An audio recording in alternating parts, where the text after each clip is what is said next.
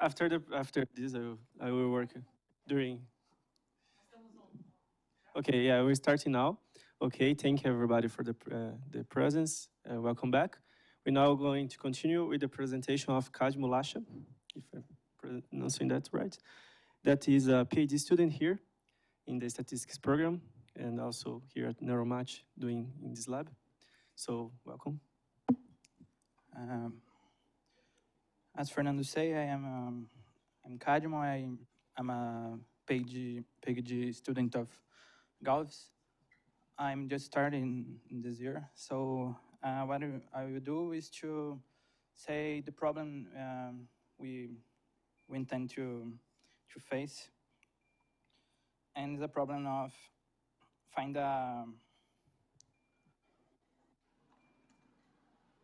regenerative scheme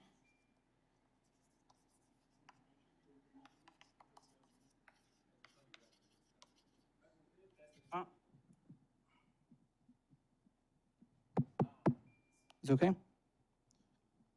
So we want to find a regenerative scheme for a system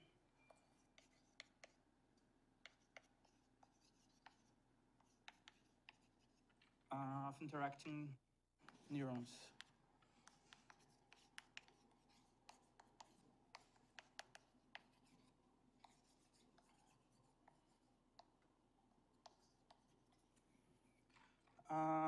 So we consider the Galves and Luciano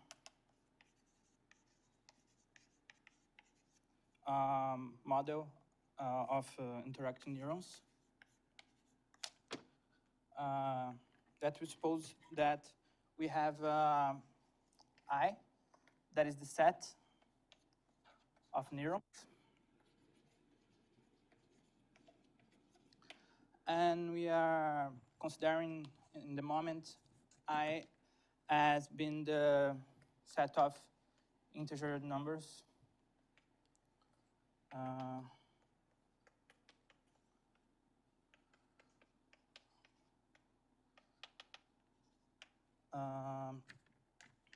And what we do is that for each I,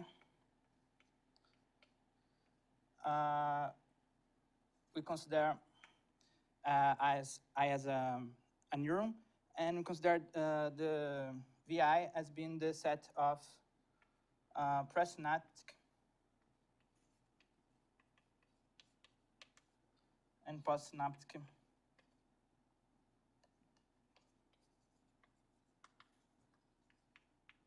neurons.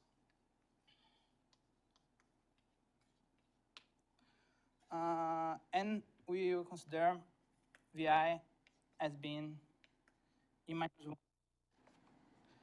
AI plus 1. So we have here the neurons.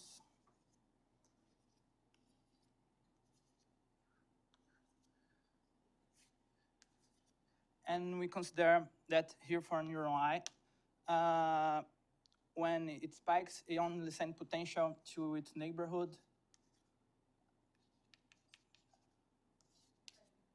Yeah?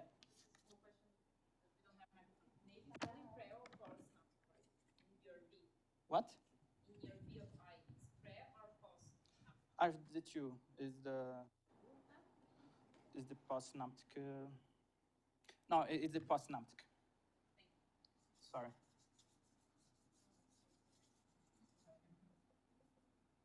Yeah.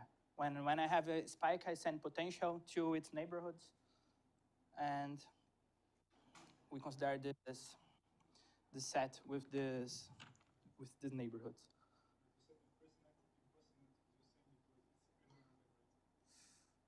Yeah. Yeah, in this case, yes. Yeah, it's the two. That's right. Yeah, it's the two, because the I, it send potential to I plus 1 and minus 1, and the possible neurons that send potentials to I are to the E plus 1 and the E minus 1, so they are the same in this case, right? Right. So what this means, we have that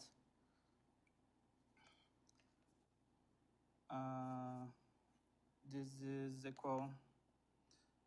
We say that this is different from 0. This is different from 0, and we have that this is equal 0 for all j, different for of I minus 1 and I plus 1, right? So what? No, it don't have. And only for E plus 1 and E minus 1.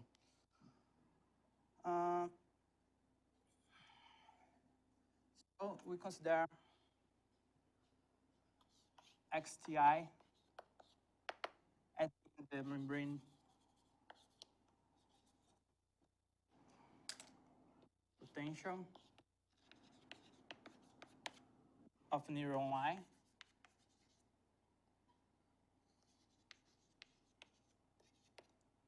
at time t.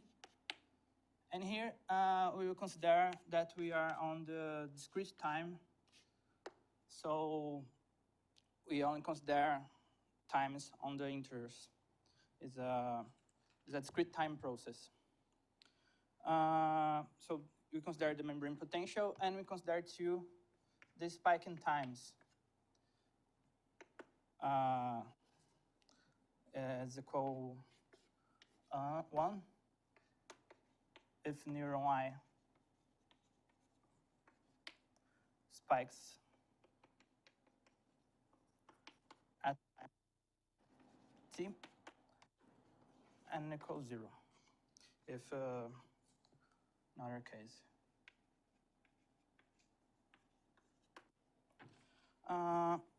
And now for the Gauss-Luciano model, what we consider is that the probability of having a spike at time t, so a probability of having a spike given all the information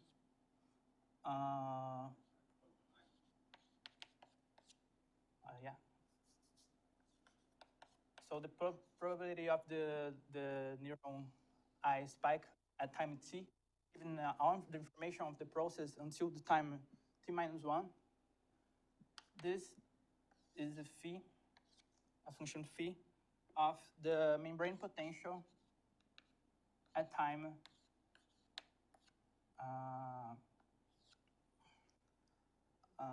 n minus 1, t minus 1, right? And what we will assume here from what we will do is that the function phi satisfies that it is always equal, always greater equal than delta. It's greater than 0. So what this means? It means that on all times we can have spontaneous spikes. So there is a probability, positive probability of having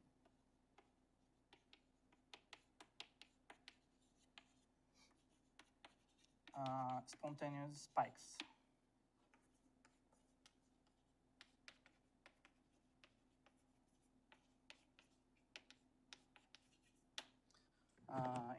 For all times and for all neurons, we have a positive probability of having a spontaneous spike, and this probability will always be greater equal than delta.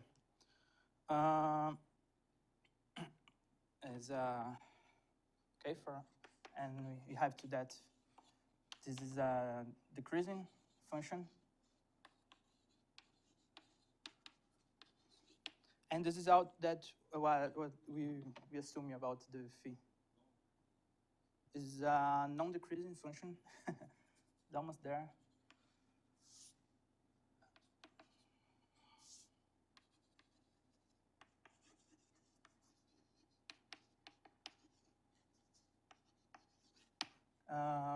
because if we have more membrane potential, we will have a greater probability of spike.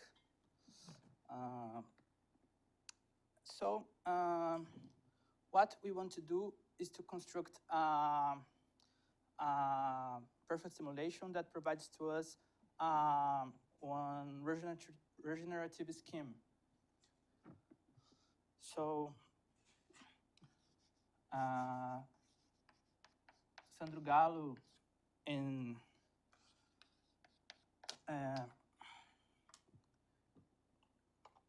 he showed that for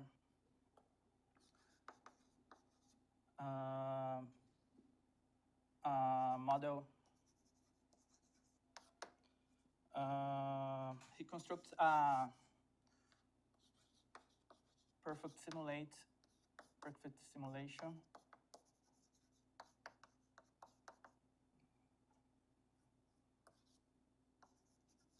for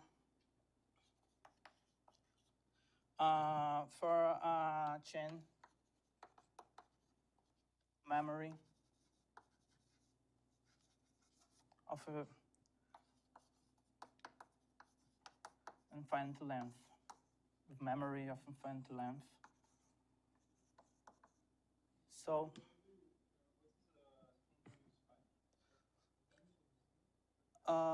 it means that we can have a spike at independent of the time and of the neuron.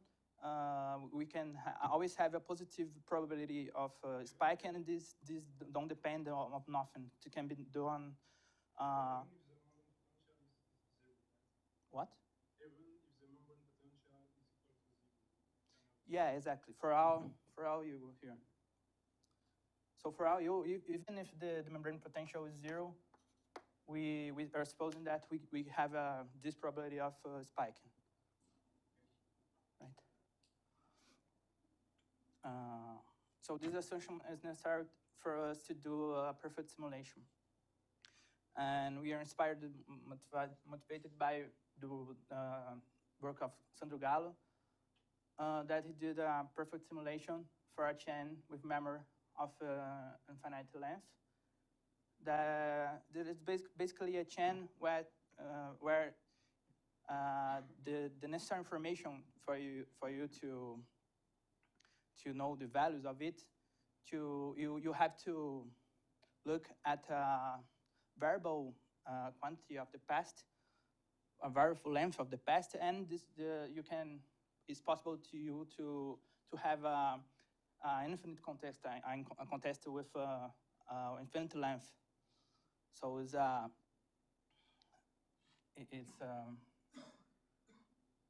really general type of model. So for this, he showed that this is a perfect simulation. And what is a perfect simulation? Perfect simulation is when we simulate a finite sample of our process, only using some information of our past. And when we do it, we simulate the process on the stationary state. And for this perfect simulation, he constructed a regenerative scheme.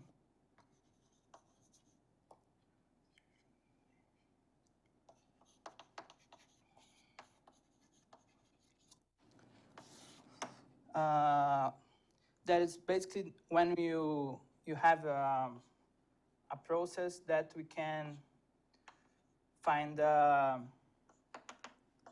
lot of times here, that from this time to on,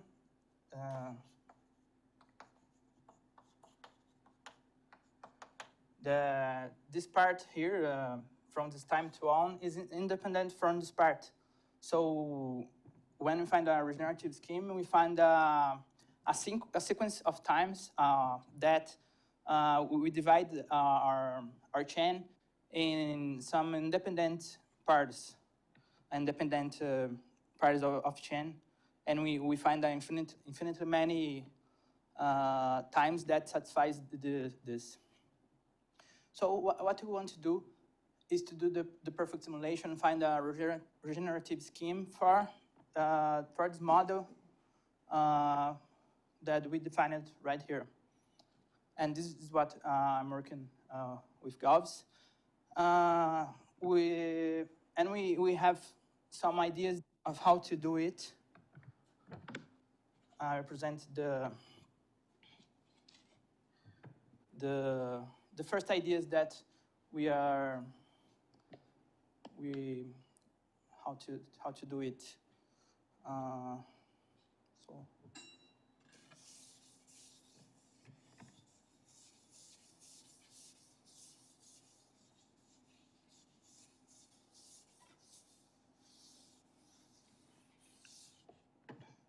Well, when you have the spontaneous spike, we can define for T and for I, we can define the random variable that is 1 with probability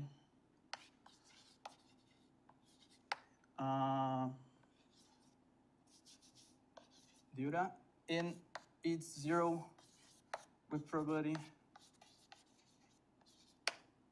1 minus. So we can define the as we said, every neuron every times has a probability at least delta to spike. So we can consider these variables that represent the spontaneous spikes of the chain. Our probability of spike is always greater equal to delta, so we can consider this random variable. There is a IID sequence. So if we consider these random variables are independent, they have the same distribution, and this represents the spontaneous spikes. So if we read Ti is equal to 1, we have that we have a spike on the chain. So we just divide the spikes between these spontaneous spikes because these don't depend on nothing. We can always construct without any more information.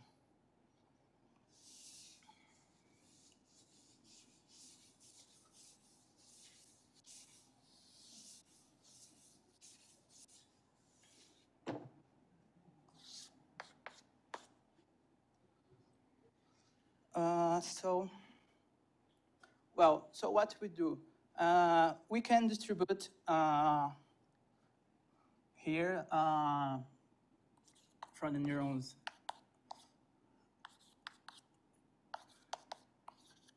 the set of neurons.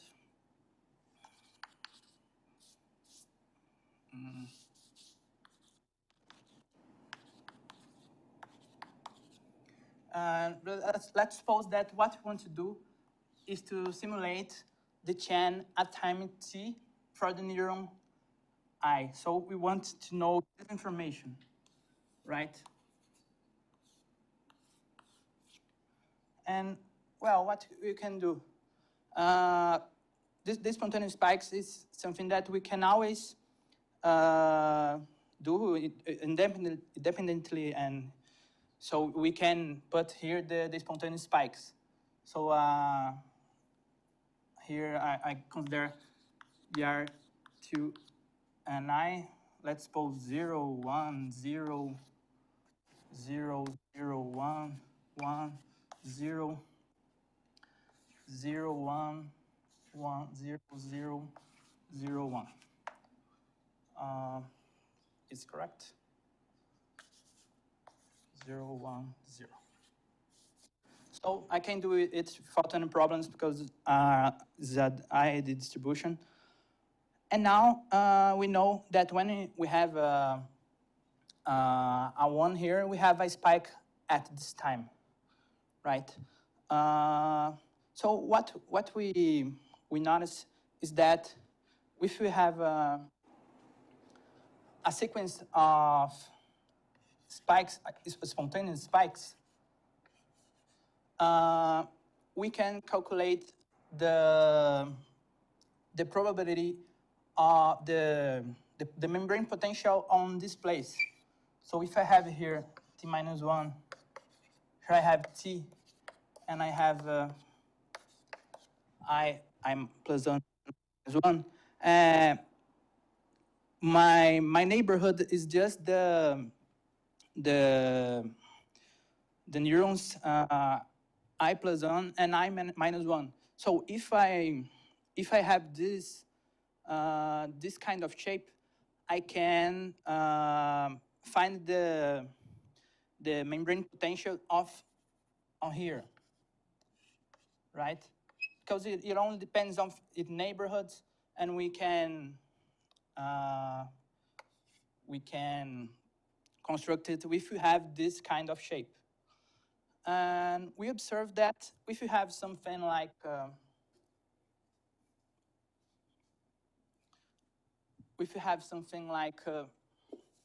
I don't know, 0, 1 here, we are able to do the same thing because when it spikes, we will know if it spikes or no. And we are able to construct the chain until this value. And the same we can do in if you have this kind of shape. These three kind of shapes allows us to construct the membrane potential until time t and for neuron y. So what we observe is that if we have here a sequence of let's suppose if we have here something like this, this means we cross this region, we cross with spontaneous spikes.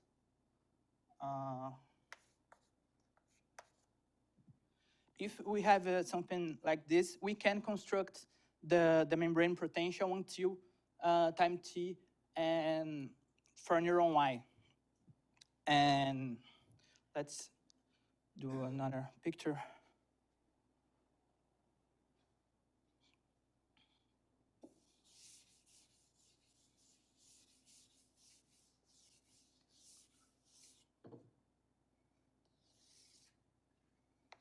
So if we have this picture now drawn this way, and we're trying to find a way of spontaneous spikes here, this way, we can go up, we can go to the right, and we can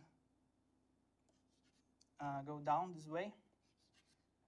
And what our argument is that if we have this, we can construct the chain until time t for neuron y, and obtain information here. This is a percolation. What we were looking for is to the probability of percolate from this that have an infinite length here. Any kind of percolation on this picture allows us to construct the chain until time t for neuron y. And as it is a percolation, using percolation arguments, you can show that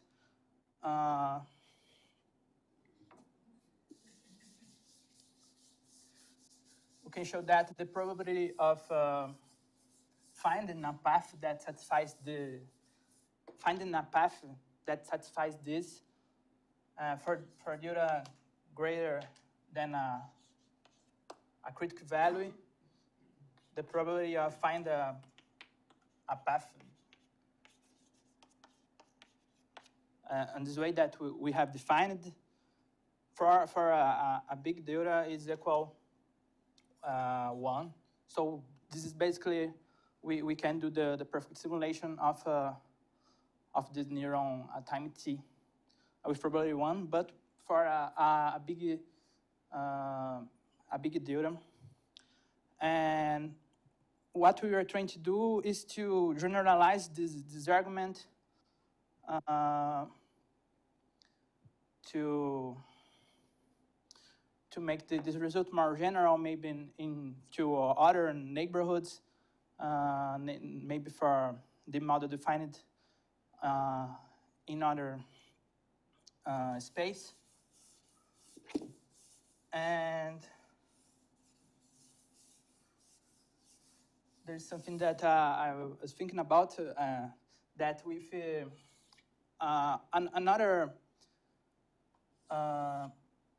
another way to find to perfect simulation, to construct the chain until time t on this region is to have something like we have a path that stops here in the middle. We don't achieve on the other side, but now we look to this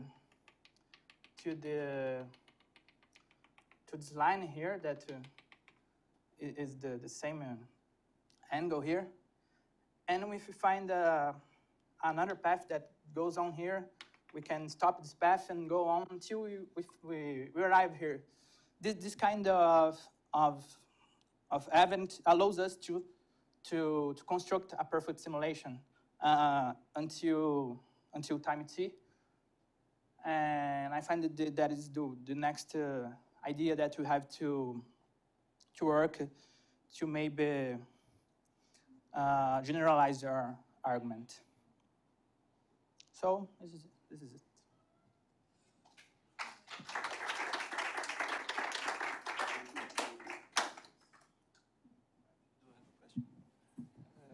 I have a question. A lot of people. Okay, I will do my last, I guess. So can you explain again this thing with the pyramid? I didn't get it. This? In the left. So what you're doing here? Here, I'm distributing the spontaneous spike. Mm-hmm. So it's Bernoulli's. What are the different levels of the? What? What are the different levels of the pyramid? At the time. It is the time. Ah, okay, I didn't. Okay. Sorry. So here time t-1, t-2, and here's the time t-3. Okay. So as we have this neighborhood, we can look at this region and kind of have enough information to us. I have a question also. Maybe it's a question about percolation. I'm not very good in percolation. But if you, because here you're taking always your neighborhood, it's like one the left and one in the right? It's like the nearest neighbor, but with length 1. You can increase this for the nearest one with length k, and everything would be the same, right? It's the same. It's just.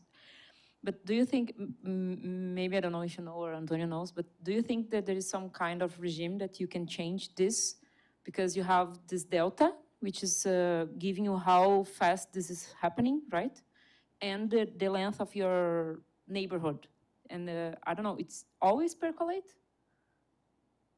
If you, yeah. I didn't understand the last part of the question. You are saying that you have this path crossing your cone, right? Yeah. My question is, there is always this path, even if you, yes, between the length of your neighbor or nearest neighbors and the delta.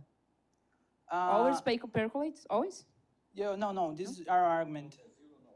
No, Yeah. okay, but But there is a critical value that if we are, for percolation arguments, we have that critical value that if we are bigger than this critical value, the but probability this critical value is for one fixed neighbor, right? For length 1. Yeah, my question is about how did it change with your neighbor? If we Yes. take Well, I think it will be a critical value too that we will works. We don't did it, but I think with similar arguments we can do the same thing. No, because this well, this way to percolate is Kadmo's idea, but it looks like for the percolation case, you have two things. One, the probability of percolating as a function of delta. And you see that this is an increasing function. For delta equals 0 is 0, for delta equal 1 is 1. And it's increasing. The question is, so if it is 0 up a certain point and then becomes positive, and it becomes positive or it makes a jump. So now there is a first thing, which is you make, so you work, you look at the percolation and you do something simpler, which is a branching process. And for the branching process, so you branch when you have delta, spontaneous thing. And then you branch on the neighbors. So if you can upper bound this by a branching process, and then the critical value of the branching process when the average is 1. So if you have k neighbors, you have 2k plus 1, and the critical value is a function of k. Most difficult is the other side, which is if delta is big enough. So delta must be something bigger than 1 over 2k plus 1 if you want to be sure of percolate. Otherwise, you kill it. But you need to prove that if delta is big enough, and this, well, possible way, the classical way is like Morgan did in his works, is using a contour argument, using a bias argument. And this is probably what he's doing here. This is quite an unusual way of being percolation. Let me tell you something.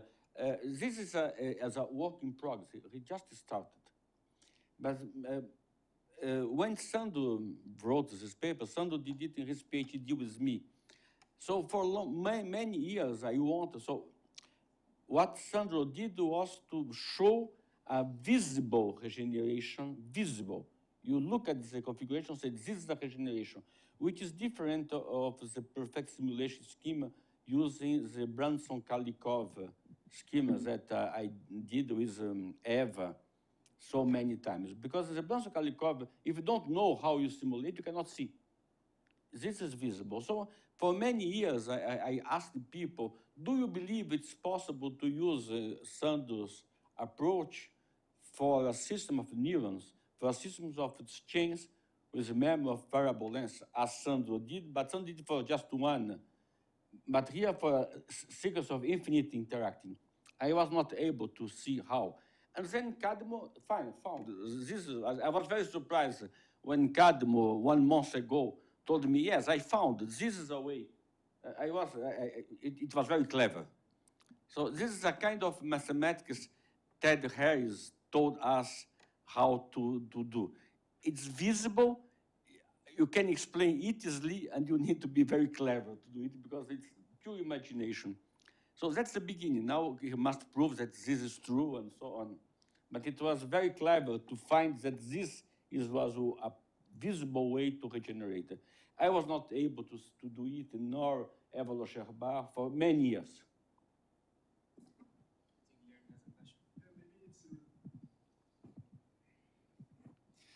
My question maybe is related to what Lini Antonio was saying is, for instance, my question is, how does this delta critical depends on K? Is it increasing, decreasing? Or I've seen some models in, yeah? Well, if you're not making a mistake. Okay. Yeah. Delta is increasing with K. It's K, yes. Yeah, I mean, okay. okay. We have a kind of a different angle here. We have to look we percolate in this area. that we have more neighborhoods that we have to do, and this is harder to start here and reach here will be harder. Okay, and using this theory from percolation, can you somehow quantify this quantity in terms of K?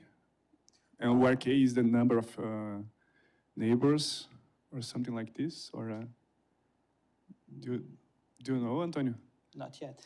No? No, because this is a different kind of percolation. So, for instance, I just knew these new pictures there. It's very clever. So, I don't know why was that there. I don't know, Guilherme. Okay. Okay. But this is just the beginning. So it's interesting to see someone starting the research. I was about to tell him, Kadmo, I think this is a tricky question. Let's do something else. And then he found this way. I said, okay, so let's try.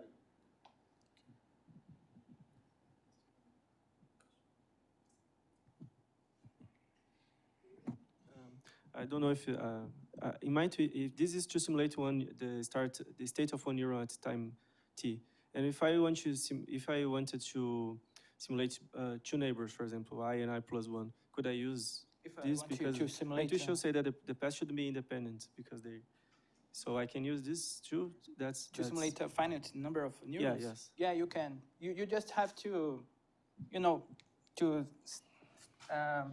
This also keeps. Yeah. For So instead of this Okay. picture, you have something like this here.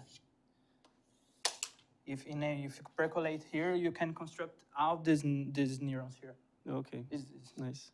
Because probably the theorem says that if delta is bigger than the critical, this line occurs infinitely often. Probably. Now, the other thing is that notion of perfect simulation, which is very important because then you are simulating the stationary and does not depend on the initial point. This was an idea introduced by Bauman, Prop and Wilson. 30 years ago, they worked at IBM because this is important. And this became famous. And then some people, including myself and Eva and Pablo, and Aline and Guilherme, spent some time doing simulations, perfect simulations. Guilherme just wrote a very clever paper with Patricia, doing a different type of Bramson-Kalikov. So it's an interesting job, this one, of inventing. It's a job. And you can invent lots of things. And this is a new one, because this way you can simulate a system with infinitely many neurons. Of course, you just look at finite, but you can look at the finite set of neurons for as long as you want. You fix it. I want to look at 1,000 neurons for 1 year. And then they come and give it to you.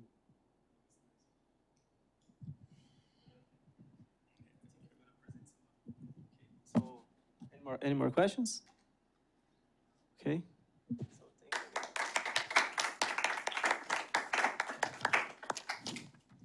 So we're continuing now with thank you for the talk, and we're gonna continue with Leo Planché. Okay. He's a postdoc that's starting now here, and it works with graph theory, and he's going to present to us well, he's gonna tell us his title.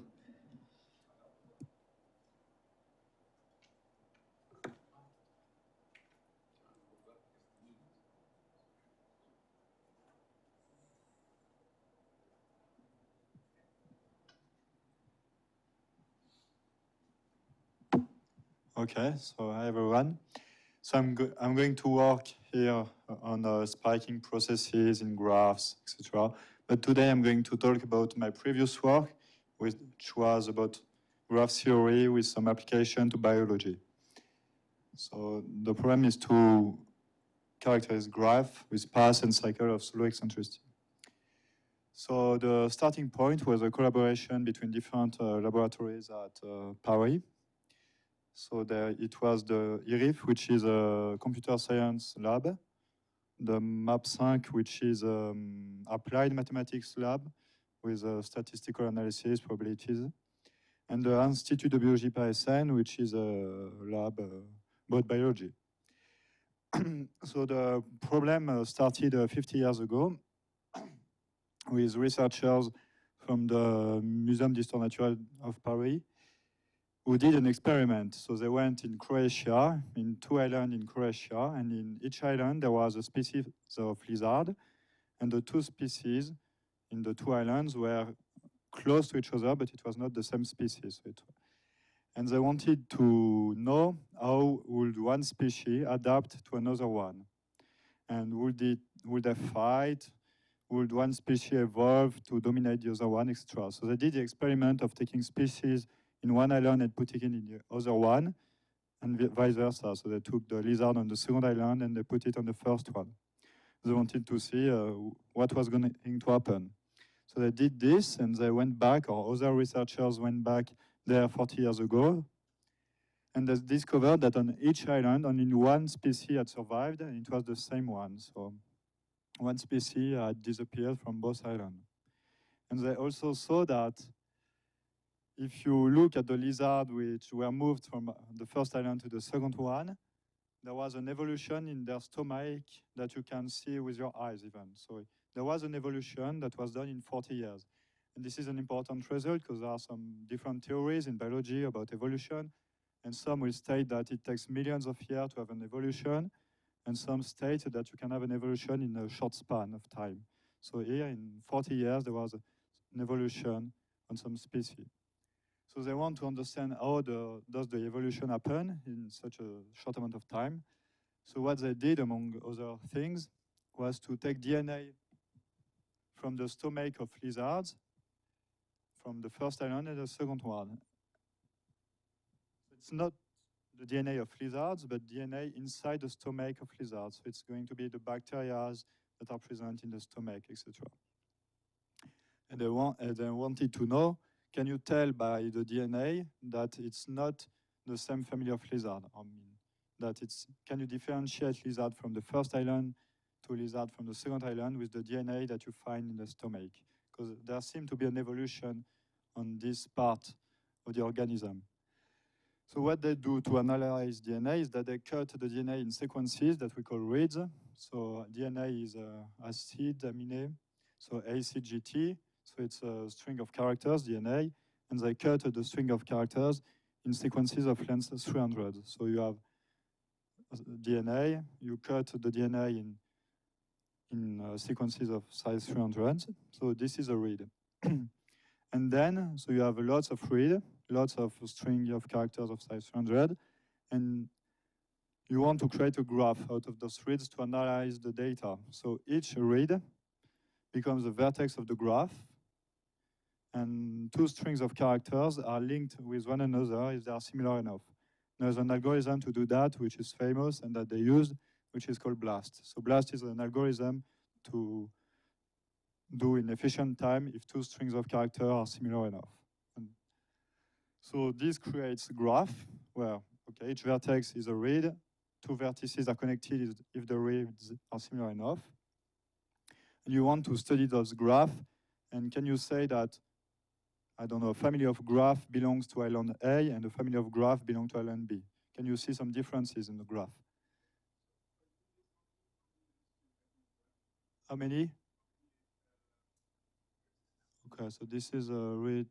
So this is there. So for each lizard, you have millions of vertices, but you also have for each lizard thousands of graphs because the graphs are not very connected. It depends, but it's not connected. You have for each lizard, you have thousands of graphs. A graph is said to be connected if you take 2 vertices in the graph and there is a path between them.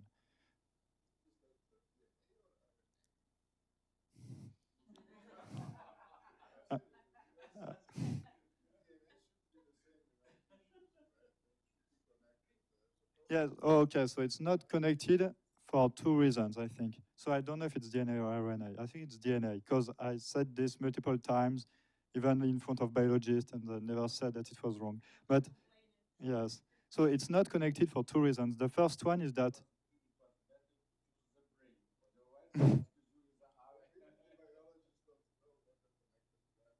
Maybe. So I think that it's not connected for two reasons. First one is that it's metagenomic. It's not the DNA of one species. It's not the DNA of the lizard, but of different bacteria. So it's different DNAs. And also, and this is a problem with the data, is that there is an arbitrary, not every read is computed. So the data is sparse. There's some lack of information. So maybe two graphs should be connected, but they're not because there was some issue during the process. So this is also possible. But if you take a single species, yes, it should be connected. Okay, and so there is a lot of graphs, and you can't just look at them one by one.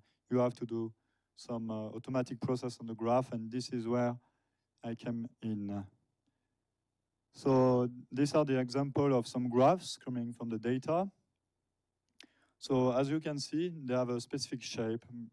Even if you're not familiar with graph, this is not how a random graph looks like. So does this work? Yes. So this is the first family of graph, the most common one that you find in the data. And as you can see, it's kind of a line. And every vertex of the graph is close to a line. So you can imagine that there is a path going from this side to this side, a path, and that every vertex is close to that path, which makes sense because this is reads from DNA. So what you're doing is that you're building DNA out of the reads. So it should be, this is a fragment of DNA probably.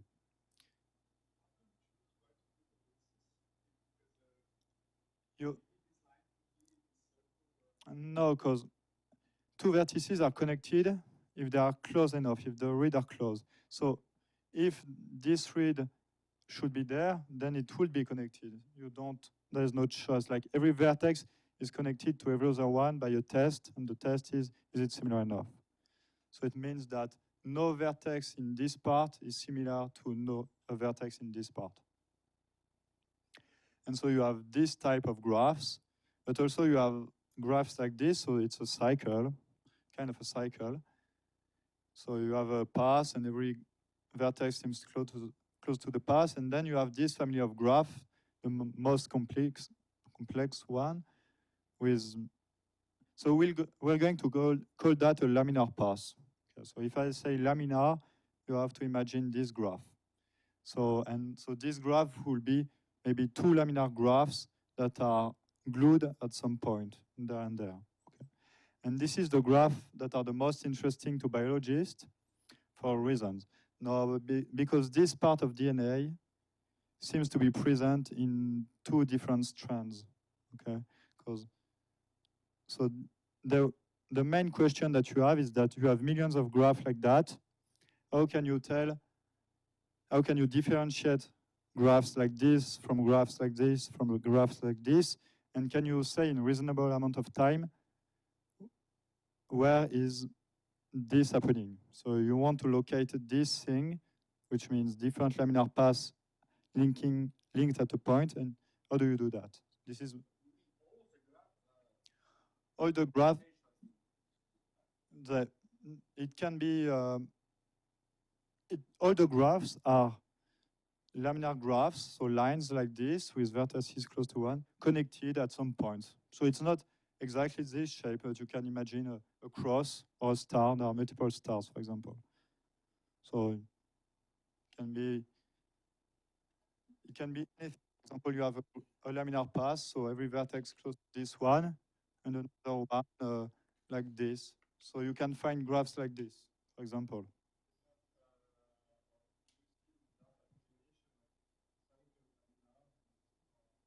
Well, yes, you can, but this is a combination, this one of a cycle and a laminar, if you want. You can say this is a cycle, there's a laminar which is linked to it. You can see it like that.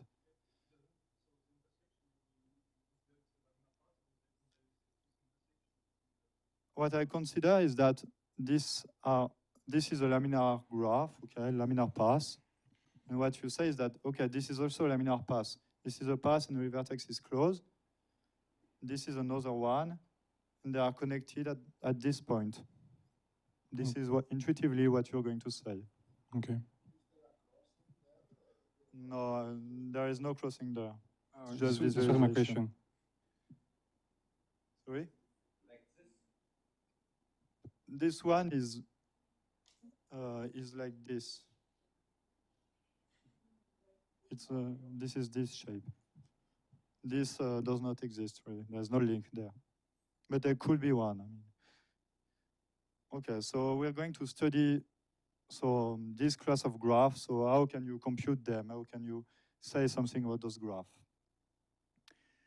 So we're going to study first the first type of connected component, which is the most simpler one. So you have a path. Every vertex is close to that path. So there was a problem which was defined recently, which is of interest in this case. So you have a graph, and you want to find the shortest path of minimal eccentricity. So I should define it. So a shortest path, maybe that's clear, it's a path between two vertices such that there is no shortcut. Okay, and the eccentricity of a path is, imagine a path, and you have vertices that are not in the path. And the eccentricity is the distance from the vertex that is the furthest away from the path. Okay, so in this case, imagine you have a shortest path from here to there. So maybe there's a vertex at distance 2 from that path. So we're going to say that the eccentricity of the path is 2. Okay, it's the distance to the vertex most distant to the path. So why is this problem interesting? Is that those graphs, they seem to have a low eccentricity. There seems to be a path such that every vertex is close to the path. It means a path of low eccentricity. This is what eccentricity means. You have low eccentricity if every vertex is close to the path.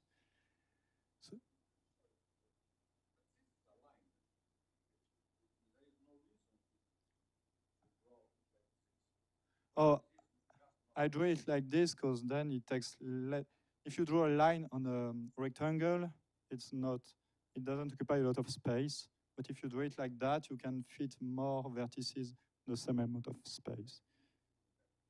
Yes, but I couldn't do this. But this was the idea too. No, when I said a distance in a graph, it has nothing to do with the visualization.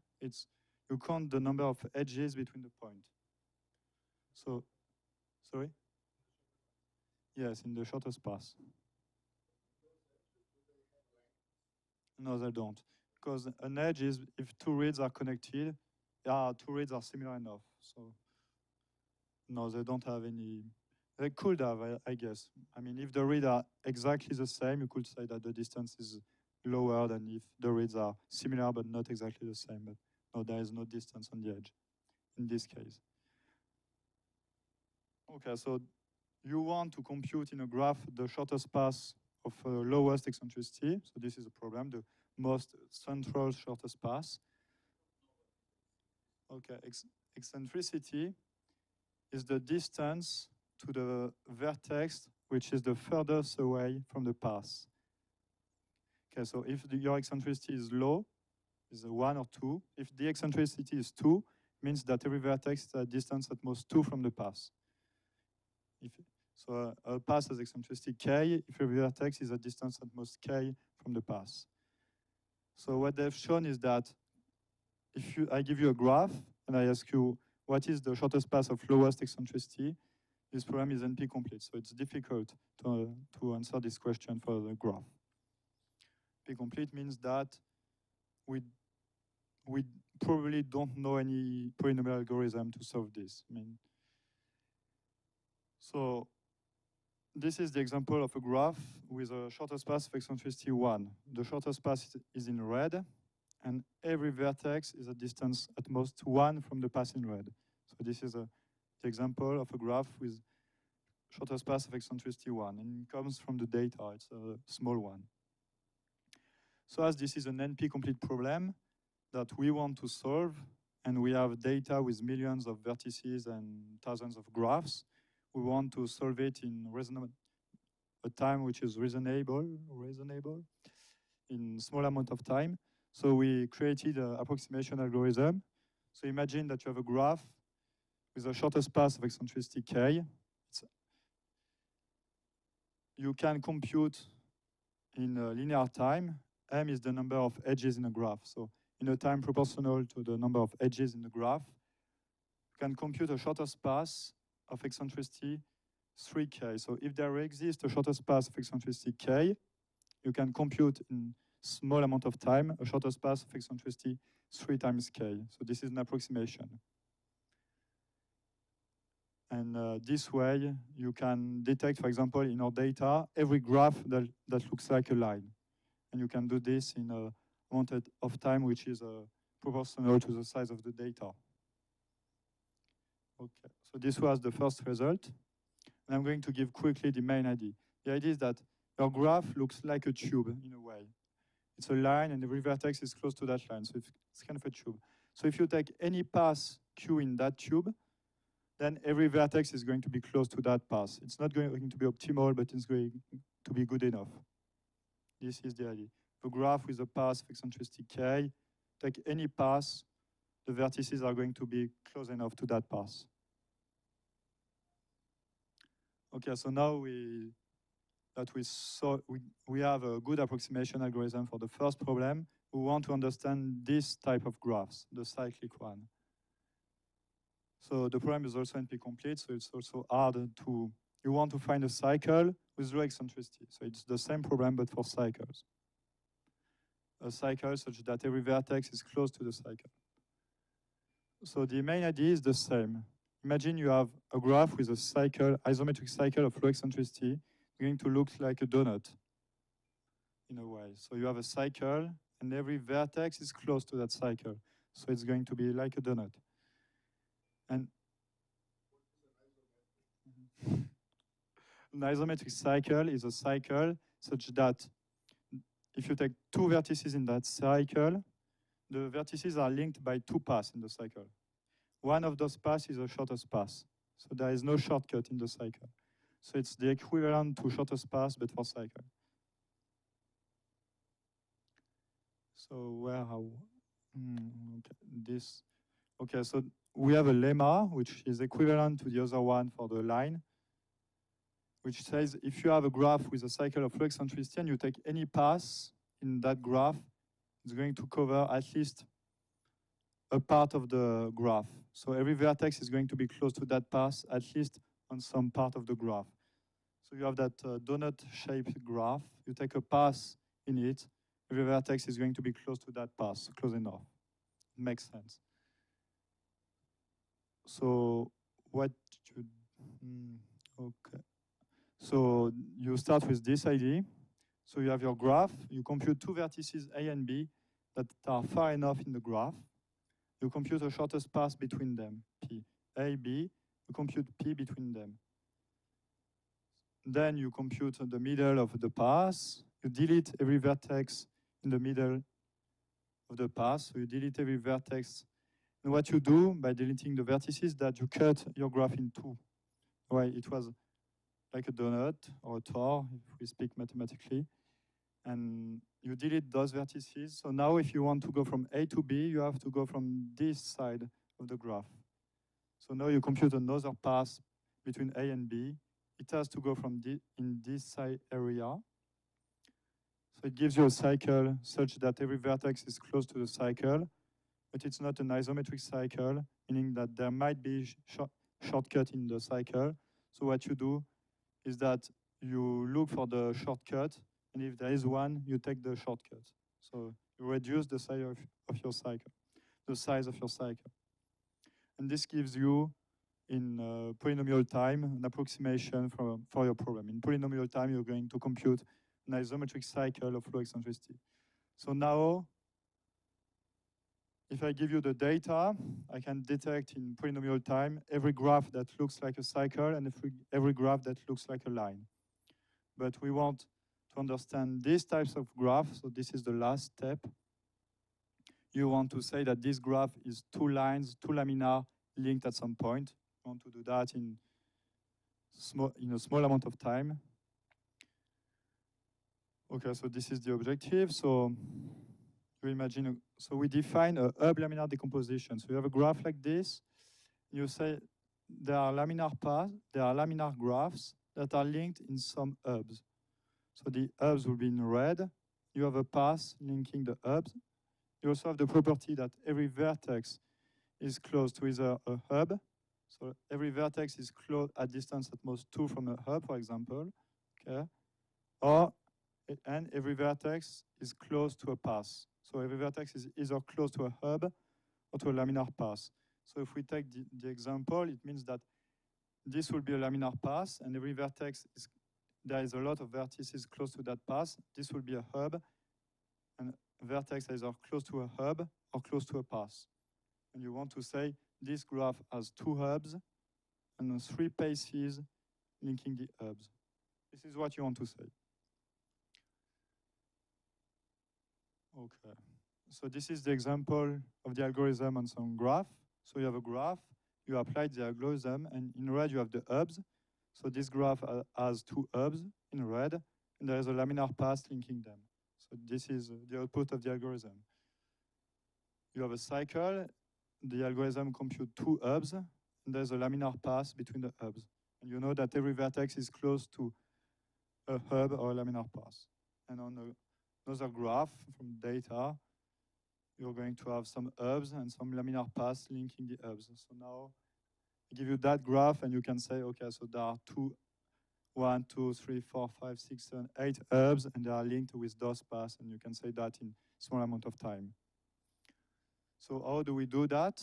I'm going to go fast on this, but you start with a hub. I'm not going to say how do you get this first hub, but you can have this. You start with a hub, and you compute a shortest path from that hub, which is long enough, a long shortest path, okay? So it goes through the graph. You color every vertex close to that path in gray. So if you remember, every vertex in a laminar path is going to be close to that path, because this has a small diameter. So if you color every vertex at distance 10 maybe, then every vertex there is going to be in gray, is going to be colored, okay? And if there is a vertex that is colored near to a vertex that is not colored, the only case where this is possible is that you are near a hub. You can't have a non-colored vertex close to a colored vertex here, because every vertex are close to the path. But in this case, as there is another laminar path which is leaving that hub, you have this case. So a vertex colored close to a vertex uncolored. So this tells you, oh, there must be a hub nearby. So you add this hub to your list, and you do this again and again. You compute a path between the hubs, you color everything, and every vertex is colored. It means that you found a laminar path, okay? And you can do it again and again. For example, in this case, you compute a path between 2 hubs, you color in gray vertices close to that path, you have a vertex uncolored near to a vertex colored. It means that there is a hub, and you add it again. You continue this way. And you can even detect a cycle. Imagine you start from a hub, and you go back to the same hub. It means that you went through a cycle. How do you choose the distance for the coloring? For example, you say that... This is an empirical thing that you do. But what we know, because we did experiment, is that for data, the same value is going to work for every graphs, because they are built in the same way. For a given lizard or for all lizards? For every graph. Okay. You can take, I think that we took k equal to 6 and it works. But we tested the different values, and but there might be some cases that we never found where another value would have worked better, but you can't know. Okay. So this is a good question that you have to try, because we don't know the k optimal. You do this again and again, and at the end, okay, I'm going to skip that.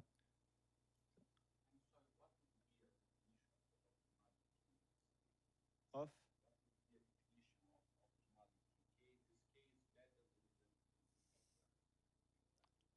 For the data, there is no definition of optimality, because there is no true answer. I mean, you could imagine a graph where 2 decompositions are valid, and you have to discuss. Maybe to different scale, they are valid. But if you create a graph, okay, so this is, in a way, this is what I'm going to talk about now. So there is no way to know which K is the best one for the data. There is no optimality. There's just an intuition of what you want to get, so you tweak the value to get a good decomposition. But for example, can you go back to the so the A7? So you say it's a hub, but it seems like it's on the way of a laminar path. So how do you tell the difference? Okay, so this is because we allow hubs to be of degree 2. So but for the data, it probably doesn't mean anything. But so, okay, we get a decomposition at the end, and there is, so every hubs of degree 1, 3, and more, we know that we got them. But hubs of degree 2, there is an ambiguity, because you can go through a hub of degree 2 and be in the center of the hub and you color everyone. Or in some cases, you go through a hub of degree 2 and you don't color a vertex there, so you have to create the hub. So this is kind of random, but it does not matter. So you detect some hub of degree 2 and you don't detect some. It's not a problem. And so, yes, this is what we do in practice. At the end, we remove them, exactly. So, but to answer Antonio Gare's question, so for the data, there is no optimal K, just you have to see what fits. But we wanted to test our algorithm in a more theoretical way to see if we managed to choose the good K. So what we did is that we randomly generated graphs that are laminar and such that we can choose the K and the R. So we create the graph and we choose that every vertex is going to be a distance, for example, 2 from a path. So we know that the optimal answer is 2 because we created the graph. And this was done to test our algorithm to see, do we need K equals 10 for this graph? Then it wouldn't be very good. So we did this, we randomly generated graph, and then so now you have the optimal value in this case, so you can compare the K that is needed for the algorithm to the K that is optimal. So for example, when we created graph such that every vertex is a distance at most 2 from a laminar path, then our algorithm needed, on average, a K of 5. So this is an approximation. Optimal would be 2. On the average, we needed 5. So this is how we tested the optimality in our algorithm. Okay, and that's it. Thanks.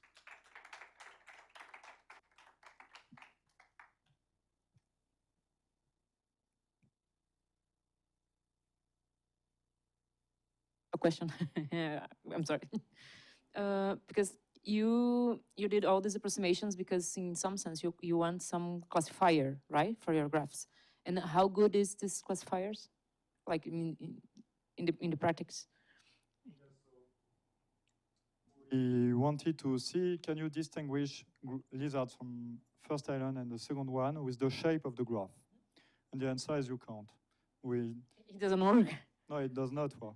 But it's not useless because in a way there was 2 points for doing this. I mean, 3 points. The first one was graph classification. Can you distinguish island 1 and 2? This doesn't work.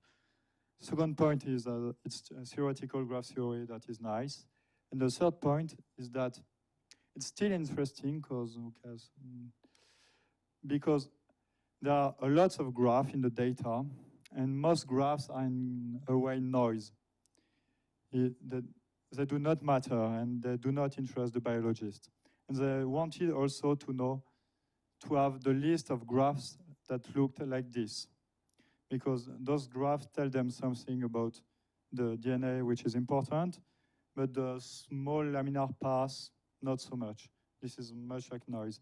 So this algorithm also allows you have tons of graphs, you can detect which one looks like that, and then we gave the list of the graph that had a good shape to the biologist, and then they had to look by hand, what is the DNA there, and they have a database to compare the DNA to strands that are known.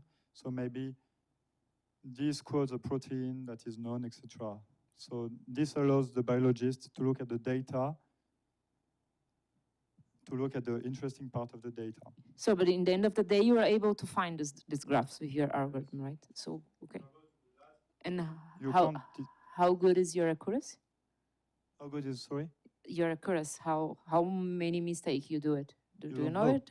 Can you measure? No. You can't measure it because unless you have a way to, with the data, unless you go by hand and look at them and say, oh, the algorithm didn't give what I wanted, you can't. Yeah, but you have simulations, right? Oh yes, in the simulation, we did not have any, it was always working. But maybe in the simulation, the graphs are too nice, so you're not sure. Any other And question? I mean, you can prove Sorry. that the algorithm works. So there is no question, does it work? You can prove that it works if the data is nice. Yeah, yeah. Any other question or comment?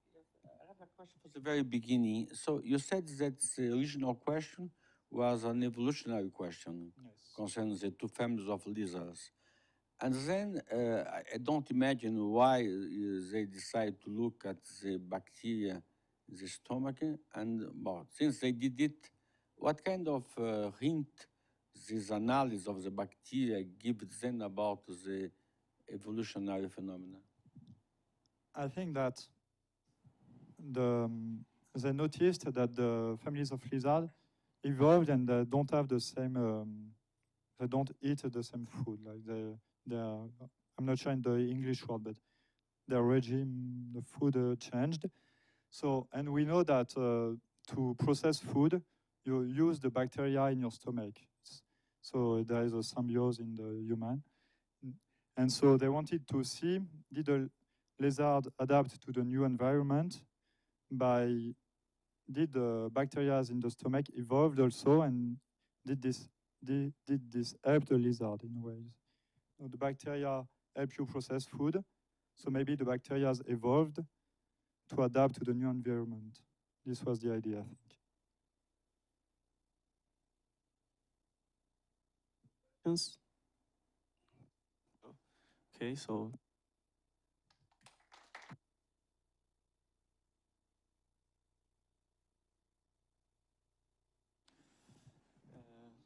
okay, so now we're gonna have the next presentation. That will be Morgan André. He's a PhD student here, also in the statistics program. He's gonna present.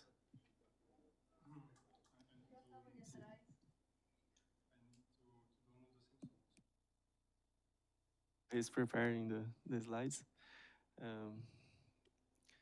So we have a little delay in the presentation, so we will adjust the coffee break accordingly. I will tell you after this presentation when it would be and how things will go.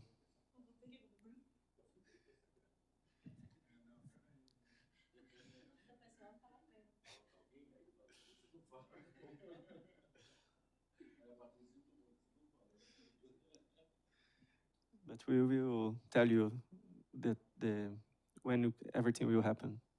We prepare this.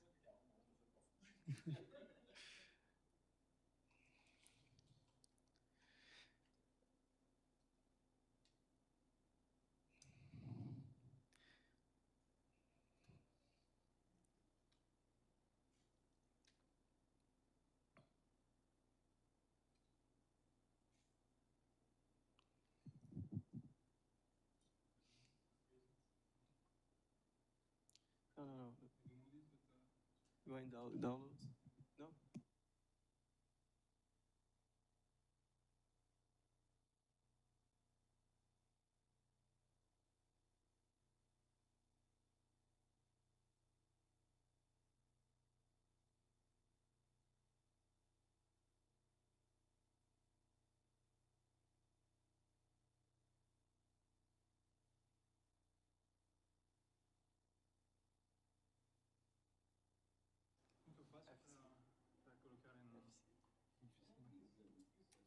Okay, so now we will start the presentation.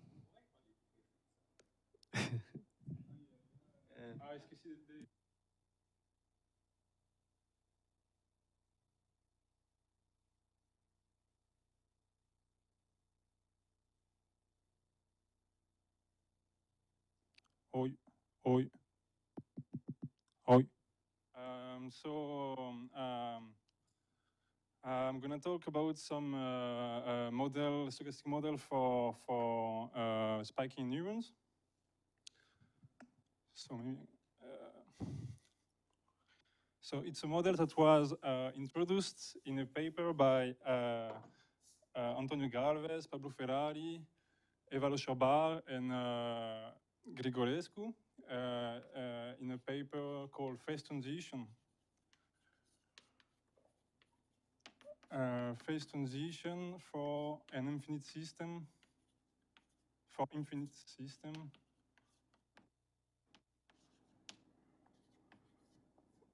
of spiking neurons.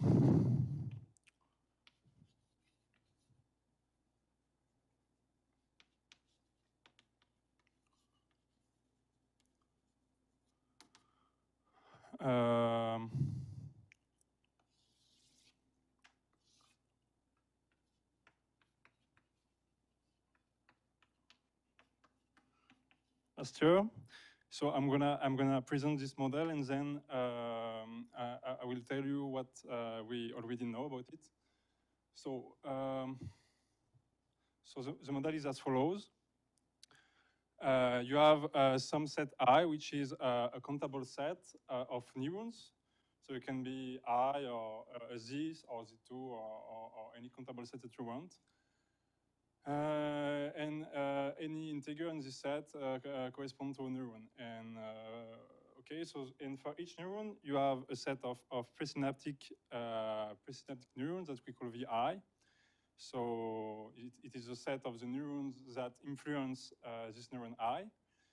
And for each I, also you have two point processes.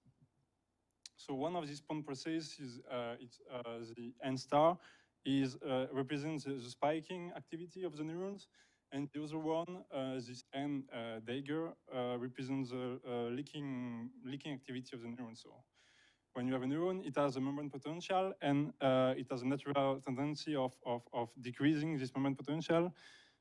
And here this is modeled by the event of this point process. So it's modeled in a kind of discrete or like punctual way. But we do this because this is more, it is easier mathematically to work with this kind of point process than with continuous decrease, right?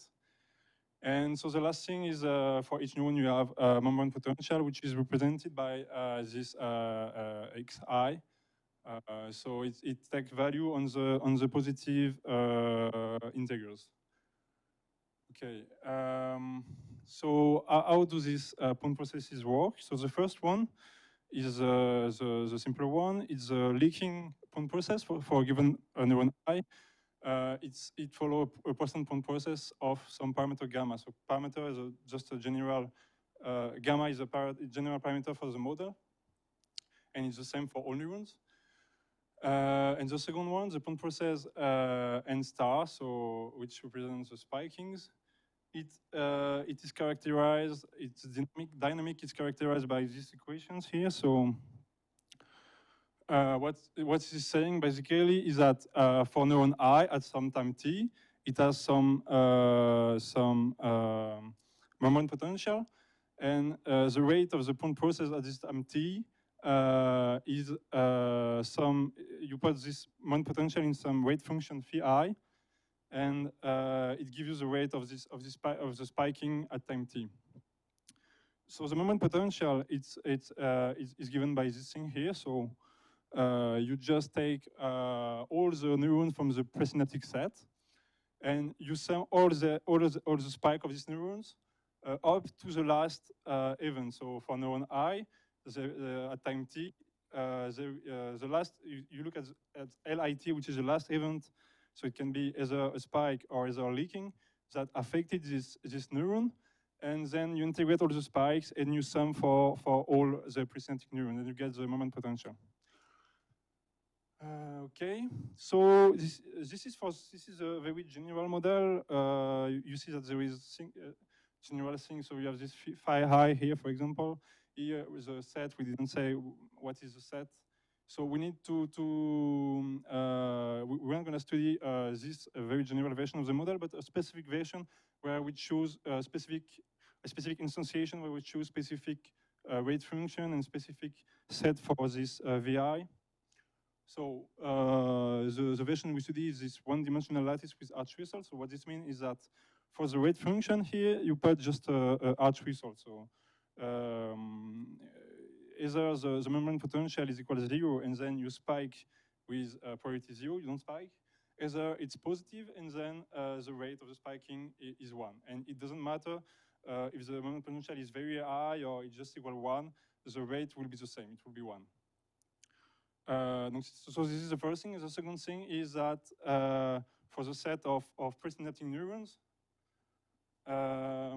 we take the set I didn't say also, but we take the lattice, I equals Z, all the positive and negative integers. And the set of presynaptic neuron is the set of nearest neighbors. So for neuron I, it will be I minus 1 and I plus 1, like in the model that Kadmo talked about. So the difference here is that it's in continuous time, right? Okay, so the fact that we choose this arch result, as I said, you don't care for a neuron whether the membrane potential is big or not. You just care whether it is equal to 0 or 1. So it means that for a given neuron, it has basically two possible states. State 0, if the membrane potential is equal to 0, so you say the neuron is quiescent, it's like dead, it's sleeping. And state 1, if the neuron is active, so which means that it can spike. Okay, so in this paper, in this initial paper for this model, what was proven is that there is some kind of phase transition for this model. So the model depends on some parameter gamma, and this gamma can be any real number.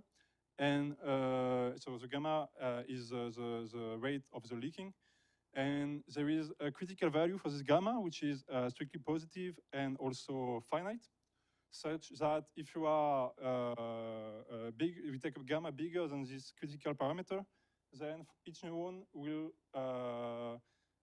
stop spiking in finite time, almost surely. And if you are in the other side of the gamma, if you take gamma less than the critical gamma, then for each neuron I, you have a positive probability of spiking infinitely often. You don't stop spiking. So this is a phase transition, right? Because you have two kind of behavior depending of the value of gamma. Okay, so now I'm going to talk. So this was what was done in the paper from Pablo Ferrari, Antonio Galvez et al. And now I'm going to talk about what I did on this model. So if you define, so you don't consider anymore this infinite model because so we took I equals Z, right? So all integers. Now you take a finite version of this. So you take the finite window minus NN. So you define the state of like the state of neurons, and so you can define the same model, the same dynamic, but on this finite set of neurons. And the thing is, because the number of neurons is finite, you have a finite state space, and by basic result of Markov process, you know that it's gonna die because the state where everybody is quiescent is absorbent, right? So you can define the time of extinction because you know it's finite, almost surely. And when you have defined this time of extinction, then you can, what we are trying to prove is this thing here, this result of metastability, which is if you take gamma, if you are in the subcritical regime, then you take this time of extinction renormalized, so you divide it by its expectation, and then it should converge to an exponential random variable of parameter 1 in low when the number of neurons goes to infinity. So to do this, we look at, actually, we look at not the process itself, like the membrane potential process, but the process of, because the only thing you have to care about is the rate of a given neuron. So we look at this process here, where a neuron I is either 1 or 0, depending of whether the membrane potential is greater than 0 or not. And so what we get is what's named an interacting particle system. So something that has some value, it takes value in this set here, 0, 1 to the power z, which is nice because it's kind of known area. There is a lot of literature, and you can use results about it. Okay, so so for this process of the spike rate process, here is infinitesimal generator. So you can see here that so these maps here are the maps corresponding to the leaking, and this map here are the maps corresponding to the spiking, and here it's parameter gamma for the leaking, and here is parameter 1 if the neuron is active for the spiking. Okay, and so then you can state, we just state, so this is the time of attention for this spiking, this rate process, and you can state this result in terms of this thing. So I'm not gonna dive into the proof. I just explain that. So here, what I did actually is not proving the result for gamma c, but for gamma c prime that is less than the gamma c, right? So I'm not going to explain what is this gamma c prime, but just kind of when you working on this kind of phase transition thing, it's kind of common to, instead of taking like just in the subcritical, supercritical, it's take a very big value in the supercritical or small value in the subcritical, and kind of make the proof easier, right? And so this is a result that was proven in a paper. So maybe I can write the title of the paper. It's a result of metastability.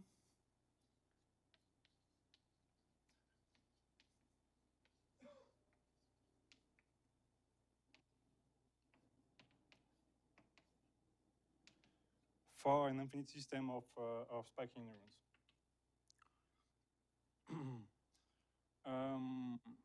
Okay, so one interesting thing here is that this exponential here, so the exponential is an interesting law because it is a unique law that has a memoryless property, right? Which means that if you, so you have this thing here that if t is so let's say it's a time of extinction is distributed like an exponential law, then you have the following thing.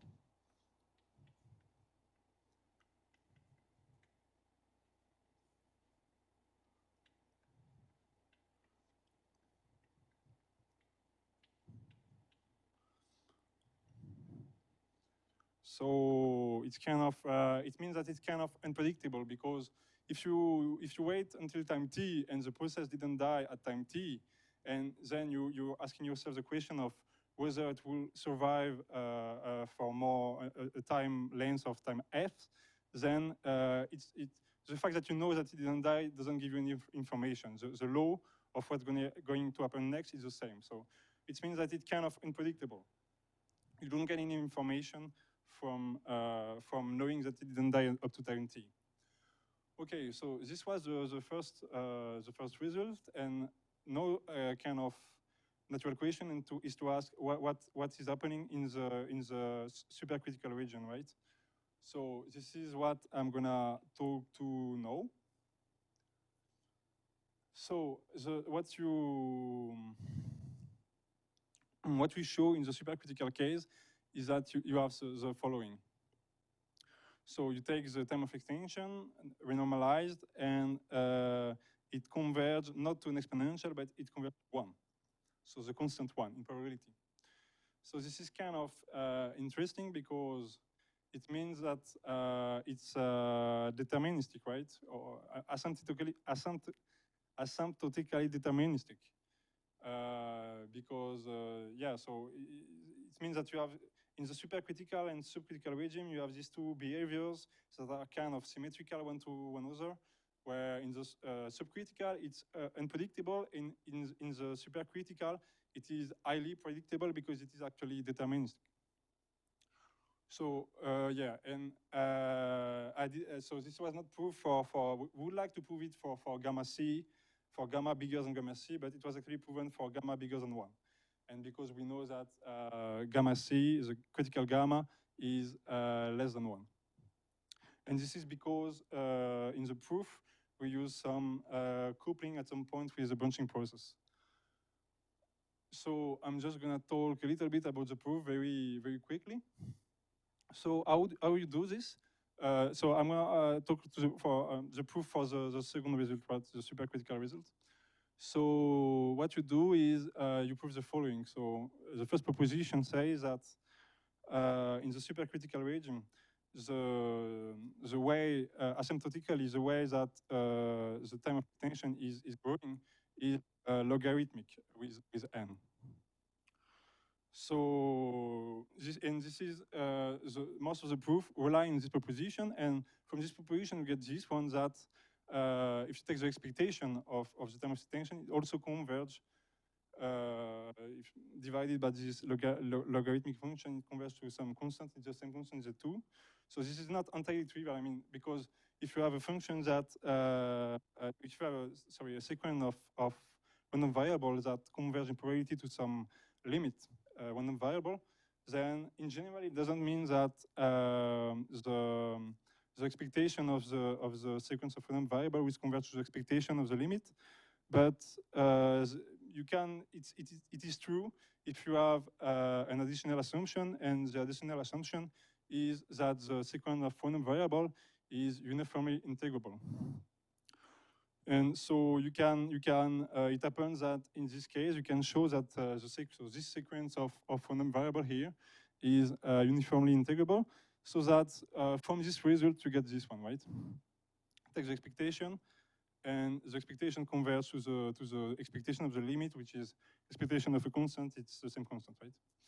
And the thing is, so know that you have this, the result is kind of trivial, because if you look at tau n divided by the expectation, I mean, it's like looking at this divided by this, right? And because this converges to C and also this converges to C, then in probabilities you have to converge to 1. So the normalized term of extinction has to converge to 1. And so I'm not going to talk about this because I guess Cecilia is going to talk about the simulation that she did. So it is actually the end of my talk.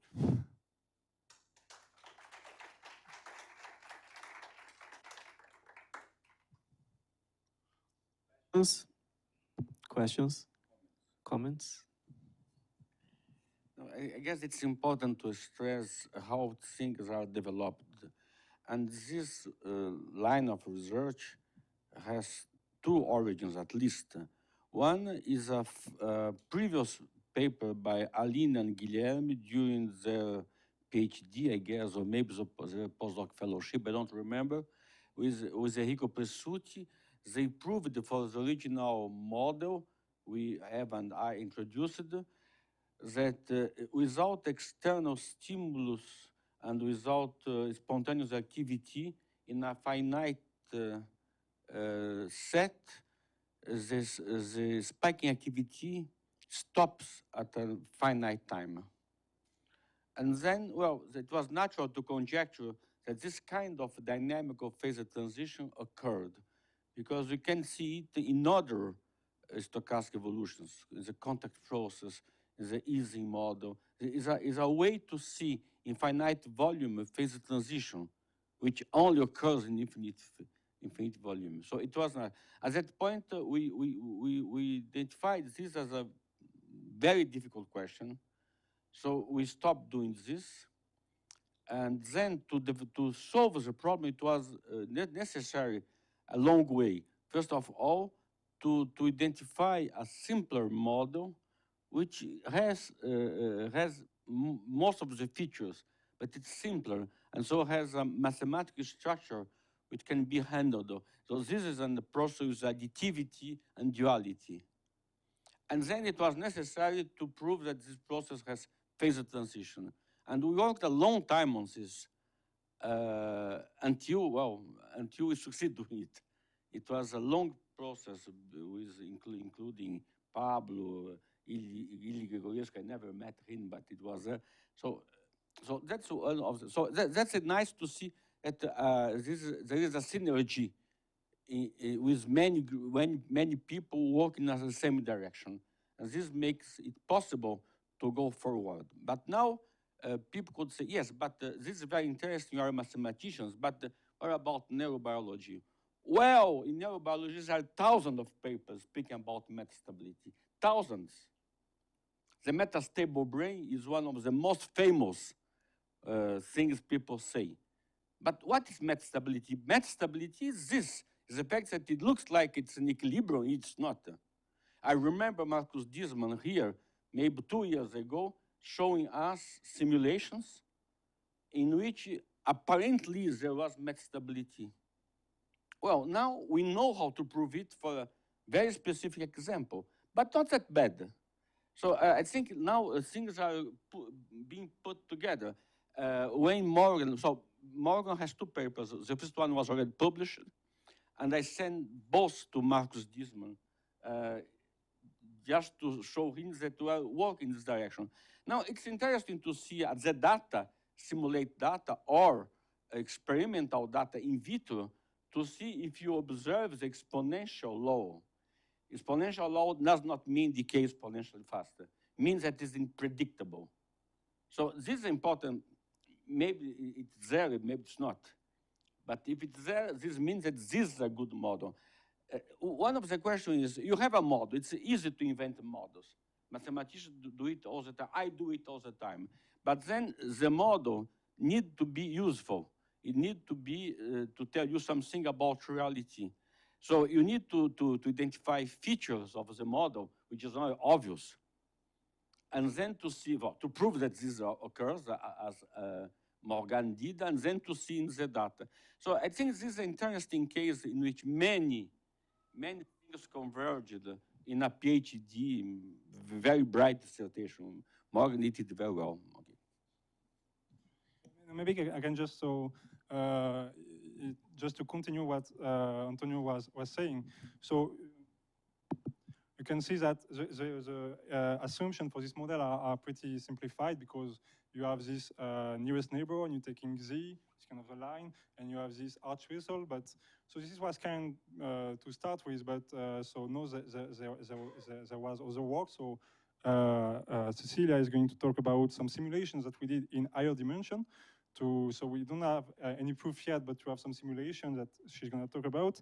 And also Antonio Marcos, who was a postdoc here, who is now professor in Natal, proves the first transition when you have a tree.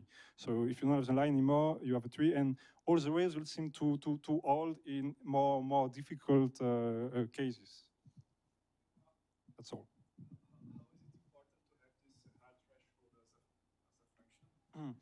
Yeah, so the arch whistle is because when you put the arch whistle, then you get kind of a nice process, because it's interacting particle system, it's additive, and you have all the nice properties that you need to build a proof.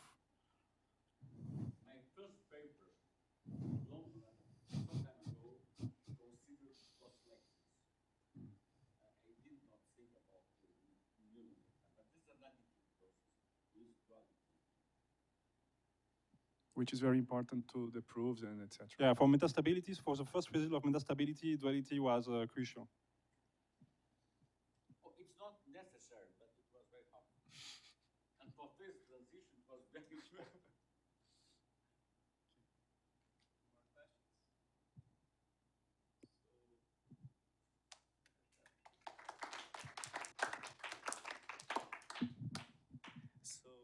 Even though the next presentation has to do with this, I think people are hungry and so on. So we're gonna do the coffee break now, and then we come back.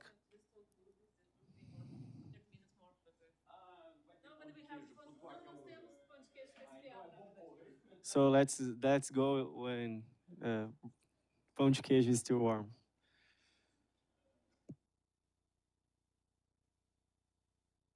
A topic related to the last presentation.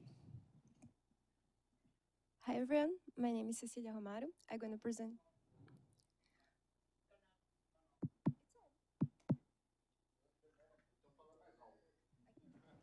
Hi everyone, okay? Okay, can you hear me? It's better? No. Okay.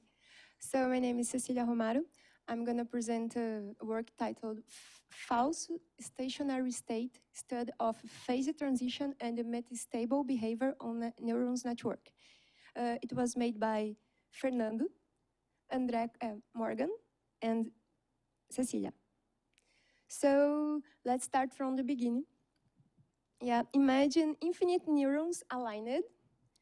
So it's one dimension in one line, okay? Imagine each neuron are connected with the neighbors, just the neighbors. So this neuron, this neuron is connected with both neurons and neighbors' neurons, and then the neighbors are connected with these neuron, okay? So it is an interact point process. The second point is each neuron can be in 1 or 0 state. The 1 state is the active state, and the 0 is the quiescent state. Okay. If a neuron is in state 1, is active, it can go to 0 in different ways. The first one is by the leakage effect. By the leakage effect, a neuron in state active go to quiescent doing not. It's a leak effect. The second way that a neuron inactive can go to the quiescent is spiking. So in this case, the neuron, imagine this neuron is 1. It spikes, send a spike for the neighbors, and its neuron goes to 0 state, okay? And so obvious how a neuron can go from 0 to 1, receiving a spike from the one of the neighbors, okay? This is the network. We can run this network continuously in continual time. And what we're gonna have, okay. Imagine that imagine now that the spikes are modeling by a Poisson process with parameter 1, and imagine that the leakage effect or the dye effect is modeling by the a Poisson process 2, but with a parameter gamma, okay? What do you think this network gonna live forever or gonna die? The answer is depend on the gamma.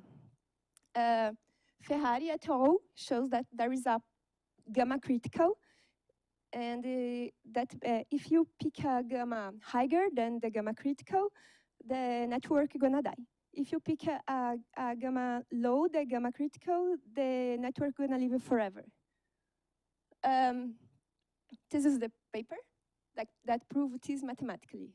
Okay, but, and if we get a finite number of neurons, so the network is not infinite anymore, there is a finite number of neurons. What's gonna happen? Does it still happen? The both stays?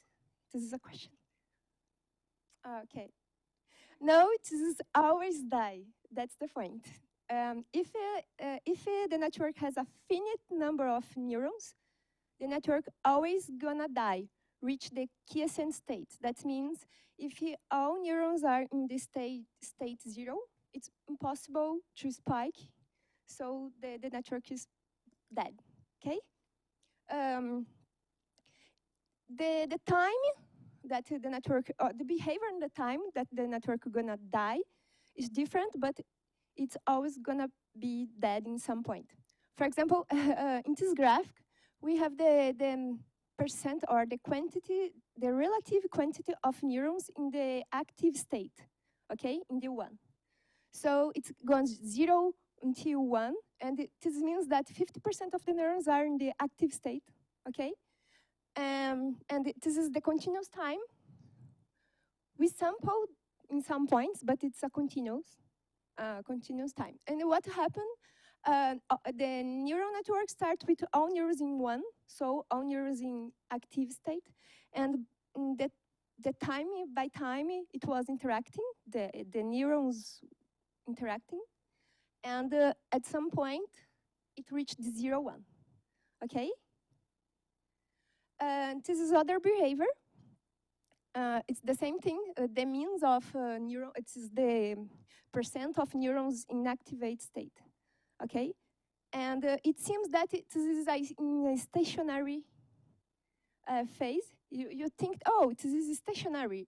Okay, this is the network behavior. No, in some point, for some reason, that I go spoiler soon, the network goes to 0 abruptly.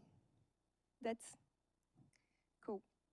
And so the time of extinguish can depends, the time of extinguish depend of the number of neurons on network and the gamma that you pick. But the time of extinguish is always present some of those behaviors, okay? It is one or it is one. Let's focus in this behavior. If we fix a number of neurons, and a network with a number of neurons and a gamma, and run the network, we're gonna rise, gonna network 10,000 of times. So we pick any number, or 2n plus 1 if you want. It's the number of neurons. And if we pick a gamma and run this 10 times of time and take the death. The time of death. Sorry? It's the number of neurons. Yeah.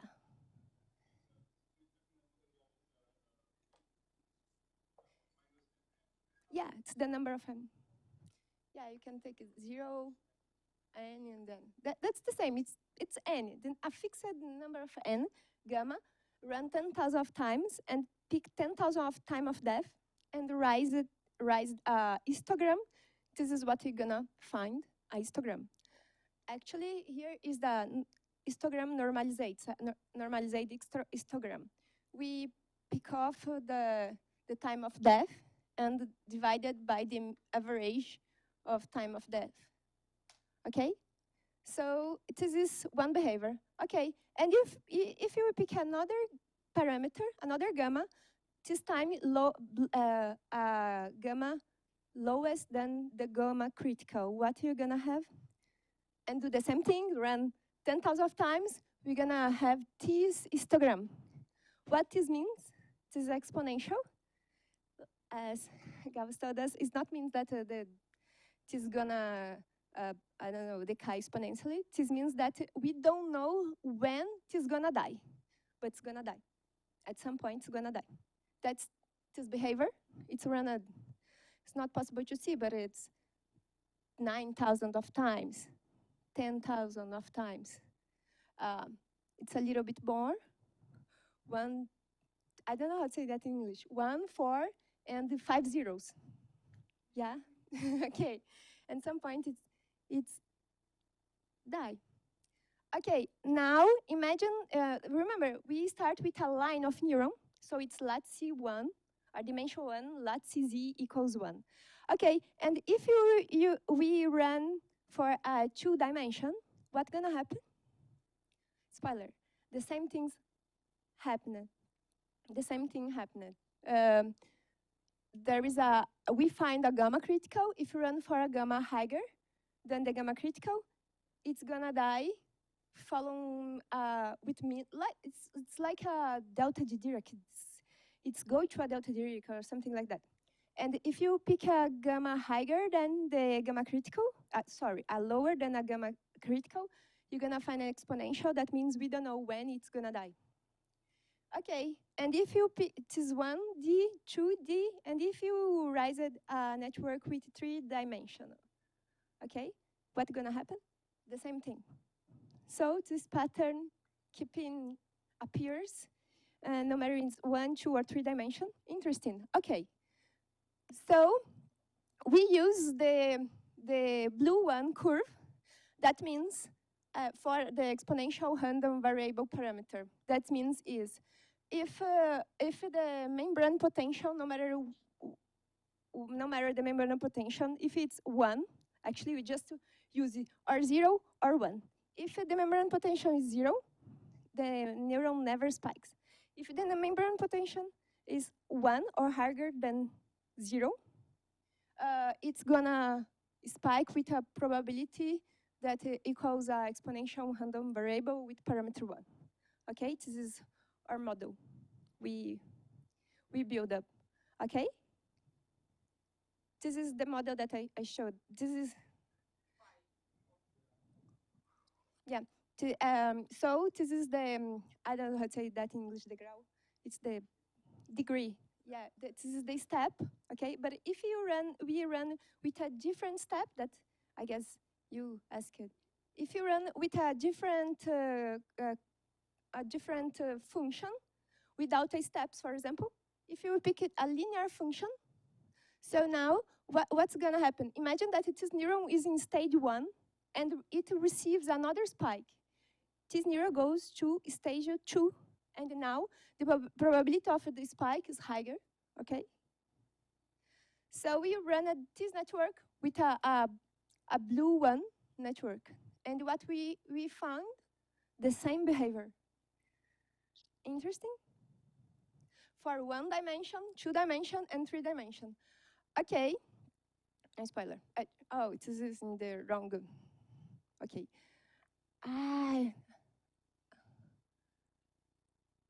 Okay, the point, sorry.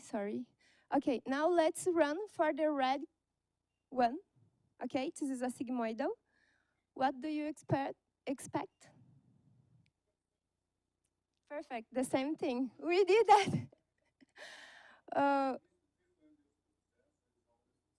Yeah, the answer is all the same thing. The gamma change, the gamma critical change, but for 1 dimension, we found a gamma that we found a gamma critical for a value below the gamma critical, we find the exponential. If for a gamma higher than the gamma critical, we find something that appears at delta D direct goes to 1.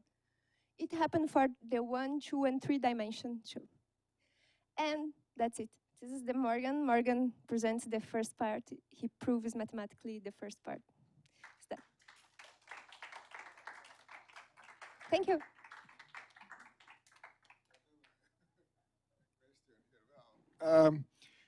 That should be true for any topology, right? If you know, because I mean, think of the set of all possible states that a network can be, zeros or ones. So you have this hypercube in n dimensions, and I mean the system can go from one state to some neighbor states with some probability. But there is one state in particular, the state that's all zeros, that can only go to 0. So, I mean, eventually, you know that the thing is going to die because eventually everything is going to, I mean, there is a probability of reaching 0. And then the more interesting question is whether there is always this gamma critical, but it looks like there should be. I mean, maybe you can prove that for any network, not for, I mean, just an abstract, just this abstract possibility, I don't know. Comment. For instance, if you do it not in a lattice, but in a star, in a tree, then you have 2 phase transitions. This is a rigorous result for several, and Antonio Marcos Barbosa Batista, Antonio Marcos, who was a postdoc here, proved it. You have 2 different, so it's tricky because maybe in the region between the 2 critical points, so if gamma is very, very big, okay, you disappear. If gamma is smaller than this, you survive forever. But then, if gamma is still big, you survive forever, but if you look at a region, you will not see spiking activity after a certain point. So it survives elsewhere. And then if gamma is really small, then you see everywhere a spike in activity. So maybe in the intermediate region, you have something different.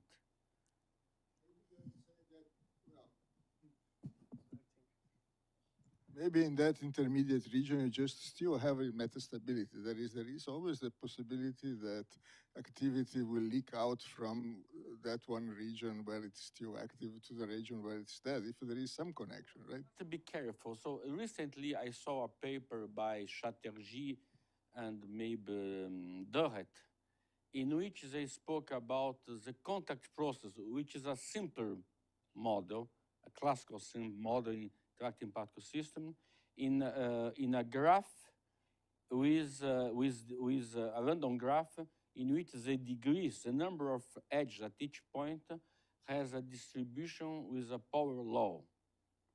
And then during simulations, there was a general belief that you have some certain critical point. Until that turns out that this is wrong. The critical point is 0. So if lambda is 0, you die. Of course, you don't even, if lambda is a burst rate for the contact process. Otherwise, you survive forever. So you see, the role of the graph is tricky. And that may give you an example which I'm particularly interested nowadays. If you see the last elections, presidential elections, there was something very odd which took place. So the sondage d'opinion pool, opinion pool, indicated the results for the first turn of the elections, which are, well, did not meet. So Suplicy, Dilma, Requião, there was in 2 days a huge modification situation. And this maybe has to do with the fact that the graph of interactions, which was influenced by social networks, was particular. Maybe, so I think the graph is a trick. That's why I'm so happy to have Leo with us now, because Leo is an expert in graph theory. So maybe he can help us understanding. But for instance, you see, the phase transition result proved by Antonio Marx is a very nice result. And the technique is entirely different than the one we used in the lattice. So so maybe the graph has some mysterious behavior, but that's a very nice conjecture. Of course, the conjecture is, well, you start here, and then, well, you go to something that looks like an average, and you stay there. But you fluctuate. If you touch the 0, you die. If you are very close to 0, you touch it very fast. If you are very far away, it took a long time. And that's a result by Morgan, by those fellows. But maybe this is wrong in some graphs, I don't know. It's a good question. So if you are interested in interacting with these young fellows,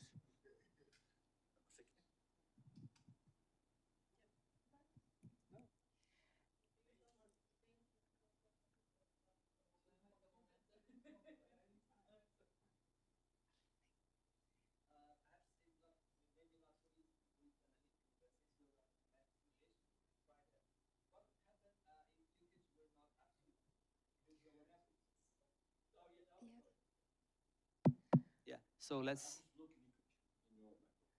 Well, Oh, yeah, there's, yeah.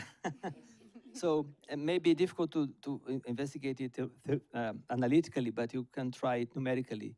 You just have to adapt your simulation. What would happen if leakage is not absolute? what do you mean with leakage? So not whenever absolute? there's a leak, instead of the neuron losing all its voltage, going to rest, to quiescent state, it just loses part of its Some part. voltage.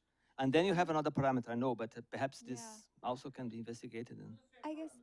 you have an exponential decay with You can have, yeah, you can, yeah, in continuous time, yeah. discrete time. Yeah, so whenever there's a leak, you lose, yeah. It's a good question. So you can try, no? Yeah. So, I mean, I and guess. then this, And then you could Yeah. try this analytic as well, because you would have a combination of the two parameters, the lambda, yeah, but yeah. Yeah, But it's I a mean, the good- model would be more realistic. Yeah. Yeah. And And another question, have you looked, I mean, I missed something. Have you found the critical lambda for the simulations? No. No, oh, you no, don't, okay. we yeah. found the region, the critical, we know the up and down value.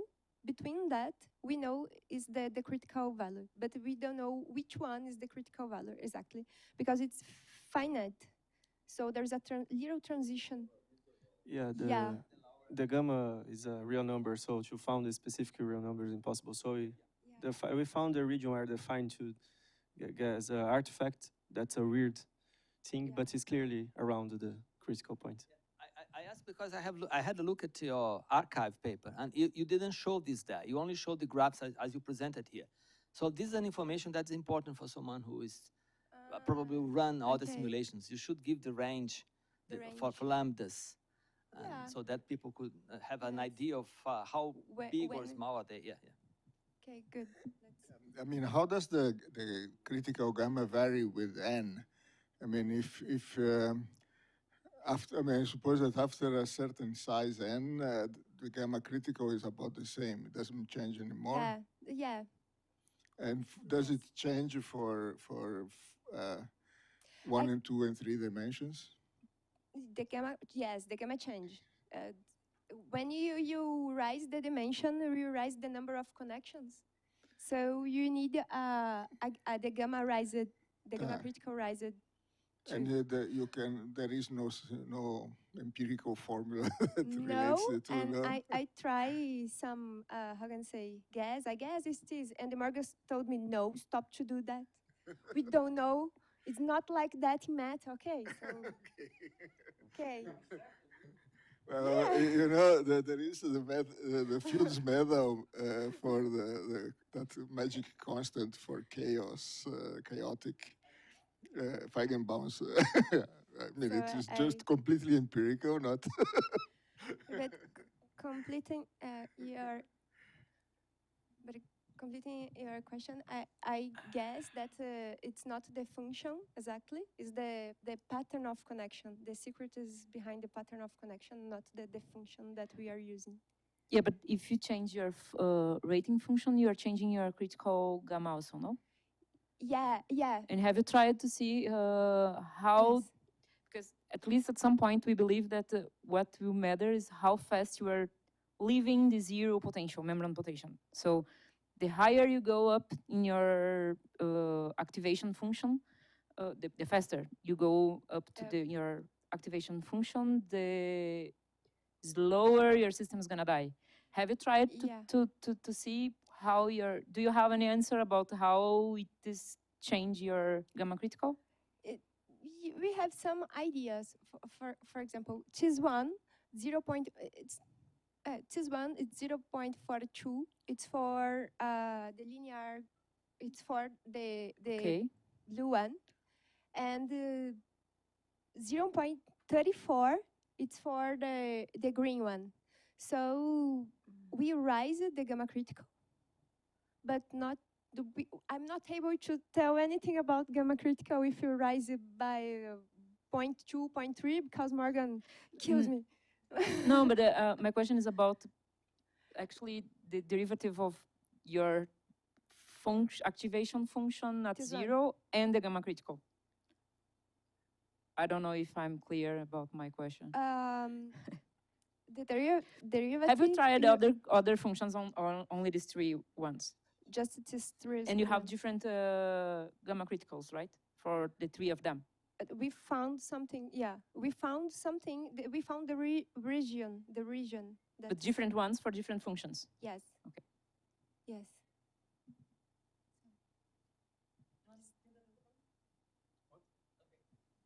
So is that.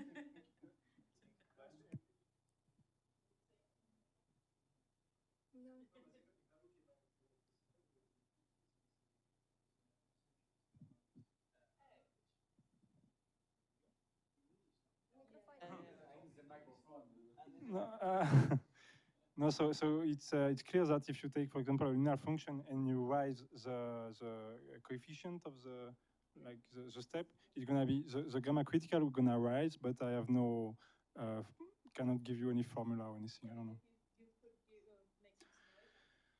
Yeah. Yeah, we could. This was my question. If you have the answer for us. But it's funny because so I did the presentation this morning, and actually the question that was asked me by Anatoly. So everybody has the same question. Yeah. You should do the simulation. Okay. Any question? Okay.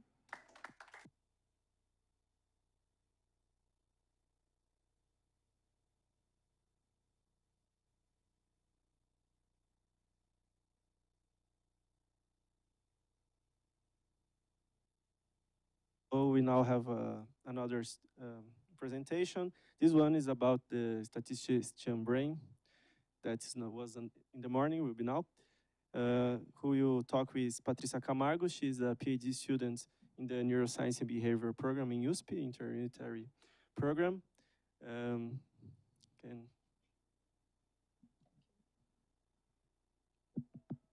So I'm Patricia.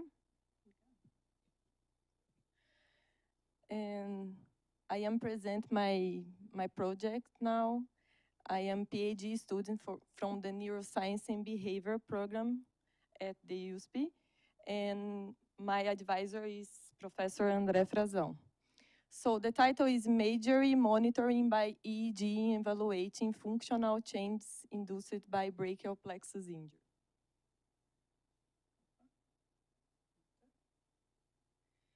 So first, I am explaining some concepts, some basic concepts to introduce the hypothesis of my project. Here, I am the brachial plexus. What is brachial plexus? It is a group of spinal nerves, and we can see here, they are from the neck to the arm, and they are responsible of cutaneous and muscular innervation of the entire arm, the entire upper limb. They provide all the supply with vases, nerves, and sensory and motor functions of the arm. And if you have any lesion, here, you interrupt the connection between the cortex and the arm. So if you have this lesion, you can call that brachial plexus injury. That is involved avulsion of several nerve roots from the spinal cord, like I said before, and this injury leading to the motor neuron death, all the injured segment. And if you have a lesion in C5 segment, you interrupt the connection between the cortex and the arm in this dermatome. So you have the paralysis of the innervated muscles and a sensory loss in the corresponding dermatome. If you have this sensory loss, you can interrupt the connection between cortex and periphery. So how you can interrupt the sensory feedback? You may lead to reduction of the potentials on the cortex. Eventually, you can stimulate a cortical reorganization. And all the peripheral lesions result in cortical changes. So you need to recover not only the nerves. So you don't need just the nerve regeneration. You need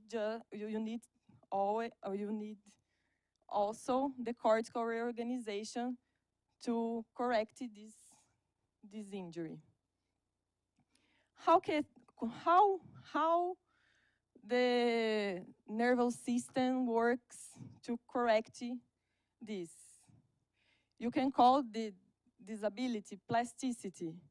and you can improve in the formation of new connections in the cortical and between the intact neurons to do the things they were doing before the lesion. So you need this to have an improvement after the lesion in skill acquisition or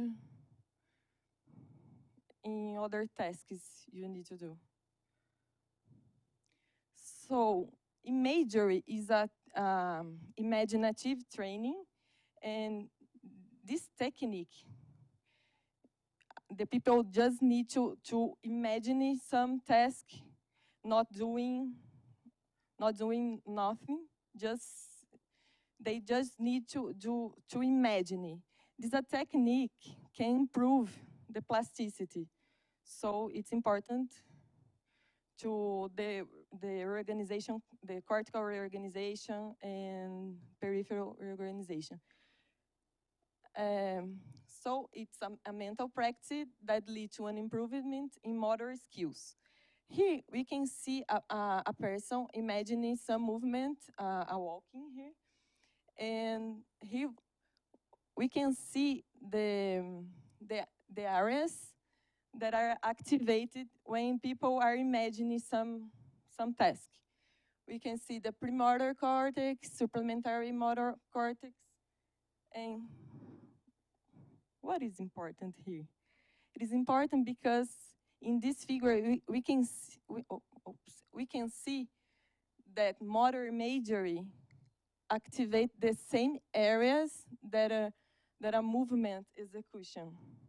So when you imagine some task are activating in your cortex the same areas that if you are doing the task, like you are walking now.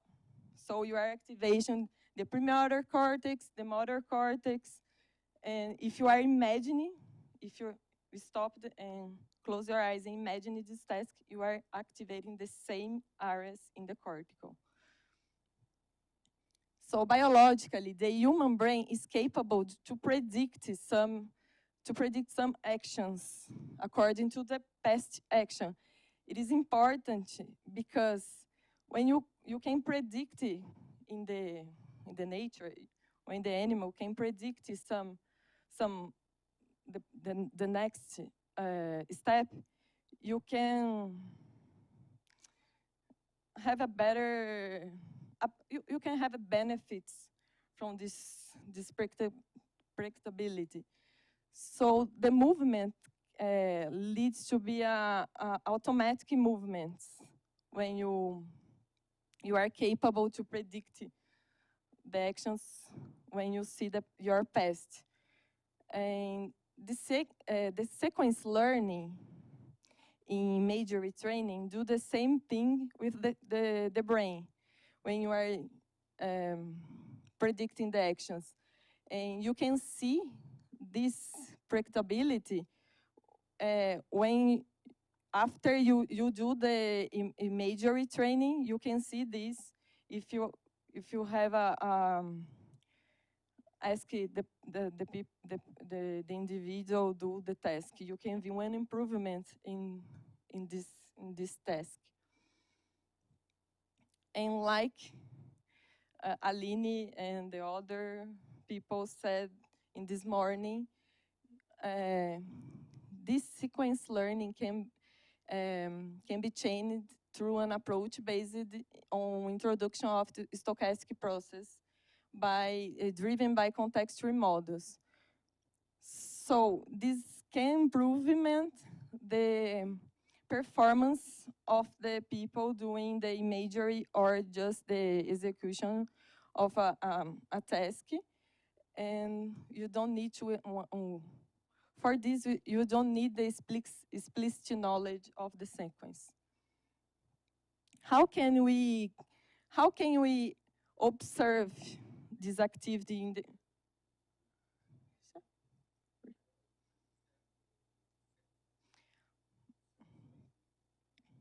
the sequence learning?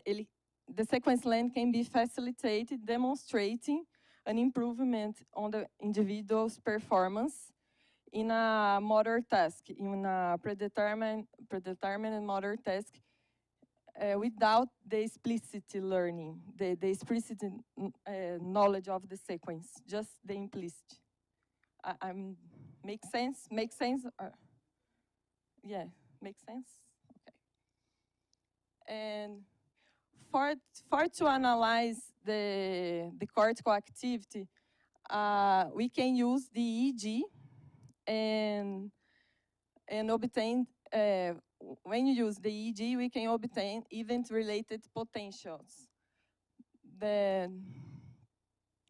So when you, this ERP, that I call it event-related potentials, you can observe the effect of the activity generated by the action, by the task, by the real execution. And you can observe the event of expectation of this occurrence, of this event. Makes sense? And we can, here I just cited two ERPs that I'm not sure, but I guess I will find this in my project. So the P300s, it's a good indicator of attention processing related to the expectation of this event, and readiness potential is a motor predictor marker. I brought this just to know that but we have more ERPs. So the hypothesis of my project is that the anticipatory effect induced by the imaginative training leads to a change in the cortical activity through an evoked potential analysis, as it occurs in the acquisition of a motor skills compared to the real execution of the task.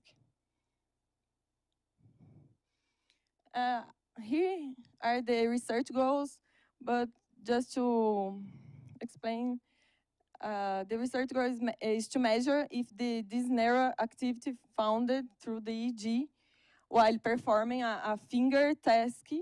A finger sequence task will be a serial reaction time task, brings benefits to the performance of this task. And if this approach, it is possible to evaluate the effect of the changes induced by the brachial plexus injury on the brain, and measure the physiological patterns expressed in the EEG2 with all the groups. So I am working now in coding my own script. I'm learning programming, so I'm working on my setup, and this will be the pilot experiment. I didn't do that yet. I'm finishing the script, and maybe next week I can come this. But I'm brought just an overview about this pilot experiment now. So the pilot it will be a behavioral study because the volunteers will be instructed to do the reaction time task. And will be two groups with healthy individuals. The first one is real training, the people doing the task, and the imagery training, the people imagining doing the same task. Will consist in two phases, the training phase and the test phase. The training just for the people know about the stimuli, how the things goes. So will consist in 6 trials in a random sequence with 2 touches for each finger. So the volunteer will hear an auditory stimuli of a number that will be presented with will be presented for controlled voice, computer voice, and here the people you hear 1, 2, 3. So when they hear the number, the finger corresponding to the number should press the refer key on the keyboard. So then if they hear the number 1, they will press with the index finger. For 2, middle finger. In 3, ring finger. Okay? Yeah, sure.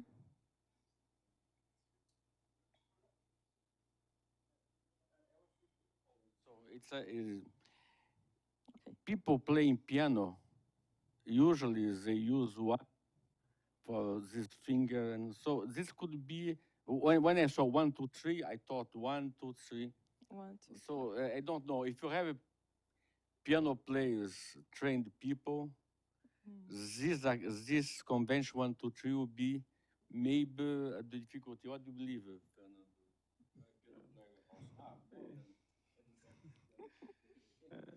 I don't know. I think they can be because there's a training It's phase. a training.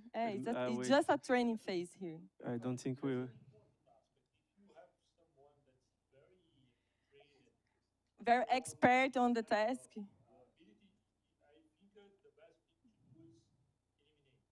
Yeah, there's. I understand that's a problem. Because when I saw 1, 2, 3, immediately I thought about the way usually when you play, you have indications of the finger. Yeah.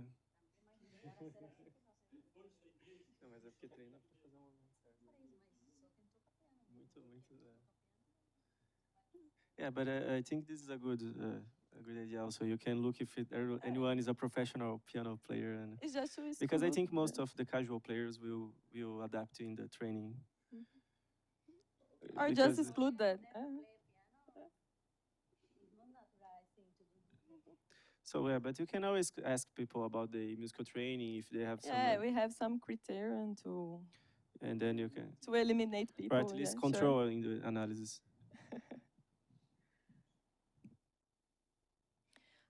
So after that, we have the test phase, and here will be presented a sequence generated by a context tree. Noslane did this for me, these 2 sequences, and I don't know yet if I will choose one or if I use both.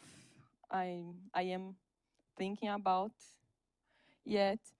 So will be 5 blocks with 150 trials each, and a rest period between all the blocks, and 200 milliseconds between each trial. So will be 750 trials all the total. Okay.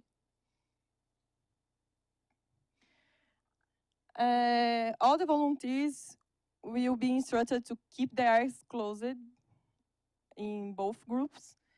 And when they hear the number, they should press the corresponding key on the keyboard. If they are in the real group, they will execute the task. And if they are in the Imagery group, they just imagine doing the task. And as soon as the finger touch is imagined, the volunteer should press other key just to know they finish the imagine and keep going with the trials. This is the pilot experiment. Finger and use the other hand to play the scene. It's just to signalize. It's just to signalize they finish the imagine. It is trick, this. You read something, you think about it in your hand, right hand, and do it use your left hand. Tricky. It's very tricky. Patricia, this is a difficult task. Even for piano players, trained people, because it's not natural. Yeah, but if But it's normal in the other studies. It's yeah, just that to was in signalize. literature people managed to learn.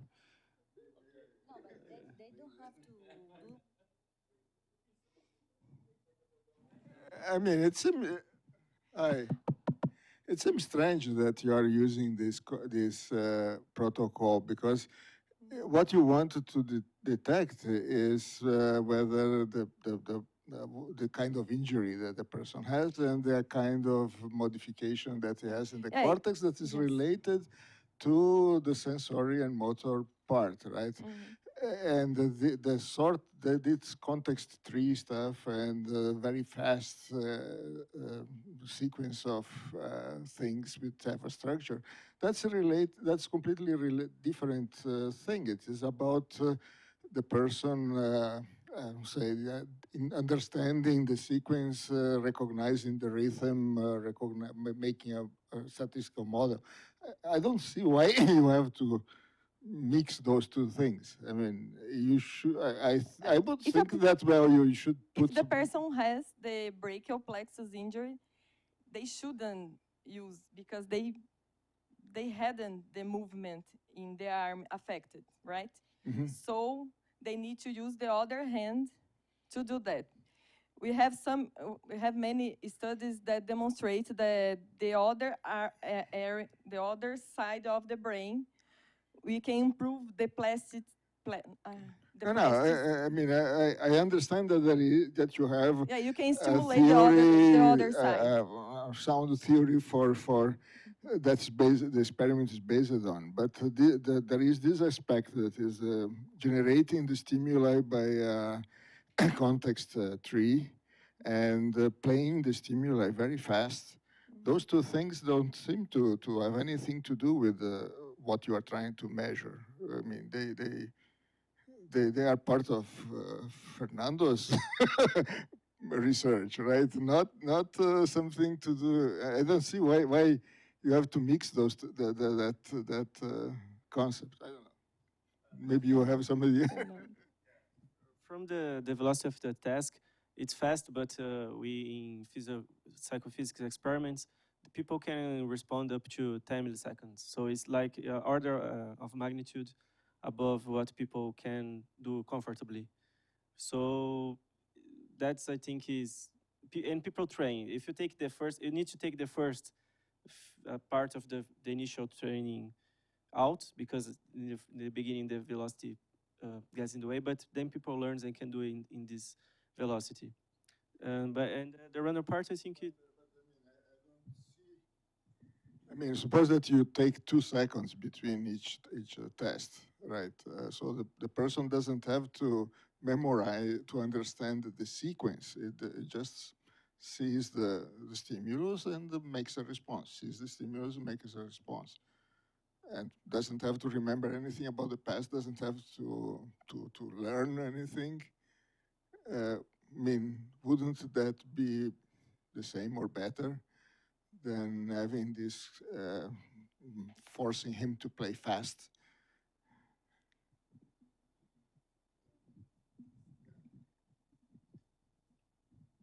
The idea to use the other hand, a single finger on the other hand, is because when we do this kind of task, we have the problem to know if the subject is really imagining. That's a problem because he's just hearing the order, but we don't know if he is imagining. And we need, if you are interested in know if the structure is important on the imagination, that is, if we are interested in describe the effects of the structure on the imagination, we need to have something. And the something could be the EEG, maybe. That's what's the idea that Fernando is doing. And you do something and then you can see in the EEG. But here we are interested on the aspects even on the motor response. Then we are interested on collecting, on the other hand, a single finger. And the single finger is interesting because you don't have the advantage of the preparation involving And that's the point. But I agree that that could be a problem. Yeah.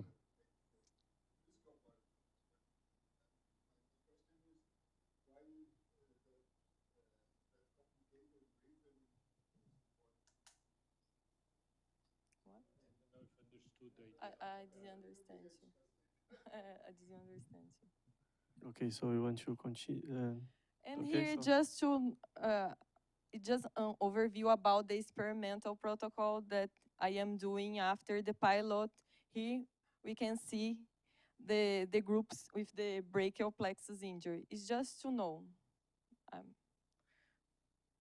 So that's it.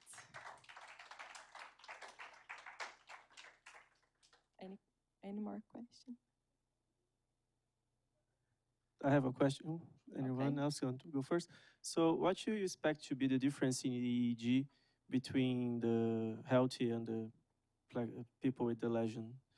Because you expect some difference, but you expect anything specific, for example, because I can see, I guess the idea is the motor challenges will affect the brain by the plasticity of the not using the same way the arm as people used to do. What? You have any idea what to expect about these differences?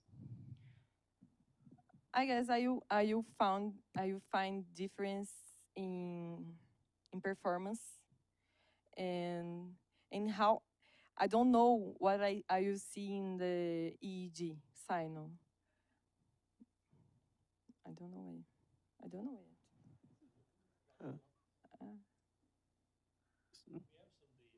Sure, it's the literature has some. We have some data on this kind of very automatic task, and EEG have some difference between the trials that involves more or less predictable. But it's just in health people.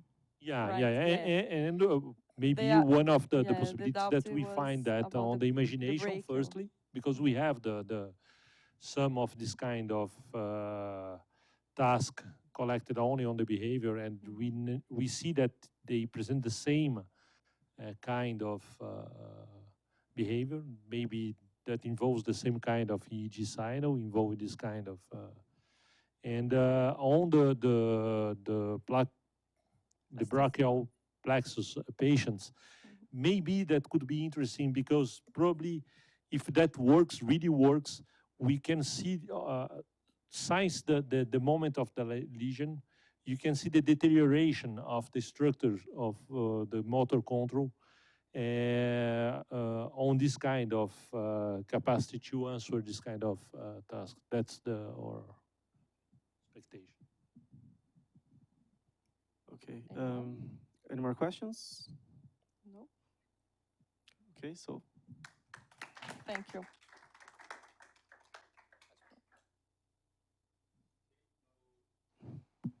Continue our presentations. Now will be Renan Shimoura. I think is the right pronunciation. He's a PhD student at SimLab. Going to the presentation. Just a small announcement, I'm trying to talk to Daniel Takahashi, so maybe there's an inversion in the order of presentations. I don't know if when he's going to respond, but I will tell you about that.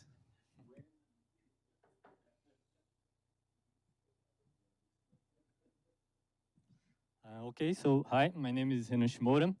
So I'm going to talk about, just to start, I'm a PhD student in Ribeirão Preto at the University of São Paulo.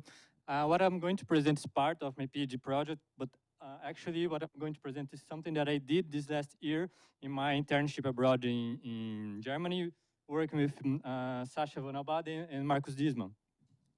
And so this study is about the visual alpha generators in a spike thalamocortical microcircuit model. So I will change a little bit the subject, the last talks, about the computational modeling and maybe more in an empirical way. So first of all, what's the alpha rhythm? And basically, as probably you may know, as you work a lot with EEG. So if you put like an EEG in your brain, and if you're doing nothing, just sitting there, and with the eyes closed, you can see a large peak at the frequency more or less around 10 hertz. and it's very reliable. Always, it's very, it's quite easy to see this specific rhythm. So I just put the frequency range because it may vary depending on the paper that you're reading and depending on the experiment, but it's around 7 to 13 hertz.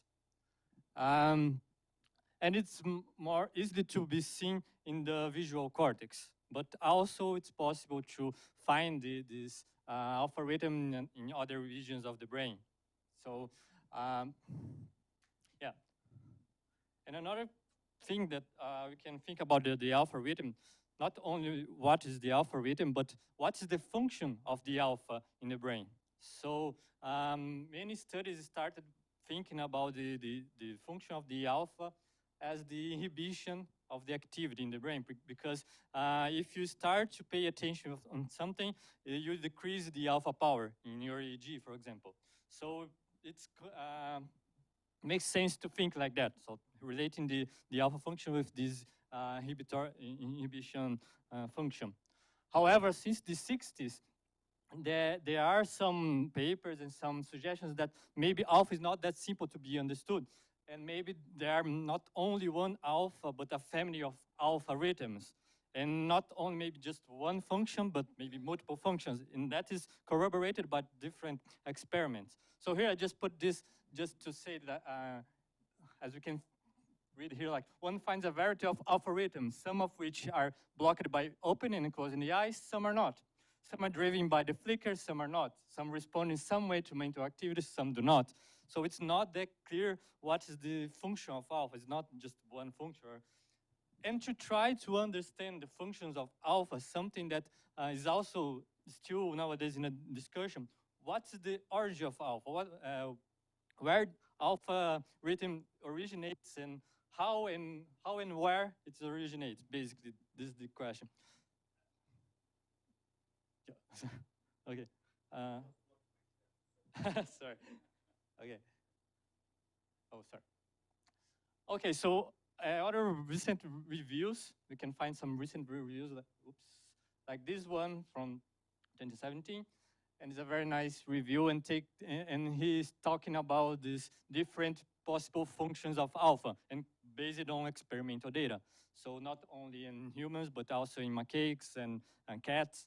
Yeah, and here he divided these functions of alpha in these characters of alpha. So you can maybe find some function of alpha like an inhibitor, perceiver, predictor, communicator. So I'm not going to enter into details. I just want to show that, well, it's not that simple. You have multiple functions of alpha and try to understand where it's originating and how, maybe shed some light to understand these functions. Because if you know, oh, it's originating in the thalamus, so it may have a specific function and you can look better there. But if it's on visual cortex, so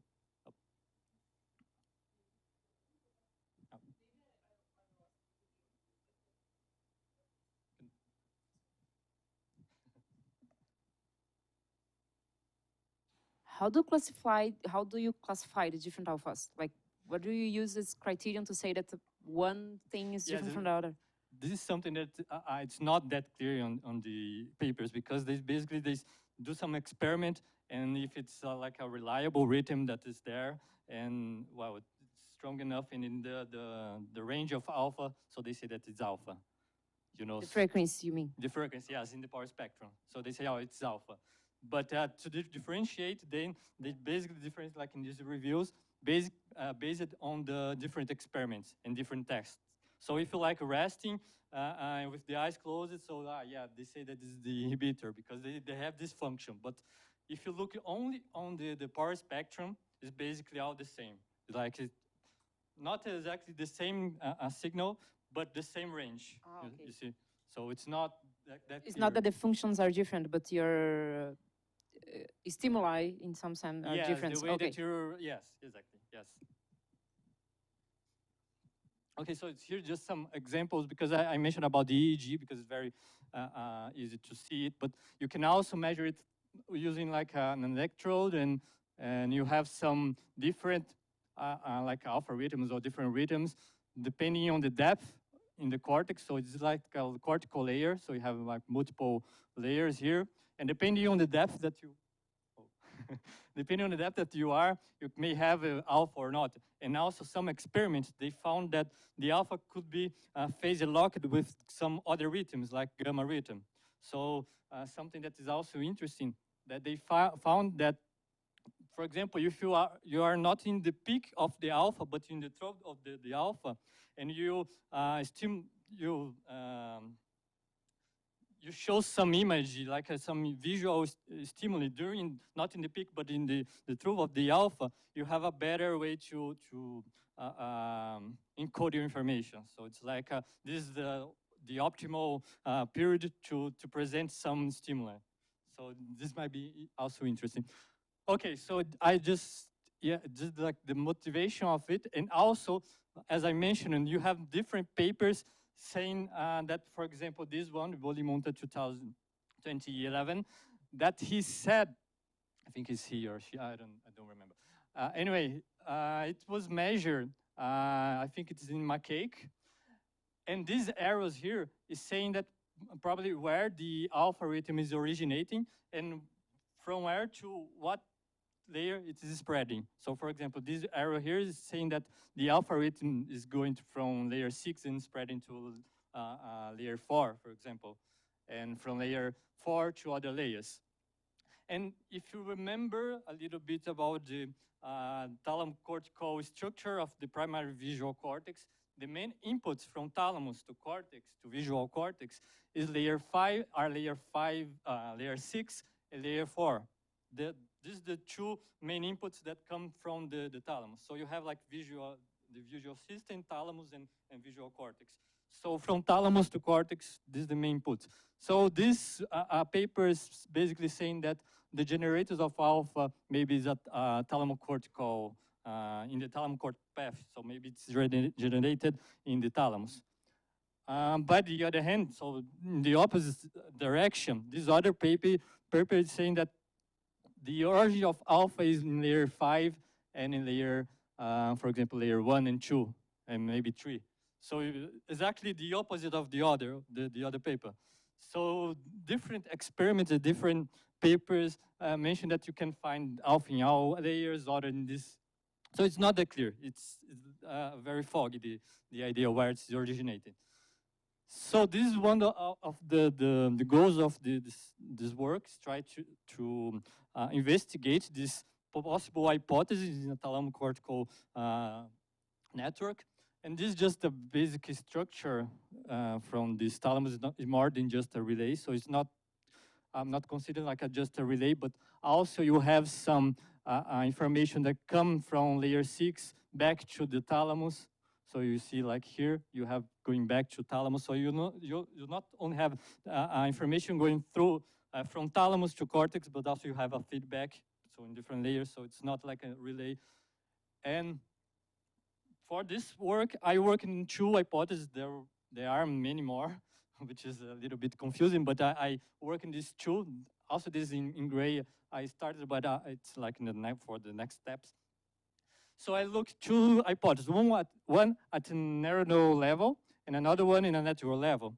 So the first one I look at is these excitatory neurons from cortical layer 5 that can rhythmically oscillate in the alpha range. So this is a experimental reference, which he measured the neuron, isolated the neuron, and also the activity of the slice of cortex.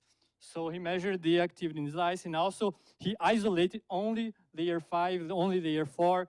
And what he found is that there are some neurons in layer 5 of neocortex, visual cortex, that can rhythmically oscillate in alpha range. And if you isolate the other layers, so layer 2, layer 4, only layer 5 can keep the oscillations keep going. So you only have you can maintain the oscillation close to alpha in layer 5. So it's a good guess where is the generator of alpha. Another paper, which is more, it's based on a model, but in a rate-based model. I don't remember exactly the details, but the model is based on some EEG data.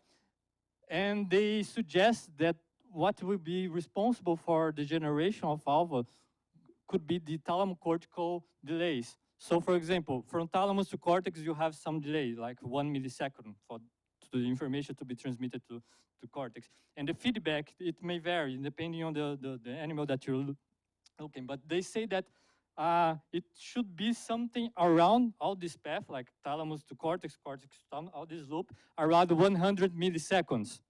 So this is the second hypothesis. So I'm going to test these two hypotheses in the model that I built.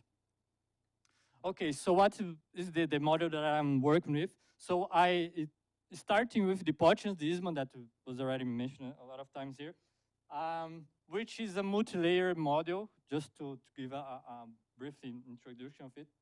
Maybe Nilton will also comment about it. So basically you have different layers with different population of excitatory and inhibitory neurons, and you have like a table of probability of connection. So each population has a different probability of connection. And this data comes from some experiments. So this is the biological constraint in this network, okay? So, but for this project, as I was looking more for papers about the macaque, so I changed this circuit to have more, to be related with the macaque data. So basically change the densities of neurons for each layer and the connectivities, just to match the macaque data. And this data was already collected also from the Yudich group in this other paper here, because this multi-area model, it's like taking the microcircuits that I presented in the last slide, but adjusting it for each different area. So in visual cortex, you have different numbers of, this for just 1 millimeter square, but for each region of the cortex, you have different numbers of neurons, different types, and different size. So they did that for starting with the other model and then rearranging this connectivity and the number of neurons. So as I was trying to focus on the two hypotheses that I mentioned, I tried to isolate as much as possible the things that could be something external, how can I say, something that could generate alpha not only by the hypothesis. So I extract, because as also Antonio mentioned, Marcus. Renan, excuse me, what are the two hypotheses? Could you please remember us? You said the two, you spoke about the two hypotheses. Yes, exactly. Could you please remember us the hypothesis? Yes, so this is the two hypotheses. One hypothesis at the neuronal level, which is this specific feature of an excitatory neuron from layer 5, because he can rhythmically oscillate in the alpha range, could be the generator of alpha. So only these neurons could be spread the alpha through the network and maybe through the other areas. This is the first hypothesis. The second one is based on this, it's a modeling work based on some AEG data that they found that the thalamocortical delay, so the time from thalamus to cortex, cortex to thalamus back, could be around 1,000 milliseconds, 100 milliseconds, and will be enough to generate alpha range. So if you use like different delays, maybe you have other oscillations.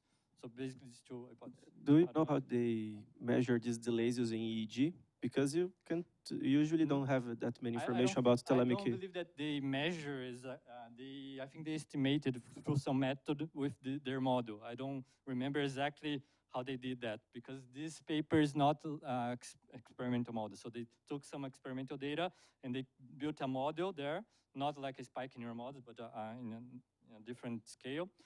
And they estimated that. So they estimated for different oscillations, they estimated different delays. But as I'm looking only for the alpha, I just took the 100 milliseconds. I don't know if it was clear there. So this is basically the two hypotheses. And I was mentioning, if you look at the multi-area model, if you look at the visual cortex, you can see something that maybe is a metastability. This is the same network that Marcus presented some years ago. But as I was telling you, I just extracted the V1, and the other connections I replaced it by Poisson spike trains as the first approximation. Okay, but here is the first thing. So basically, I keep all the parameters as they did in in their paper, but as I isolated the V1, I replaced it in two ways. So you have the number of connections for other areas to this microcolumn. So first, I just took this number for each population. So for each population, have different numbers because, like, from V1, from other areas, and I just took this number and multiply, and I generate a spike train with a fixed firing rate, like 8 hertz, for example, as in the Poch and Disma paper. So this is the first thing that I did. But the other option, which sounds more reasonable, is to take, like, you have the number of connections from V2 to V1, for example. However, the V2 in the resting state has a specific firing rate for each layer. So, for example, layer 2 of the visual cortex, the V2 has for example, 8 hertz. The other layer has 2 hertz. So consider these specific firing rates, give like a more reasonable results. Talking about, for example, the firing rates is very close to the experiments. So the experiments you have like the inhibitory neurons, the red ones, are always higher, have a higher frequency than the excitatory ones. And also you have like a very low firing rate. In this case, lower the 5 hertz, not 5 spikes per second, because here I'm just summing up all the spikes in this raster plot. So these raster plots that I'm showing, that I'm also showing, I'm going to show in the next slide, is basically the time, and this is the index of each neuron. And each point there is the moment that the neuron is spiking. So just to show you. So basically I'm going to use that. And here is just the power spectrum that, wow, for this set of parameters that I'm using, I don't have any specific oscillation. So if something is going to show up in my simulations because of my hypothesis or the mechanism that I'm studying. So here it's like flat for now. Okay, so starting with so this is my thalamocortical network, as I already mentioned. So different from the Poch and Disma original paper, here we have like the double of the number of neurons, so it's a bigger network than the other one. And also here I'm using the adaptive exponential integrating fire, which is like the integrating fire neurons with the variable, adaptive variable. And I'm using that because one of the hypotheses is directly related with the way that the neuron is spiking. So I'm looking for a neuron that can spike rhythmically in a certain frequency. So this model, it's very easy to obtain, not very easy, but you can change the parameters and obtain something like that. And with two equations, still with two equations. Maybe there is a better model, but for now, I'm using that. A question. Okay. So you said that the regions you are not simulating, you just put Poisson point process independent. Exactly. But now the region you are simulating, the firing rates depend on the presynaptic activity each neuron receives. If they come from Poisson point process, you are affecting this in a way or another. Yes, and that is true because here I have two ways of using this Poisson, and it's affecting the activity. So, but we have to, as it's a full scale model, we have to put something to arise some activity. Otherwise, it will die very fast. So, like the cortical connections. Okay.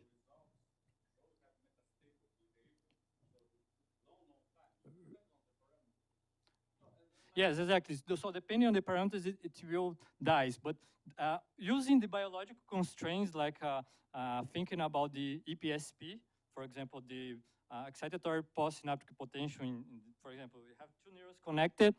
So what's the voltage that we will induce in the next? So you're using it as a biological constraint. And if you use it to have something that will keep firing without some background, it's very hard. You have to put in a very strange situation. So, yeah. Sorry?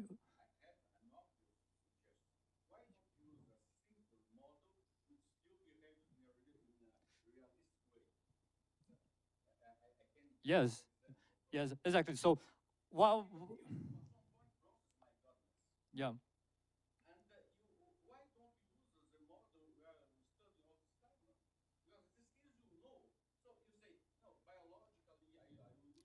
No, I totally agree. Yes, I totally. Yeah, this is commonly a first approximation that I also I still I was asking then and keep questioning the same because it's not the best. There are some other papers that there's not the best way to choose as a background, but it's a first approximation that can give some, can still mimic some a lot of phenomena and give some insights. So I think this is like a next step, or just to implement here, to make it better and use something like that. I think this is a idea that I can just implement, because I start with what they were doing and studying, because they have some other studies about it, but using the Poisson. So I just keep going in this direction, but that's something that is still a lack of a good explanation, because there are some other papers that maybe it's not like a white noise, but you maybe have to use a colored noise or some other model that is being used in here, you know. So And I just started with the most simple case in this situation. I don't know if. And about this Poisson rates, what do you mean by background input? No, it's basically because they run the multi-area model, and they run for a long time, and then they just take the average of the firing rate, like in the stationary state. Okay, and then they apply this rate for all these Poissons? Yes. In all layers? Yes. And in the second one, because you have a good approximation sorry. In this one, they calculate this stationary background rate. As I mentioned, they calculated, but in this case, I just use the same background rate for all layers. You know, so they calculated, but I just use like an average. So from each different area, you have a different firing rate, right? But for this first case, I just averaged it and considered the number of connections, but I used the same firing rate. For this second case is the one that you were describing. So from each different area, you have a specific firing rate, so I use it in this way. And this stationary rate is they simulated for a very long time, and they just took the average firing rate when the network was stable enough, or don't change the dynamics. But yeah, I extracted it also from the last paper that I showed. So I just took these firing rates. Okay. Yeah, okay, so just saying, this is the two neurons that I'm using for the cortex. So like a regular spike with some level of adaptation, and the fast spike neuron. Both of them are the majority of neurons that they are in the visual cortex. They spikes like that when you use a constant current. So this is the response in using a constant current. And as I mentioned, you have some feedback from layer 6 to LGN with my thalamic network. And here the main entrance is layer 6 and layer 4. Okay, so as it's a model, there are 3 variables. So what I could biological constraint using biological arguments and reasons, I tried to do that. So as I mentioned about the EPSP and other things, but it's still like the Poissonian background, actually not only the Poisson background hit, but also why using the Poisson. It is still a free variable, a free thing to be considered. And also the ratio between excitatory and inhibitory synaptic strains. So you have like the synapses, and you have this ratio. So from excitatory to inhibitory connections and inhibitory from excitatory connections, you may have different strengths. So this is another free parameter. and then just find in what set of parameters it works like in a health activity, and following some criteria described here in paper also from the people of Jülich. Okay, so just to show you that I did some parameter scan using the measures that they proposed in the paper. And here's the G, that is the ratio between excitatory and inhibitory, as I mentioned. And here's the background rate. So basically, post-zone that was supposed to mimic the external inputs. I vary this the firing rate just to see what region of parameters I could have a health activity. Okay, so here just to show that this is the one that I got. Okay, so for the first hypothesis, I based on the paper that I mentioned, the experimental paper, which say that there is some intrinsically burst neurons in layer 5 that might be responsible for the generation of alpha. So here, if I put like actually I adjusted the parameter of the model qualitatively to have the same behavior as in the paper. So not exactly, because the paper was not so clear about all the details and the electrophysiological details of the neuron. But it's very similar to that. So if you put like a constant input of current, okay, you have like some bursts, some like a shattering neuron or something like that. So we have like a regular bursting. But something that is also very interesting in this neuron, that if you put like a very small pulse of current, it starts to oscillate. And here, actually, there are more than just one spike. I think it's two or three. It may vary, but here I think it's 2 spikes. So it's like small burstings. And it is like, I just put a small pulse of current, so it's oscillating rhythmically without any other external input. So intrinsically oscillating. This is an interesting feature of this neuron. And okay, just to show, like as I said, in more empirical way, just putting it in the network. So I added these neurons in the layer 5, and I replaced it 50% because based on also in the reference, they mentioned around 55%, so I just round to 50% to start. And okay, it was nice because it appears something. So this is the power spectrum estimated from the network's activity, full network's activity. And estimated in the power spectrum, you can see some peak here are close to 10 hertz. So okay, so this hypothesis is working, more or less it's working. And the other measure is not changing so much. So we still, the rest of the network still can be considered as a health network. So the model is working very well and also presenting this oscillation. And just to have a better look, so it's the same situation. So the control case and adding the layer 5 IB neurons. Here is just the Granger causality. So basically I think it's very hard to see, but here is written like layer 5 excitatory to layer 4 to layer 5, layer 4 to layer 6, layer 5 to layer 6. But what I want to show you is that for this case, you don't see any peak. So the peak in the graph is showing that, okay, in this specific frequency, you have like, information going through from one layer to another layer in a specific frequency. And there is some causality between them. Because this is the same measure that they used in the reference that I showed in the first slides. And something that is interesting that, well, as expected, we see the alpha rhythm in the network, in the power spectrum that I showed. And as the alpha generator is a layer 5, so here's layer 5 to layer 2 and 3. So you have a huge peak here. So layer 5 is spreading the alpha rhythm to other layers. So here from layer 5 to layer 2 and 3, layer 5 to layer 4, and layer 5 to layer 6, as more or less expected. But moreover, you have this other peak here that it's from layer 2 and 3 to layer 4. And so as in the one of the reference, they mentioned 2 possible alpha generators in layer 5 and layer 2.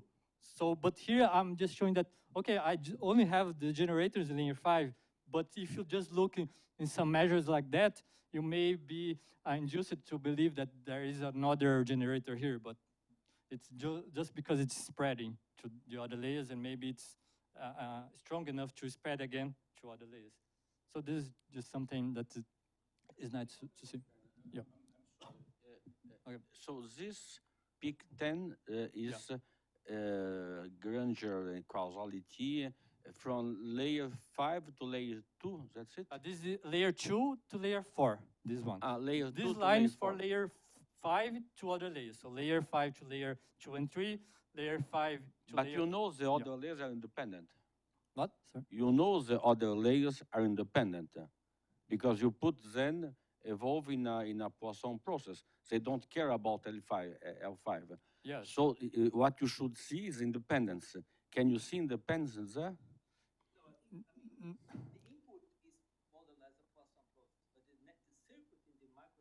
They interact.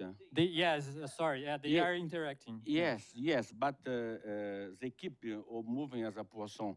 So.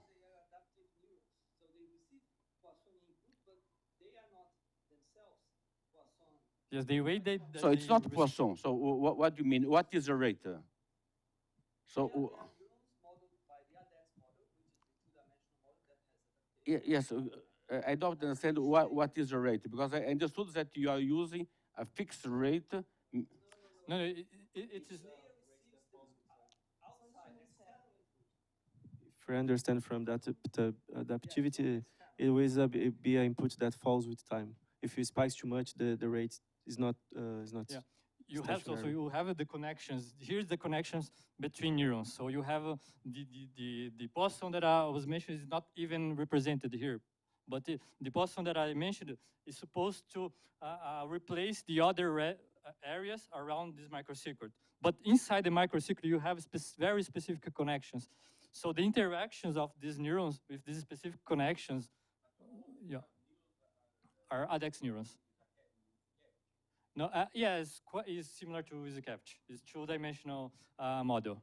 Yes, and I used that because one of the hypotheses is the intrinsic burst neuron, which I can just change one parameter and obtain that. So, but with the integrating fire, it's not possible to have it. If you want to have it, you have to add another equation or another variable. So anyway, okay. Okay, so is it clear now? Because, yeah, sorry for not explaining very well. So, okay, so as I explained, we saw it. And for the second hypothesis, just to mention very briefly, the second hypothesis that was about the thalamocortical loop delay. So you have a delay from here to here and from here to here. I fixed the thalamocortical delay to 1 millisecond because it's reasonable with the experiments and with biological data, because you have to have a very quick speed between thalamus and cortex, for example, when you show some visual stimuli. So it's reasonable to consider it. And for the other, I changed some values just to see what was happening.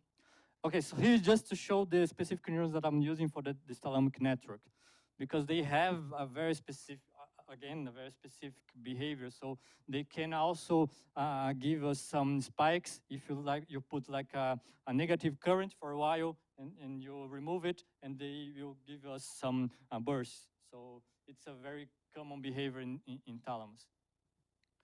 Okay, so the first graph, I'm just finishing. This first graph is basically the thing that I said to you. So this is the power spectrum estimated from from this network here. And each color here is for a different cortical thalamic delay. So I fix it like thalamocortical delay to 1, and I vary like 30, 50, 70, and other values. But as you can see here, we can see nothing here. So there is no change. So maybe this hypothesis is not strong enough, or there's still something missing. And as maybe still something missing, I try something else, because I'm not considering any plasticity in my model. But it's very well known that you have some thalamocortical plasticity, short-term plasticity, and also cortical thalamic plasticity. But I was not considering anything of that. So just to have a guess if it could be something to to have some function in this case, in this situation, I fixed the thalamocortical delay and cortical thalamic delay. And what I changed here was the strain between thalamic neurons to excitatory neurons and the thalamocortical neurons to inhibitory neurons. So you have these two connections, from thalamus to excitatory, from thalamus to inhibitory. And depending on this ratio, so depending if you vary it, so if you have like like the thalamocortical neurons to inhibitory neurons 4 times stronger than the other case, this very huge peak in the low frequency appears here. So okay, so maybe it's another possible mechanism that has to work, that have to work together with the thalamic delays, because we know that the synaptic plasticity is related with timing. So maybe it's not only possible with that. And here just to show what could be obvious now, that if you put the layer 5 intrinsically bursting neurons together with the thalamocortical neuron, thalamocortical network, changing the thalamocortical delays, you still see the peak around alpha. So this is because of the this layer 5 IB neurons. Okay, so some conclusions about this work, as I already mentioned, so all the discussions, was able to generate and sustain alpha activity, these specific neurons. These low oscillations, this last graph that I showed, these low oscillations emerged when the synaptic weight from thalamocortical neurons to inhibitory neurons was sufficiently larger than thalamocortical to layer 4 excitatory neurons. And this is still unclear. We're still trying to understand what is missing in the mechanism to test the delays. And as a next steps was to investigate the other hypotheses in general. So, and also here to maybe hear some new ideas that can improve the model and look better. So, okay, thank you.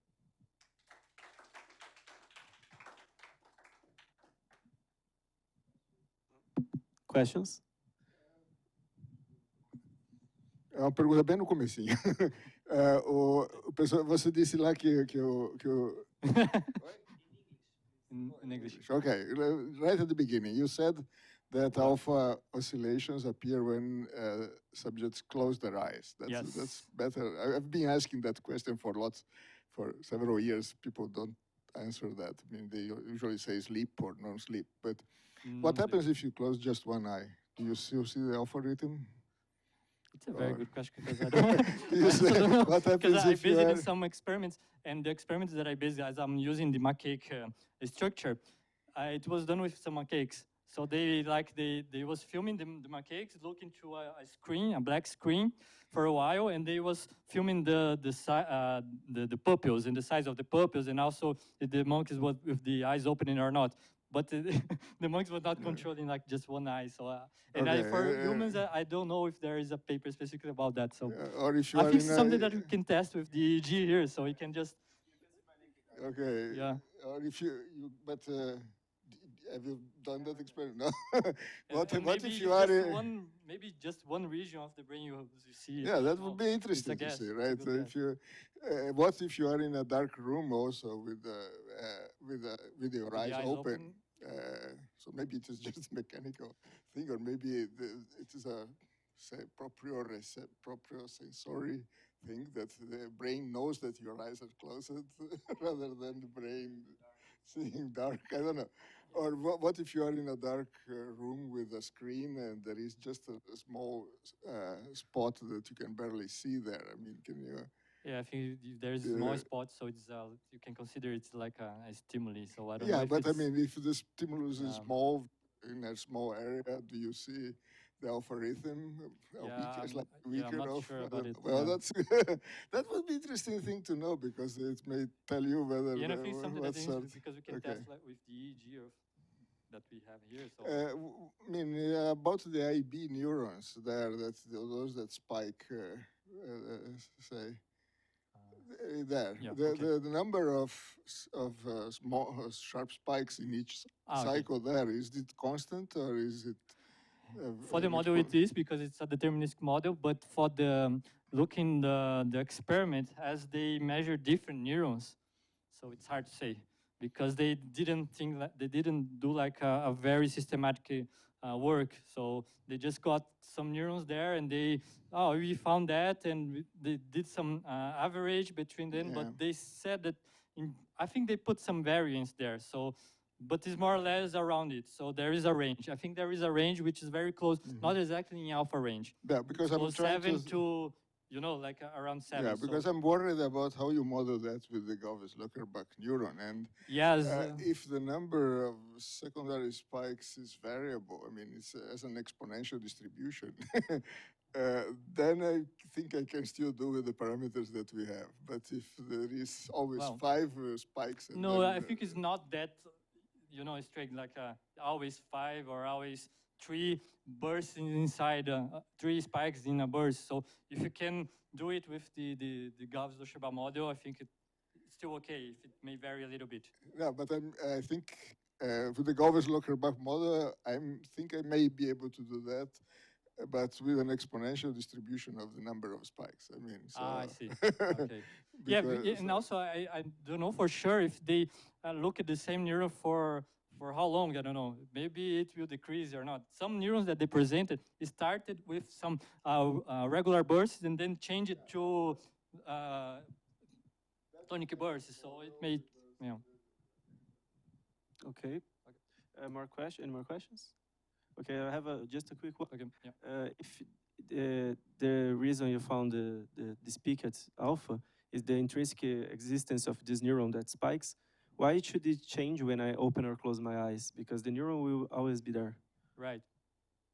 Yeah, so something that when you open your eyes, also you have some activity from the thalamus that maybe will change it. So you have a different activity also in thalamus. So maybe it will change and maybe it will not disappear completely, but will reduce it a lot, Do you know if these neurons are particularly affected by a visual lack of stimulation? Sorry? If the thalamic input is particularly connected or not connected with these neurons? Yes, I think this is not connected. So this is just, I put the activity of the cortex like in a resting state. No, I mean biologically. But it's not, in this case, it's not connected. But if I connect it, I didn't try to use some specific stimuli in the thalamus. I don't know if it was something like that. Yeah, I have another question still on the nature of the alpha. If you close your eyes, how long does it take for the alpha rhythm to start? I think it's quite fast. I think it's a very few strong, seconds. Yes. But it is a few seconds. So that may be, that's probably nothing, something, it's probably something that has to do with adaptation. Yes. Not with, if you have a fixed network model, maybe you will not be able to model it.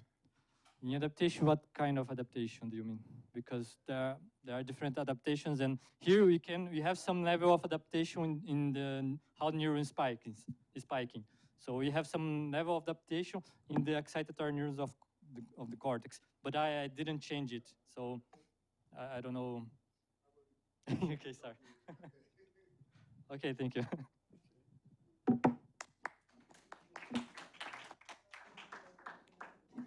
Okay, for our next presentation, I talked to Daniel, he will do later. He said that's okay. So Vinícius can do the presentation. Vinícius is also a PhD student, right? It's in lab also. Okay, and so he's going to do his presentation now.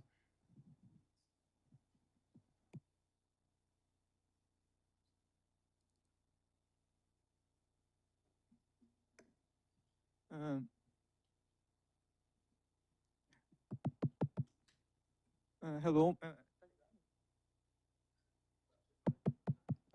Hello, my name is Vinícius. I'm also from Ribeirão Preto.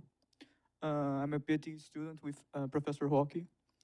Today I'll be talking about my master's dissertation work, which is called Models of Neural Networks with Stochastic Neurons and Different Topologies, Construction and Analysis.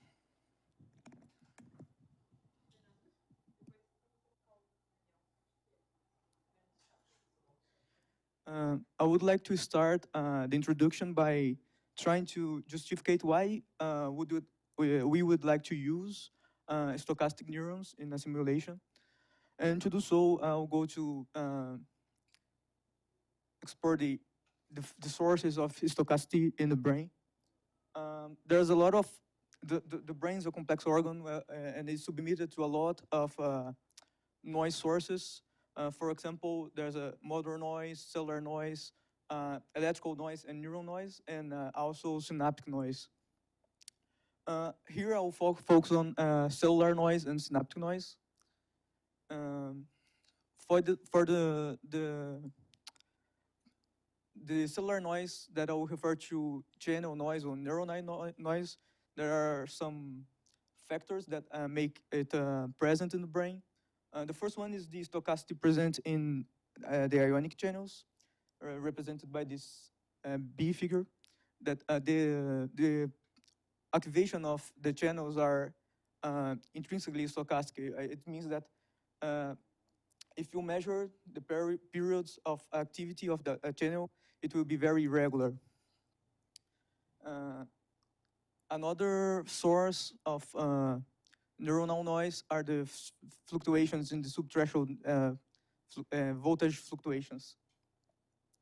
The variability in the spike threshold, which is a key concept for the work, and the spontaneous emission of action potentials. To illustrate, in this figure C, for example, we see that when we use amplitude pulse in a neuron, it not always responds the same. There's a probability of a given response. And the other source of noise are the synaptic noise. It is mainly generated by the incoming input from other neurons, from presynaptic neurons in a neuron, which is referred to background synaptic noise. It's also related to the fallibility in synaptic communication. It means that when a presynaptic neuron is releasing vesicle with neurotransmitters, it's not always reliable. It means that sometimes it will release neurotransmitter without incoming action potential, and sometimes it will not release this more than it should, which we call quanta emission.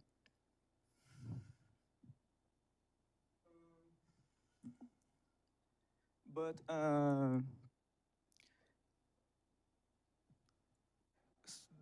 usually noise would be something that we want to get rid of, but actually there are some benefits for the presence of noise in the nervous system. One phenomenon that we can see in the literature are the stochastic resonance, in which we have a nonlinear dynamical system, like a neural model, for example. We input a subthreshold signal in it, and together with this subthreshold signal, we input a white noise input. The presence of the white noise generally enhances the detection of the subthreshold signal in the system. And this can be seen by the signal-to-noise rate curve, or by other measures like the mutual information between the subthreshold signal and the neuron response. Experimentally, this can be tested by, for example, we will show in one eye of the subject, we show a periodic light, and in the other, we show a noise light. And if you measure the signal-to-noise rate, you see that for a non-zero noise variance, you can see that the detection of the periodic light is enhanced.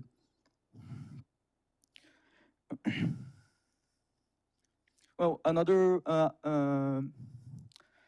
benefit of the noise in the nervous systems are the modulation of dynamical states that we observe in the cortex, like showed by this model by Brunel, where he could change the dynamical state of the network by simply adjusting, by, for example, the the rate of the input of a the rate of the Poissonian input. Well, we can model these two sources of noises differently. For example, when we are modeling the cellular noise, we can use an approach where we model the stochasticity present in the channels, like using the Markovian models, where the transitions between closed and open are given by a certain probability. Or you can use like an stochastic threshold in simplified models where the emission of an actual potential will depend on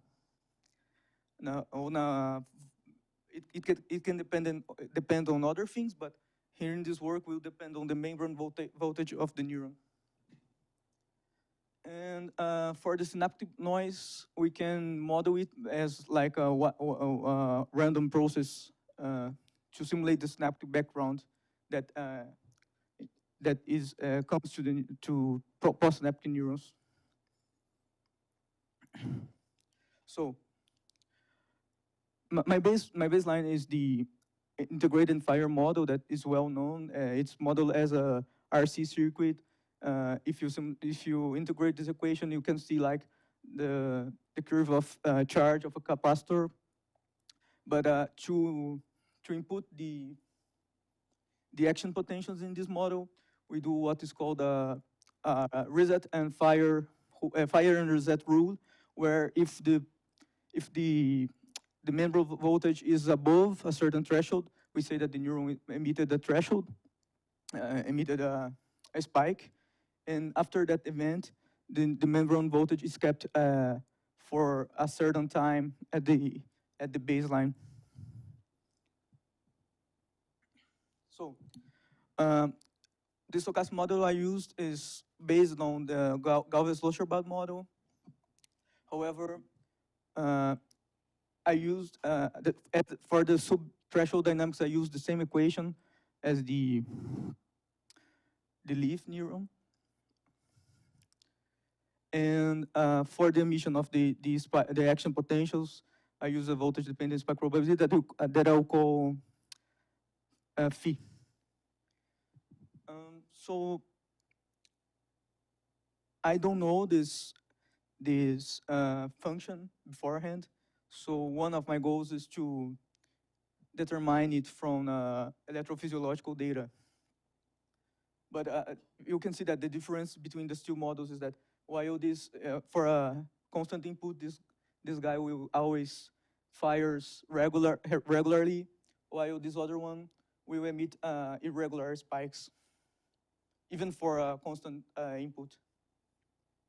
And to study this model in a network, we use a model, the Brunel model, or a random network model, where we have a population of excitatory and inhibitory models, and that are the parameters I use that are the same from the paper, from Brunel's paper. So the first thing we did is to try to locate the stochastic model in this graph where we measure the number of biological features and the computational cost of the model. In this work, we consider the stochastic model has one extra biological feature, which is the stochastic threshold, and do the RNG and the extra phi equation. It's a little bit more expensive, so it's more or less equivalent to the ADX model a little more. And all our analyses are done using the spike train, which is a binary representation of the spikes.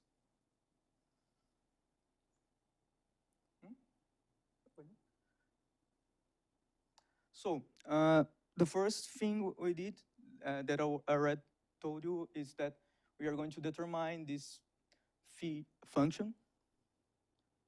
To do so, I use this data that were given to me by Guilherme from ECB USP. It's a recording of spontaneous activity with 10 minutes long. And to estimate the probability of a spike in action potential occurring at a given time, a given voltage, I did this following algorithm.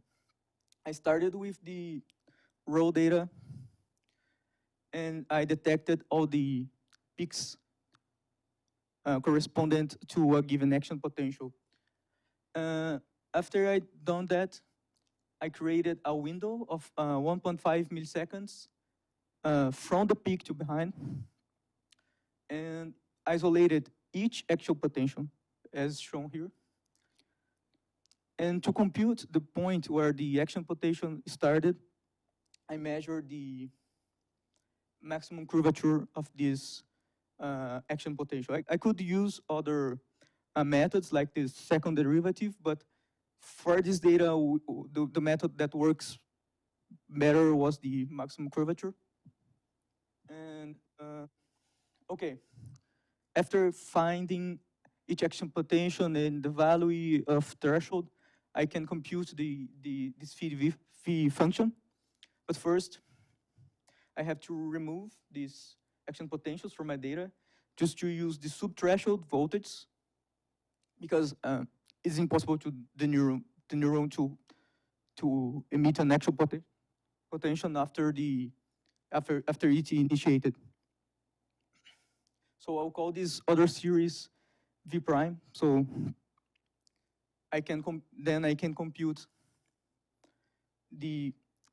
my discrete phi function by just computing the ratio between the histograms formed by the subthreshold, the threshold values and the subthreshold values. I do this ratio binwise, and then I have this phi function. There is just an example of some action potentials in the threshold detected. After doing that, I can the red dots are these. The red dots are these ratios. I can just simply fit my function, and I use this exponential function, which is used on other works in the literature. It's also interesting to point that I can control the stochasticity level by changing this A parameter of my neuron, which I called stochasticity level.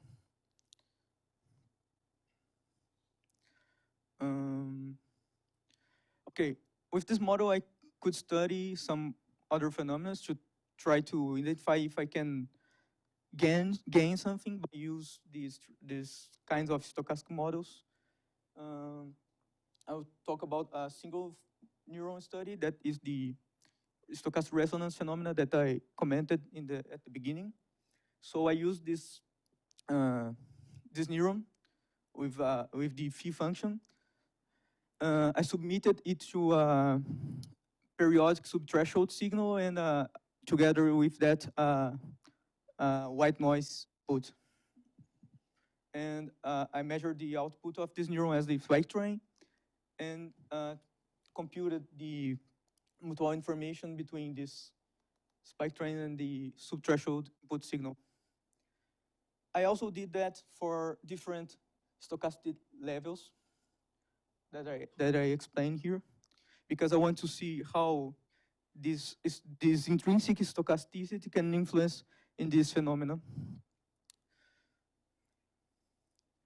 And here we can see a plot of the mutual information divided by the max mutual information as a function of this stochasticity level. And we can see that, in fact, we observe the phenomenon of stochastic resonance only by changing the intrinsic stochasticity of this neuron. But other than that, given that usually this kind of study is done by you simply using a white noise, but not this kind of noise, I try to see the joint effect of those two. And it's interesting because when we start to increase the variance of this white noise and also increase the intrinsic stochasticity, you see that you end up with a bigger region where stochastic resonance shows. Different from the case where you don't have any intrinsic stochasticity. So it may be interesting for this phenomenon to, if the neuron has some degree of randomness in its spiking. Just to show why these phenomena happen, if we use a stochastic level that is lower than the resonance stochastic level, we see that this is the activity for, this is a raster plot, and this is the activity of the raster plot, the sum spikes. And in red, I'm depicting the subthreshold signal. We see that by analyzing the summed activity, we don't extract any information about the shape of this input. We can say something about its period, but not its shape.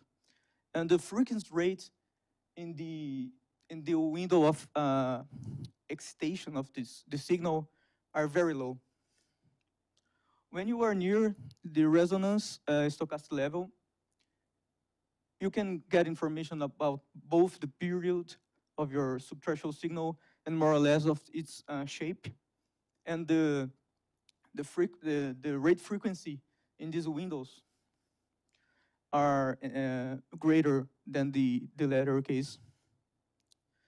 And in the end, if you are above the resonance stochastic level, this stochasticity level,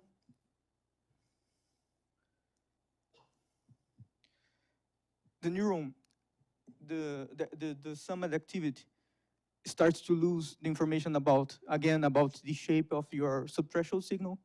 And you can see that the neuron also starts to emit spikes in the inhibition window of the subthreshold periodic signal.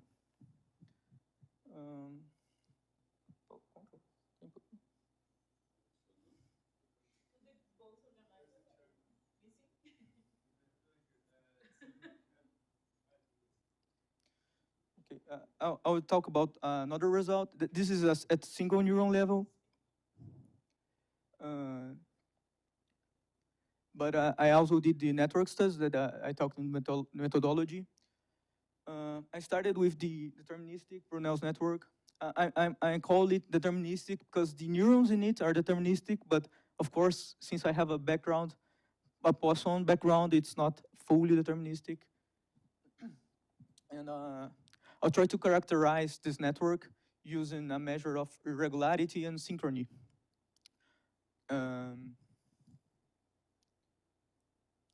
And compare it to the stochastic version of this same network in which I use the stochastic neurons. First, this is the map of irregularity measured by the CV, and the synchrony measured by the PLV of the deterministic network, which are very close qualitatively to the original model. However, if I set some thresholds in the synchrony and the irregularity, we can see that the dynamical states may change from the original. So I'll try to see, for this work, I used my nomenclature instead, and I'll use this map to compare the deterministic and stochastic network. By simply analyzing the raster plots, it's hard to tell if there's any difference. Of course, we can see that these activities are more variable than in the original, because, I mean, you have now a stochastic neuron, which means that if a presynaptic neuron is trying to make a postsynaptic neuron to fire, it may or not work because it's not a hard threshold as in here. It will depend on the phi function. And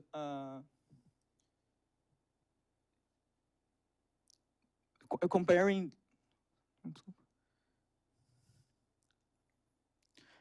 the maps for different stochastic values, we can see that the stochastic neuron actually tends to make the network asynchronous as we increase the stochastic level. In this point, we are in the stochastic level of the fitting I did with the data. But to compare these values, we made this table. And we can see that only for the AR and AI state, some measures changes, the synchrony in both of them, and the frequency in the other one. I did a Kolmogorov-Smirnov test. But I mean, I expected that the PLV would change for those networks because since the neuron is stochastic, the network could be more asynchronous, I guess. But I can compare these networks, but it's hard to grasp how the stochasticity is interacting, is changing the interaction of neurons to make these statistics changes from the when compared with the deterministic network. So maybe a next step of this kind of study is dive deeply in this, in how exactly the stochasticity is interacting in each dynamical state to make those statistics changes.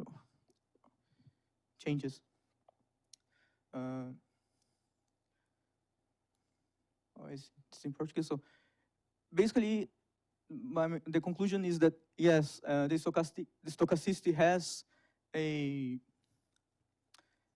influence in the network's statistics, and not on that, it's also dependent on the dynamic state of the network. And for the other works like the fitting, we were able to retrieve the probability of firing, and it matched what was found in the literature. And also the intrinsic stochasticity played an important role in this phenomenon of stochastic resonance that I chose to work on. And that's it.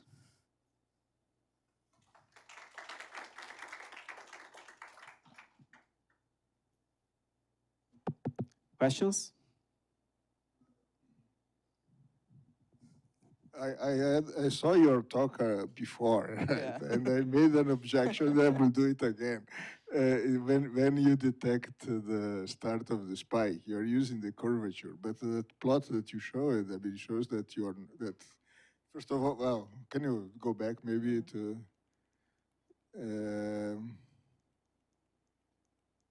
that one? Yeah.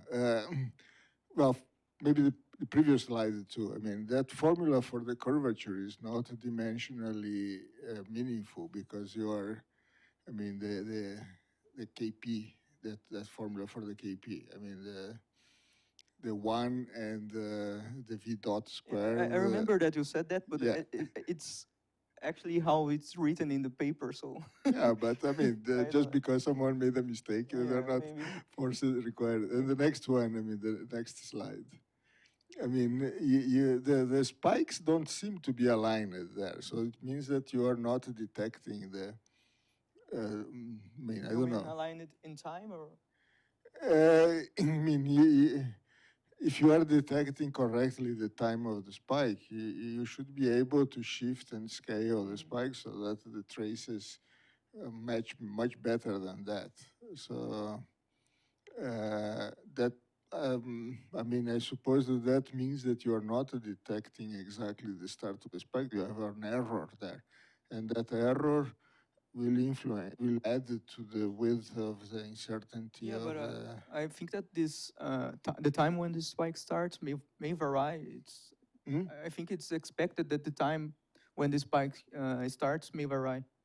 No, but I mean, you want to you want to detect more or less exactly when the spike happens, because you want to look back at just before it and see what the voltage is there. That's I mean, presumably.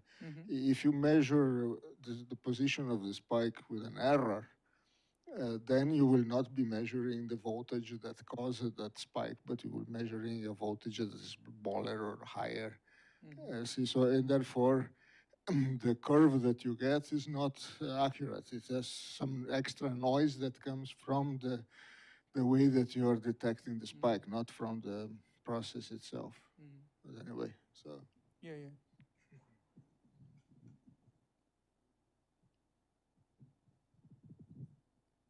Any more questions?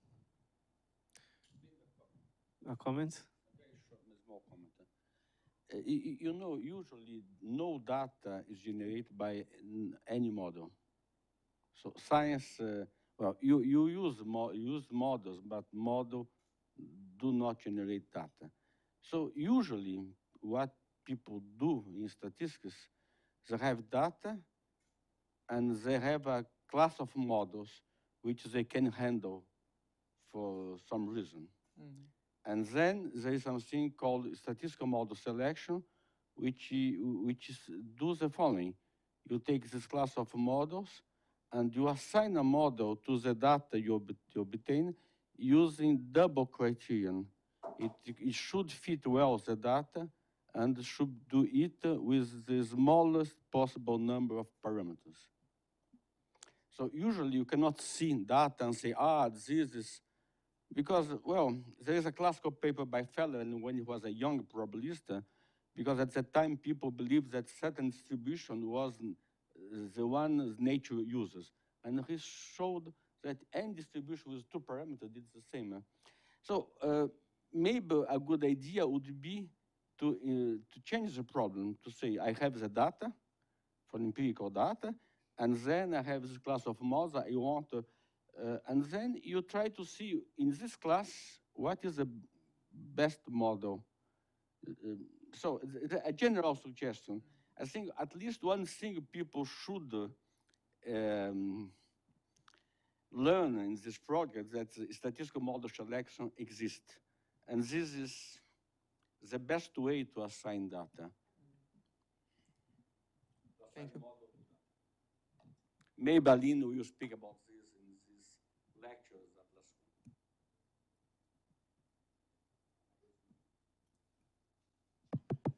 Okay, any more questions or comments?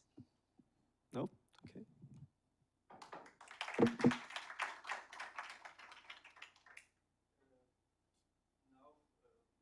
Now for a change in the schedule, we will invert the next two presentations so Daniel can speak now, and he won't be speaking presentially. We will do it online, and I was talking to Caribet to organize this, and I think everything okay, ready to go to the presentation. So let's. To what? I think 30 seconds, I think, or a minute. Yeah, yeah. You just need to put a thing here, and I think we are okay.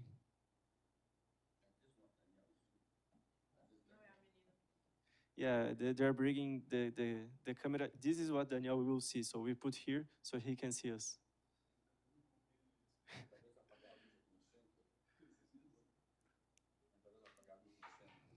So, okay, yeah.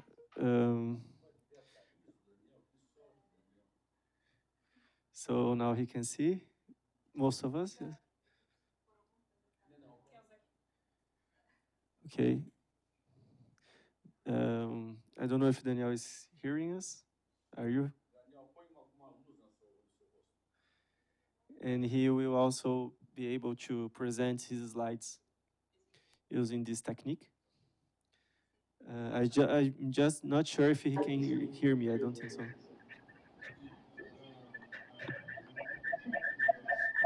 You can see us. Sorry? Tá bom, Daniel? Eu tô escutando. Acho que eu tô ouvindo. Aham. Ok. Agora ele não vê nada. Deixa ele do fundo assim. Não, mas eu tô escutando, eu tô vendo. Ah, melhor.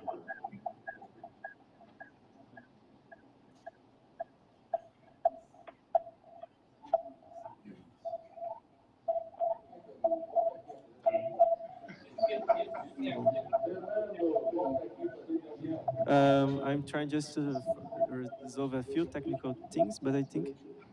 Okay. Okay. Daniel, he's hear me? Oi? Daniel, you hear me? Please, can you mute one of your laptops?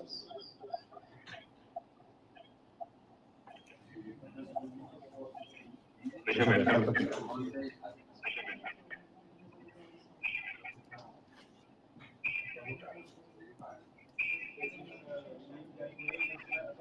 Assim? Assim?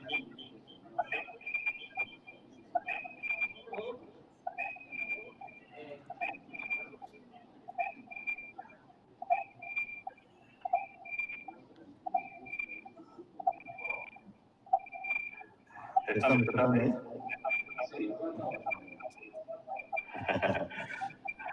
Ô, Daniel, você pode mutar Mas tá... o seu... Tem um eco bem grande aqui, mas tudo. Então, Daniel, você pode mutar o Well, seu notebook?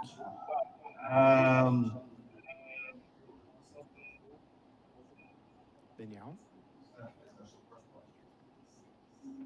Oi? Você está ouvindo? Alô, Daniel? Você não ouve? Tá, talvez o outro... Eu tô bem mal. Será que alguém pode ficar com o microfone? Microfone. Você está ouvindo?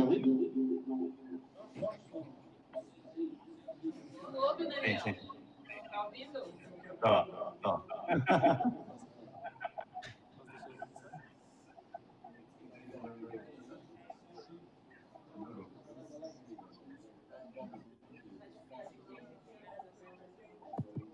Eu vou falando para ele começar então. E agora? Alô? No começo o microfone vai ficar um pouquinho assim, mas já que o Daniel que vai falar mais do que a gente vai resolvendo isso em paralelo. Sorry.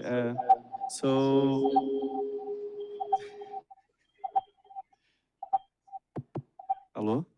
Hello? I think so. Okay, we're solving a problem with the microphone, but I think we're close. Okay, I can speak like... No.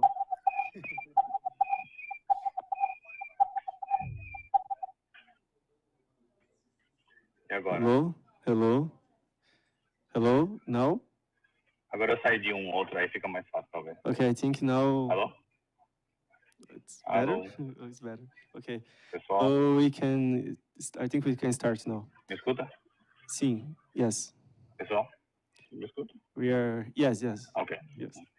Okay, so... Agora eu não escuto nada de vocês. Zero. Bem. So, okay, I'm going to do the presentation. So, hello everybody to one more presentation today. Now who is going to speak is Professor Daniel Takahashi, professor in Universidade Federal do Rio Grande do Norte, who is going to give us an update of what the research is going up there. So please, Daniel, if you can start.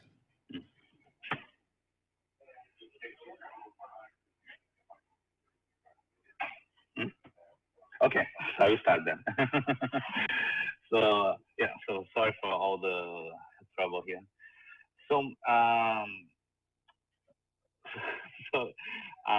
today I was essentially invited to talk a little bit about what we have been doing in Natal. So and the idea is that in Natal now we have at least 3 people that work with NeuroMat. So let me try to show them. So let's see.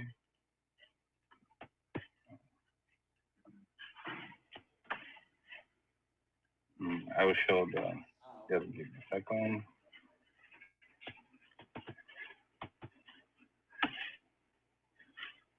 So can you see? Okay, so okay, so here in the left, so let me see if I can.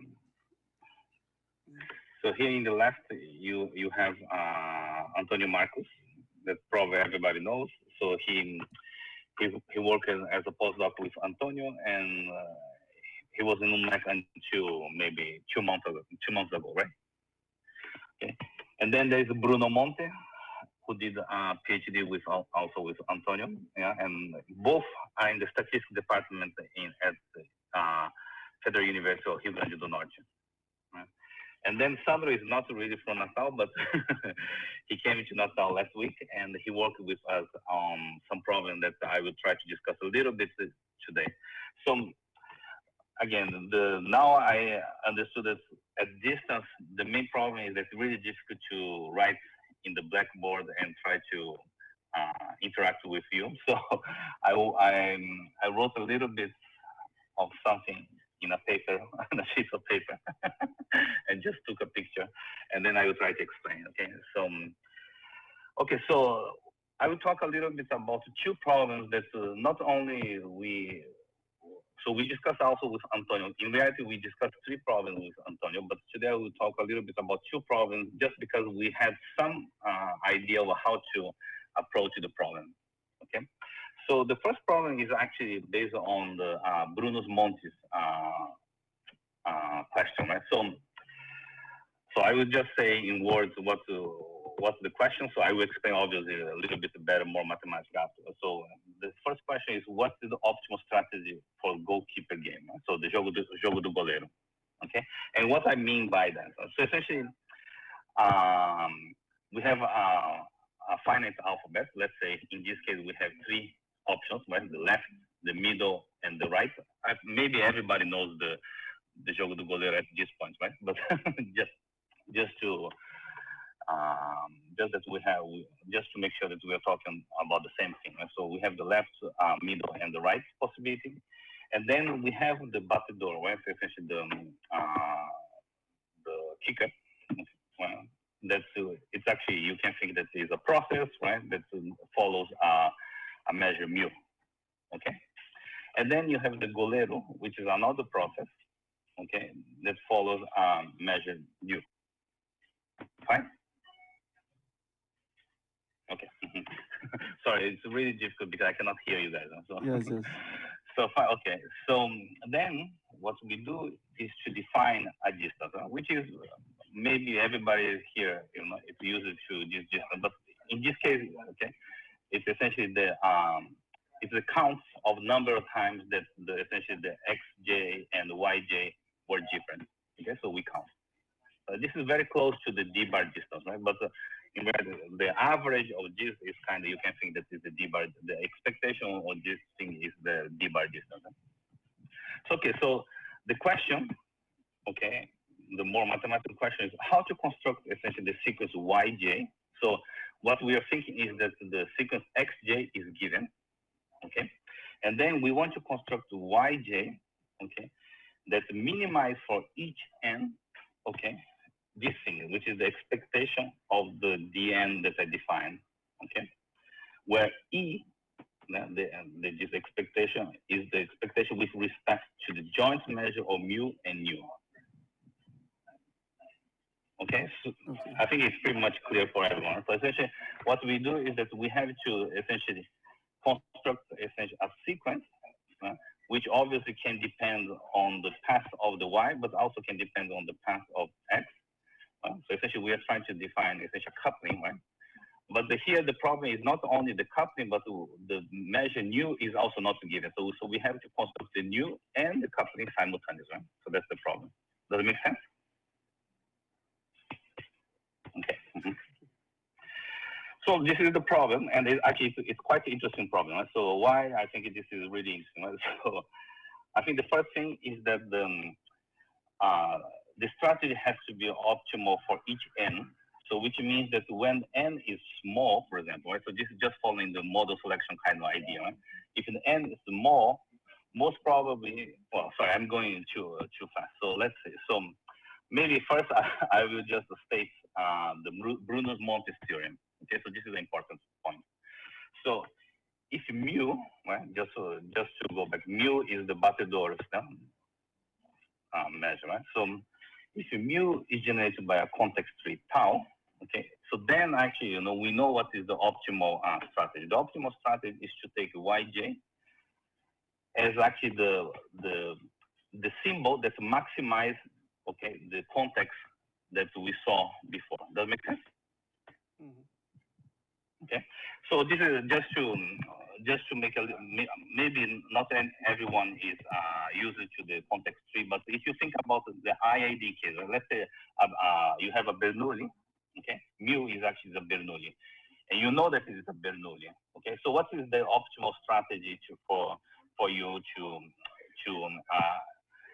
make sure that this distance, yeah, dn, is the minimum possible? Actually, the optimal strategy is to pick up with probability 1, okay, the symbol that appears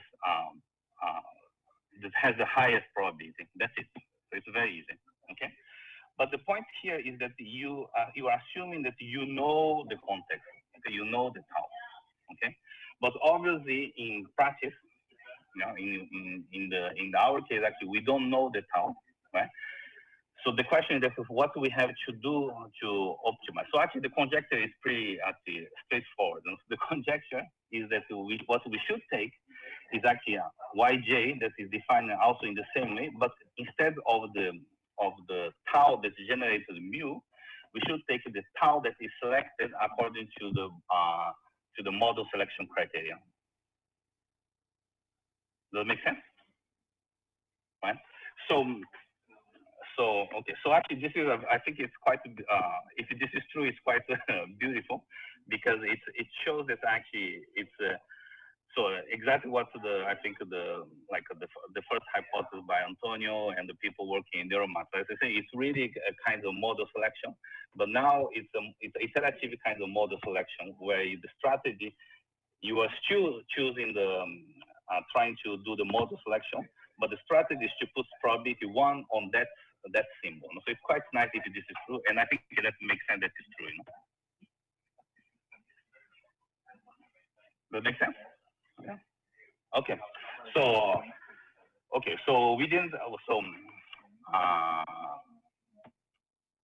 Well, so we are now, so just to say, because this is an update, right? And obviously we talked about this 3 days ago, so I don't have a complete proof, okay? But essentially we are working with Bruno and Antonio Marcos about to prove this conjecture essentially now. Okay?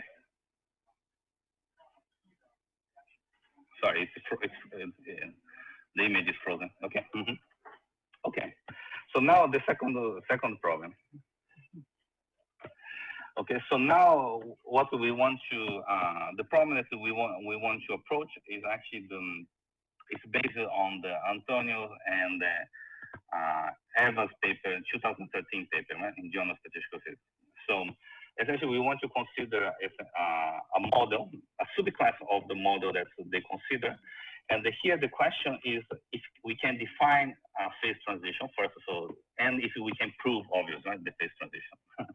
So how the model works, right? So the model is quite simple, okay?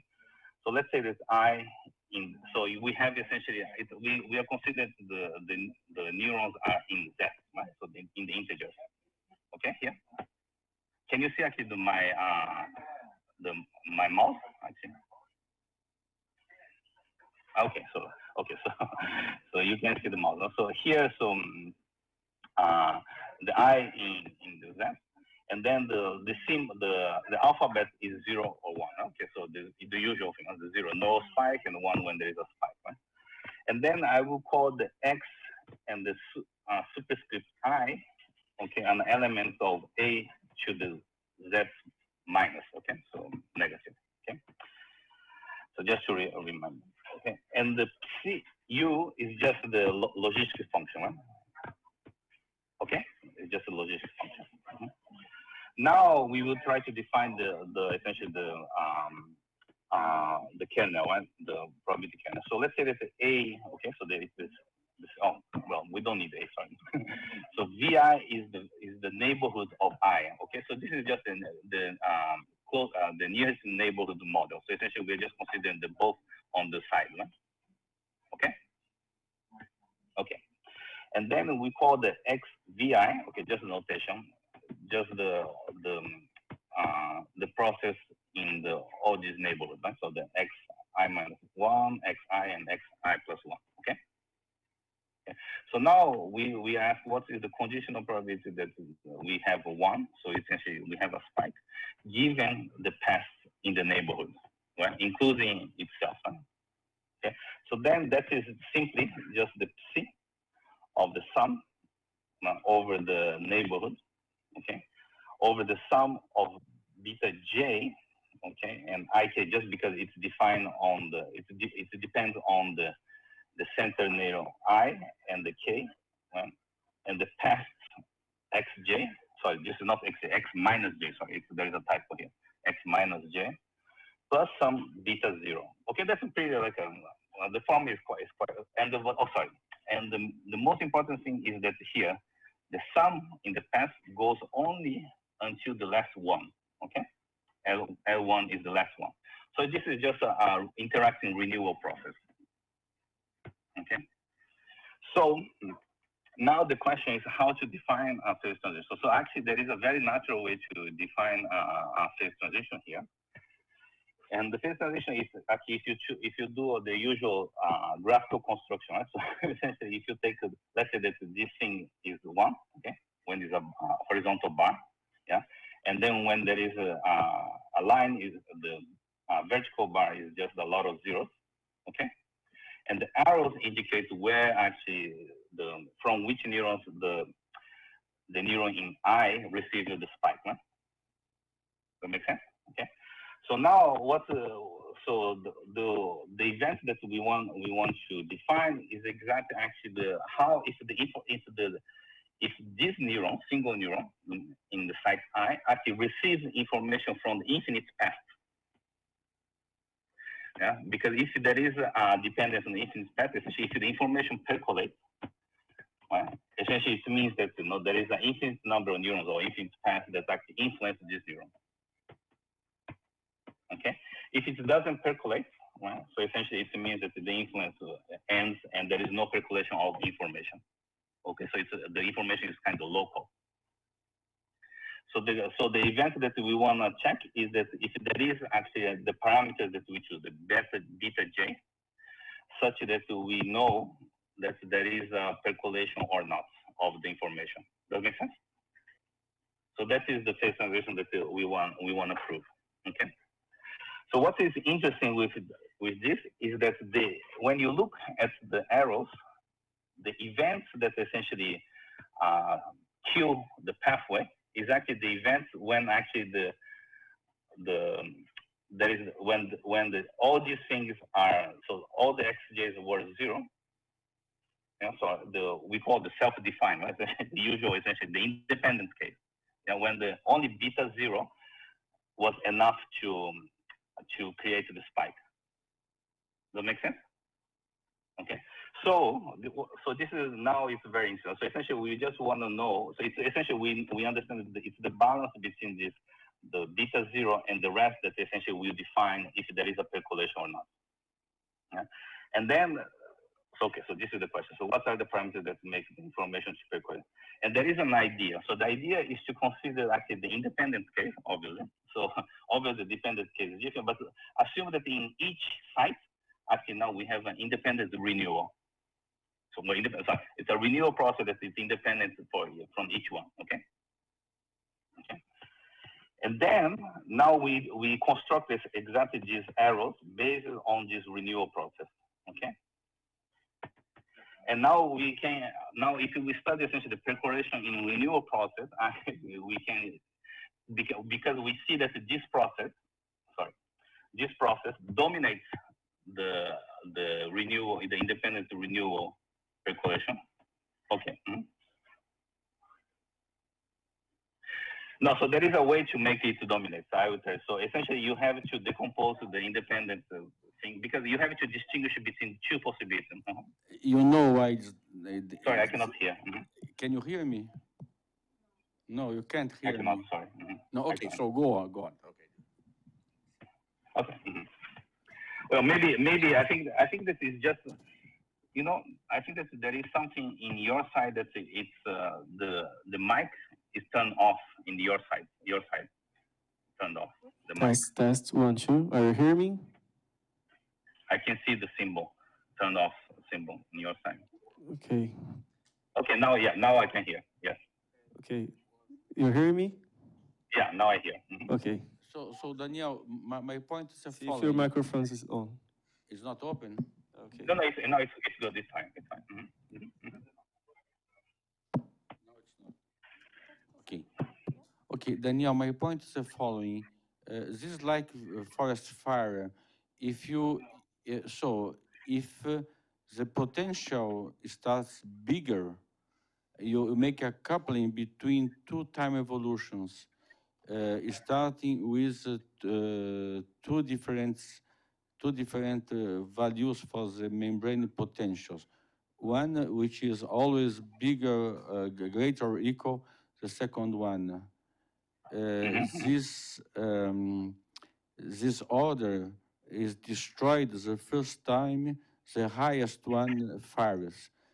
And Yes. it fires first in principle because it has a higher potential. Yeah, that's correct. But here the important thing is that you see, we don't look only at the highest. We look into every arrow that comes into the last spike. So each one here actually will be counted as a possible pathway. So here and here. So it doesn't die in the first one. So this one also it's counted. No? So that's an important point. Right? So it's true that if we look only at the last spike that's connected, and we don't have a domination. But here we look at everything that happened in this interval.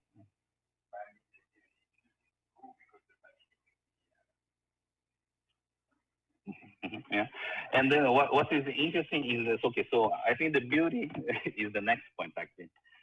So we can study the percussion, but then we noticed one thing that was really funny when we took the dual process. Oh, sorry. So if you, instead of going from here to the path, if we go from here and in the opposite direction, and if we consider actually this self-defined, sorry that it's a little bit difficult to explain without not being there, but if you have actually the self-defined process, it will be exactly, we noticed, or something very similar to the Galvez and Loschaba last paper with the leakage, the process with leakage, the neuronal process with leakage. Obviously, the time is not a Poisson now, but it will be a renewal process. But essentially, we will have something, an idea that is very similar to the Antonio's last paper. So it's really funny because essentially the duo of this process, well, not really this process. So we have this process, and we use the independent renewal process to try to study the original process, but the duo of this independent renewal process will be something very similar to the Antonio's and Eva's neurons with leakage process. So it's obvious, again, we didn't prove anything yet, but I think that there is some interesting ideas there. No?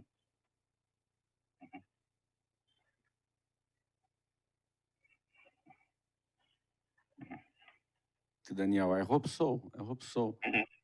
I hope so. Yeah, and yeah, so this is actually something that I'm working with Sandro and Antonio Marco. Antonio Marco obviously loved this problem, so Yeah. Want to try to do it in a regular tree instead of doing it in Z, because in this case you can use all this. So you know Antonio Marcos proof double phase transition for the model for the binary case in which phi is either 1 or 0. Yes. And reuse all the independence you have in a regular tree.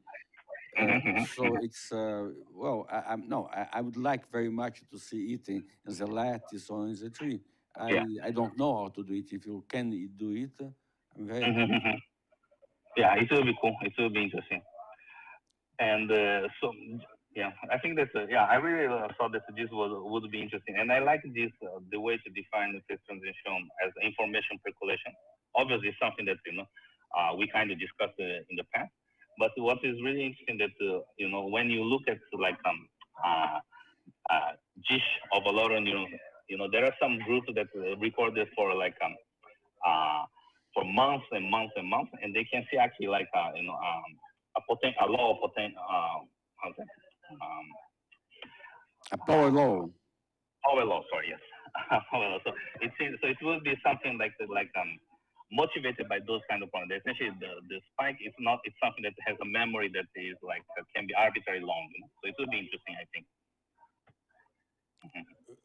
Could you say again what you said about the power law? We couldn't hear perfectly. Could you please say it again? So essentially, the power law it kind of suggests that the activity in each neuron actually could depend on the infinite path, the long, very long path, right? Yeah. So then the question is that obviously, how this very long memory can happen. So one way is actually to think about circulation of information.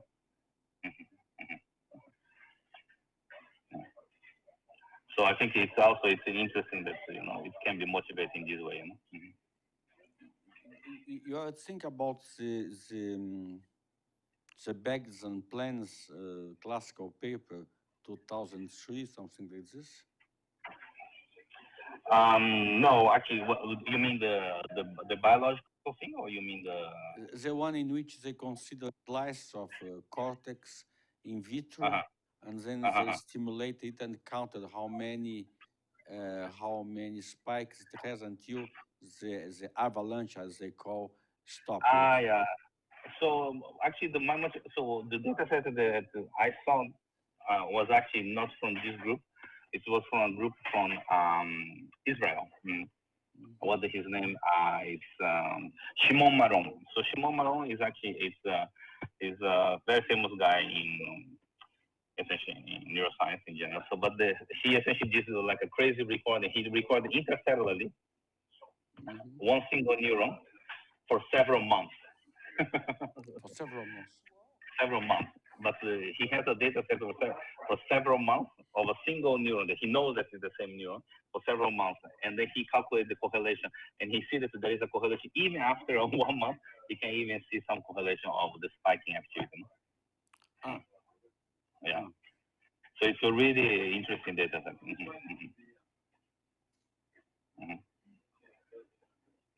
So actually, that's it. Actually, sorry that I don't have much more to say.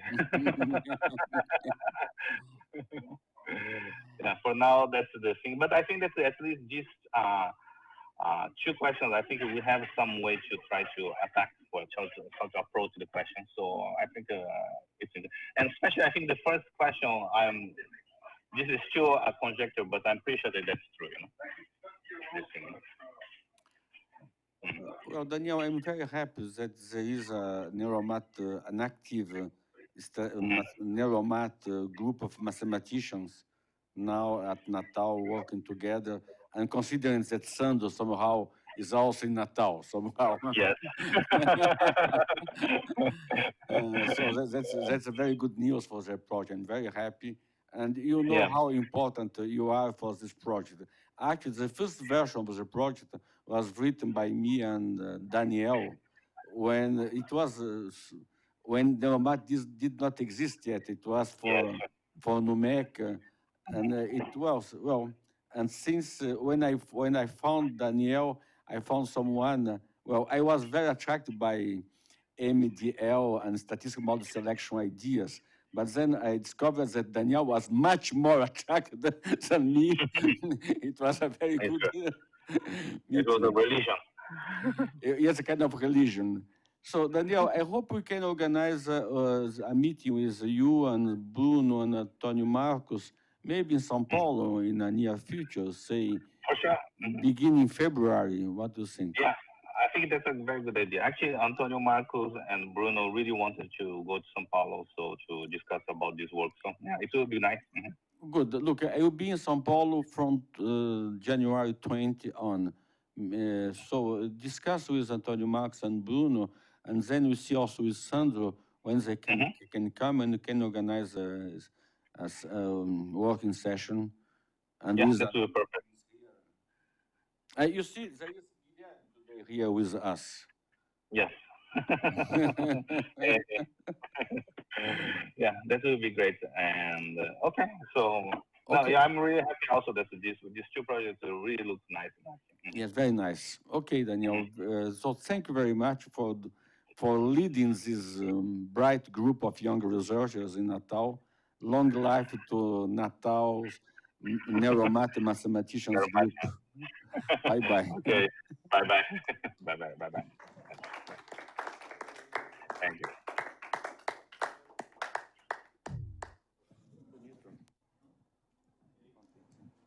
Okay, now just see if everything's okay, then we can start our penultimate presentation.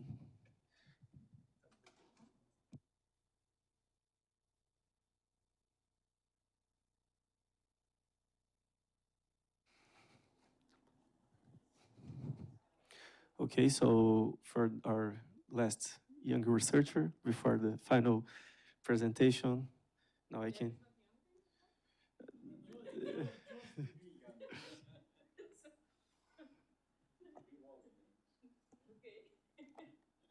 So now we will have Nilton Kamiji. So he's a postdoc at SimLab, also in Ribeirão, and will tell us what he's working or did work.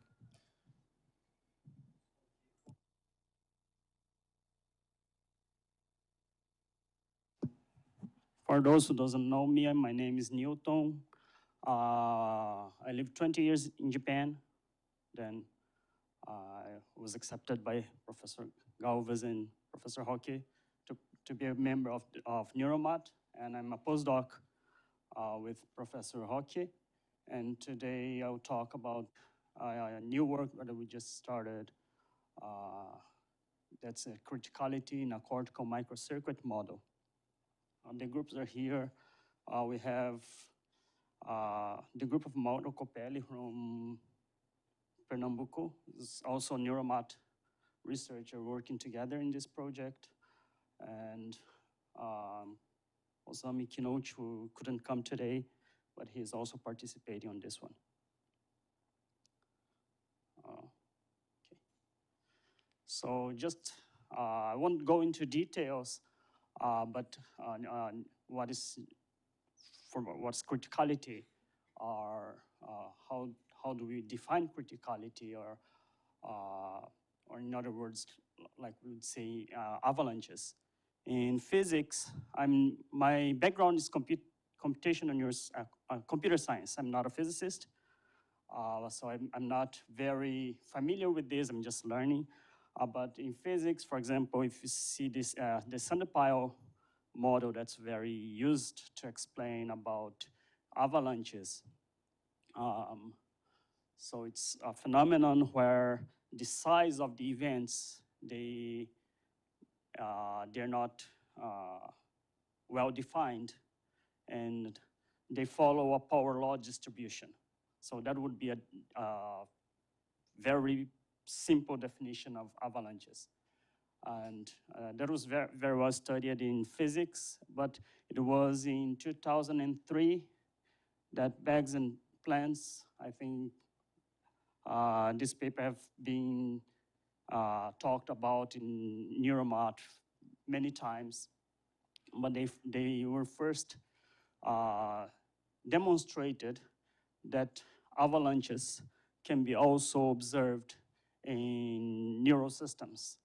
And they did a very simple experiment. No, it's not a very simple. I think it's a very complex experiment where they used a brain slice over a micro electrode array and they recorded local field potentials.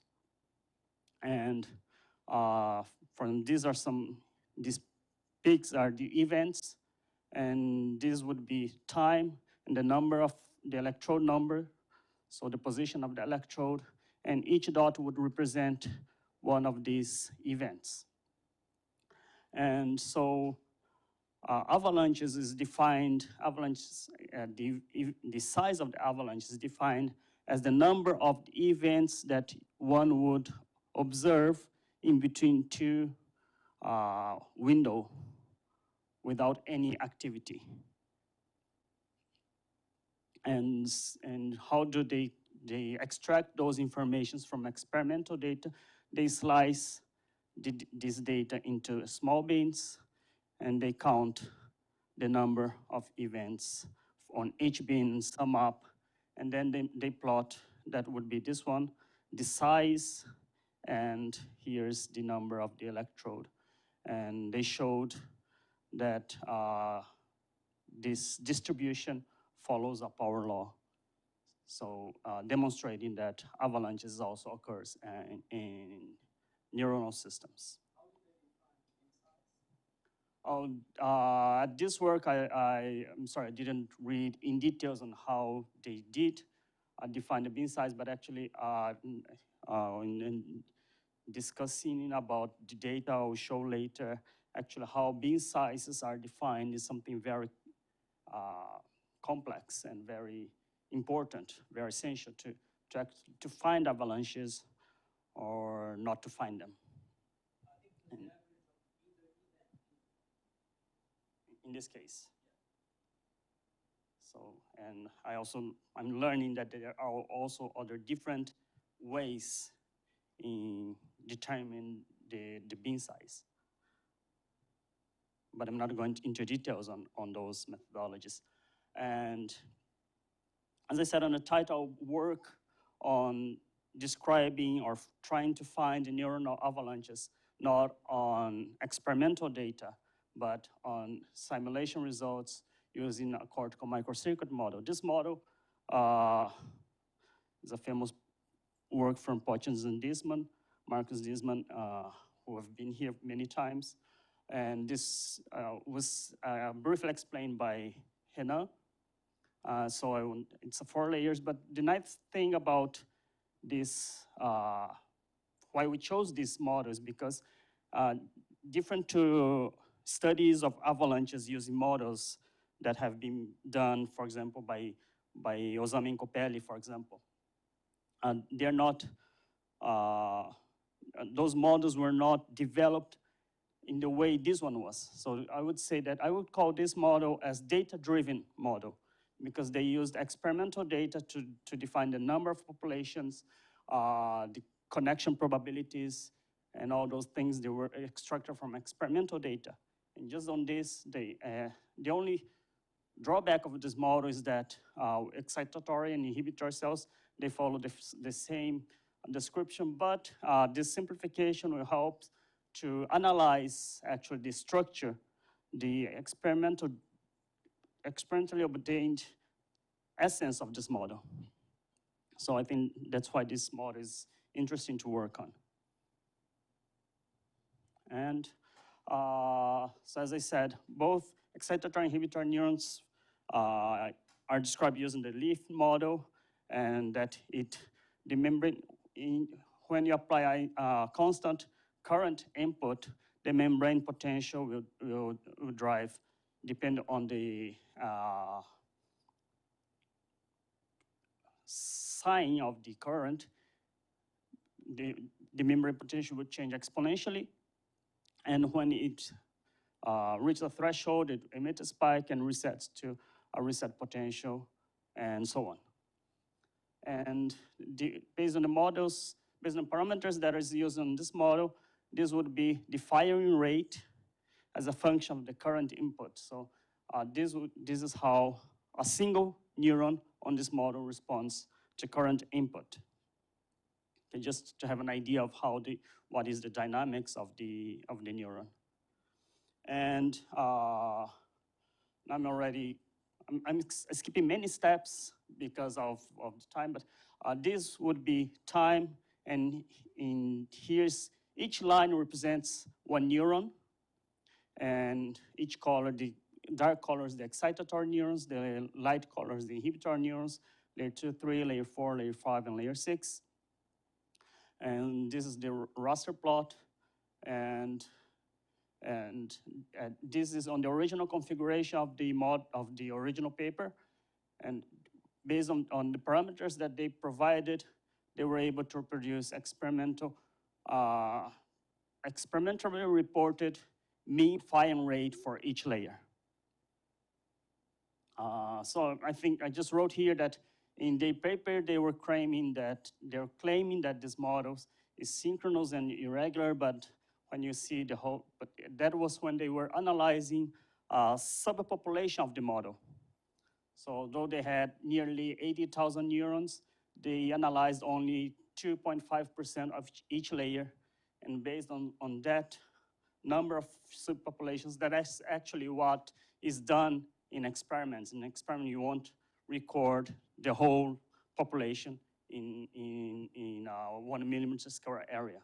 You record only a few neurons. So I think follow those steps done experimentally. They also analyzed more or less roughly what could be done maybe experimentally, and the analysis demonstrated that this model was asynchronous and irregular and represents well experimentally reported data. And this graph is not present on the original paper. I hid this because on the original paper, they were just analyzing this area. And so we first started our analysis only on this area also. And this graph represents the mean firing frequency of the whole network when the relative synaptic strength, that is the ratio between inhibitory synapse and excitatory synapse, as well as the background rate. The background is what was mentioned by Renan Shimoura, that are postonian spike trains entering the whole network. And so this was done just to see if we could see some phase transition on this. Yes, it's not, so that's why I said this graph is not on the original paper.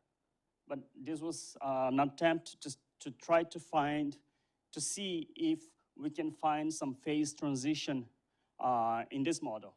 But we were first analyzing only the parameter range that was analyzed on the original paper. And we found out, turned out that we were not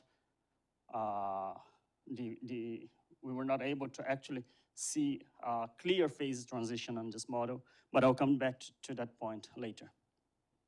And so then we started to see if we can find some avalanche, that is power law distribution on avalanche size, first using the standard condition, that is a background of 8 Hertz and inhibitor excitatory ratio of 4. And as you can see on this graph, this was, since the algorithm we are using, it tries to fit a line, a power law line on the data. It failed, but showing just to see that on the original standard condition, the model doesn't, we can find a power law distribution on avalanche size on this model. You can't, yes, we cannot. But then we just started looking for other conditions, and this is very different. At the original condition, it was 8 Hertz. Now we dropped the background rate to 3 Hertz, but kept the ratio to 4. That would be, in this graph, was here, went down below here, the limit. And in that part, we were able to see power law distribution on the spontaneous activity of the network. This is the first step we obtained, and then what we did next was, as we wasn't able to find the phase transition on the diagram, I did this simulation of the remaining part of the of this map. That is, this dashed red square is the part that we originally analyzed based on the conditions that were proposed on the original article. And this part is the other data that we generated. And we could see here that at background rate of 2 hertz, sorry, this graph, it represents the firing frequency of each layer, where the colors are shown here, when G is fixed, the ratio, the synaptic weight ratio is fixed 4, and the background rate is varied from 0.5 to 15. And as you can see here, at 2 hertz, the mean firing rate of the whole network, as we can see also in this map, is 0. And when it steps, it's at 0.5 hertz step. So at 2.5, it already goes, for layer 5, it already goes very high.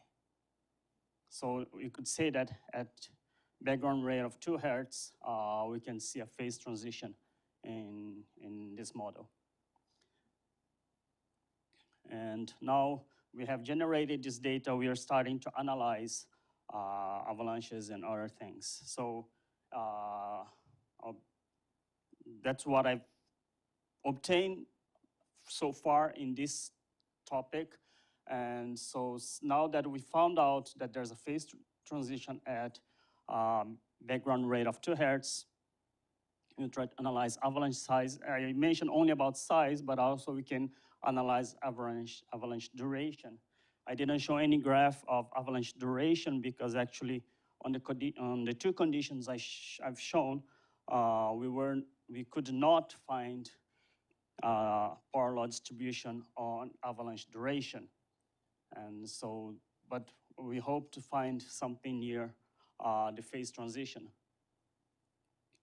And other things that about the avalanche size, and for the avalanche duration, we started analyzing only the activity of the whole network. But since the network model we are using, we can analyze layer by layer, or even separate into also excitatory and inhibitory neurons. We will do the analysis on all those neuron populations. And besides working only on that basic model, other things that we could do, as the essence of the model is mostly on the graph of the model, we could try to use different neuron models, as was partly done by Renan, where he introduced the intrinsic burst neurons on layer 5. And we could change the dynamics of excitatory and inhibitory neurons because it's known that they have different dynamics, and to see how it will influence on the criticality of the network. And there's also work that have been presented here by Marcus Disman, and Renan also mentioned a little bit about it. That's the 32 area. That's a extended network, a model, more sophisticated model of 32 areas of the macaque cortex involved in visual processing. And we could do the same analysis on each of these 32 areas, as well as on layer by layer and population by population and so forth. And in this model, there's no synaptic plasticity and other sophisticated mechanisms that actually are present. We know that they are present, but they're not implemented. So it would be possible to analyze the influence of synaptic plasticity on criticality, or in this case, it's only a 1 square millimeter model. And so the connections, it's randomly connected between neurons. But actually, since this work about spatial distribution has already been done by Cecilia. So we could integrate this part on these models to analyze the influence of accounting the spatial distribution on neuronal connections. And other things, for example, that could be very interesting, I think, is from point neurons, try to estimate LFP and even EEG from this model, and use the algorithm that have been proposed by Noslin to analyze other features of this model. And that's what I'm just briefly talk. That would be the question by Galvez this morning that Hockey also answered in terms that will be used that model that I'm using on the criticality studies to extract statistical parameters from a context tree-based stimuli. And in this model, we would be discussing with Noslin. Actually, oops, I didn't write it. Actually, Noslin and I, and hopefully Aline will be trying to discuss about this work tomorrow in the afternoon at 2 o'clock, right? But I have already obtained, Noslin have already provided me a sequence of ternary and quaternary inputs that I actually have done some simulations. This would be an example. This is for ternary context tree. These gray bars here represents each input. And this, every time there's an input, I zoomed the time axis here. So as you can see, from 900 to 950, from 1200 to 1250, 17 to 1750. And you can see the thick gray means a strong input. The thin gray here, it's a weak input. So this would be 211.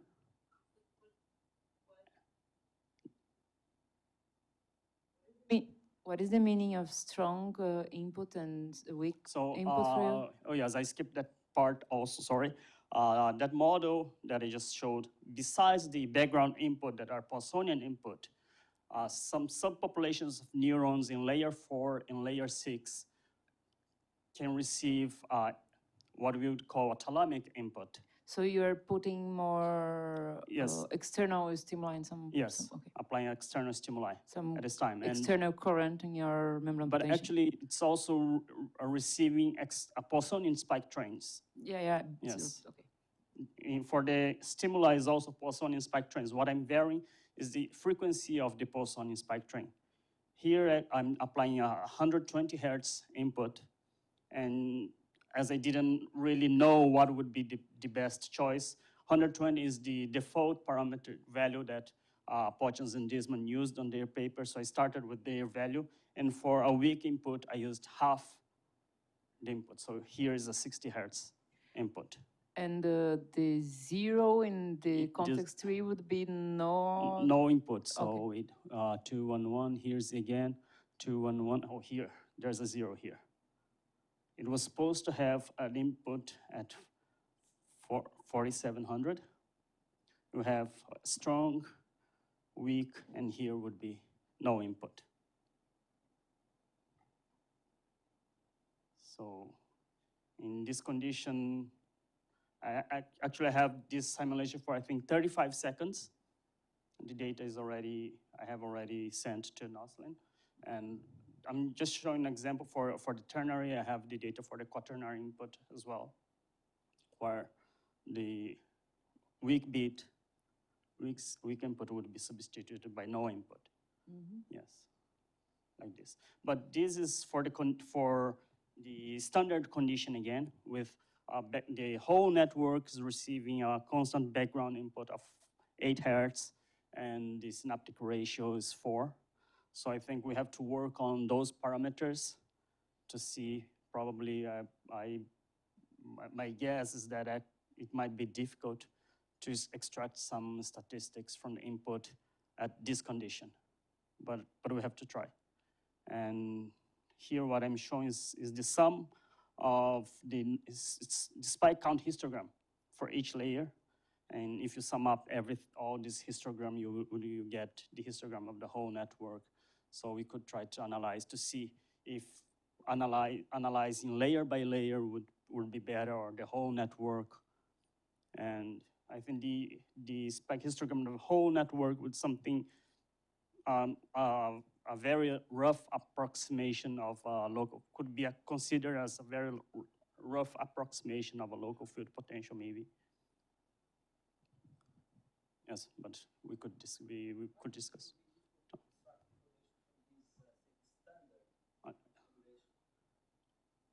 Actually, because I don't know if you will be able to see here.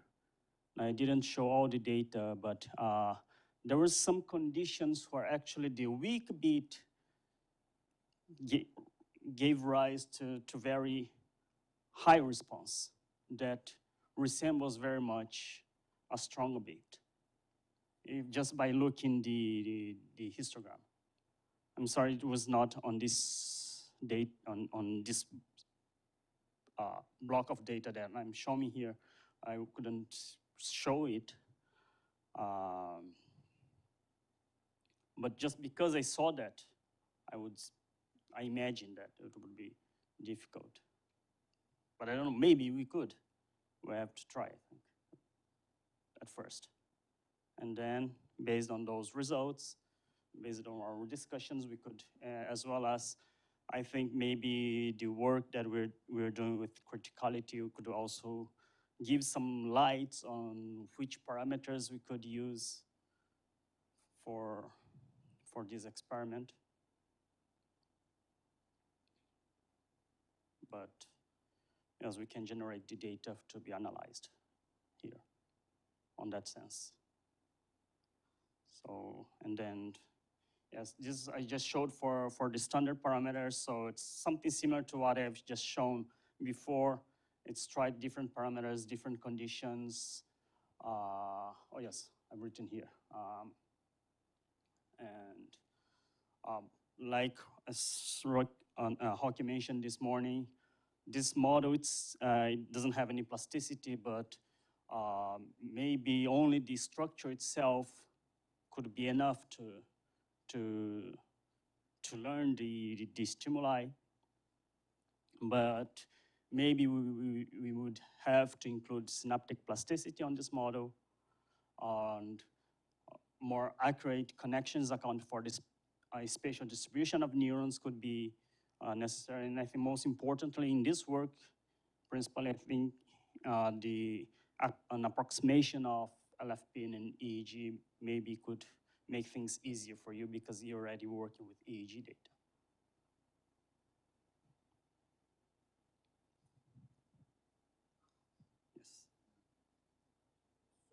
Maybe as well, Aline knows it better than me, but Aline and Guilherme, some time ago, wrote a paper on hydrodynamic limit for the model, and hydrodynamic limit with a local mean field model, which means that you have a difference, it's not a homogeneous, but you have locally an interaction which increased locally.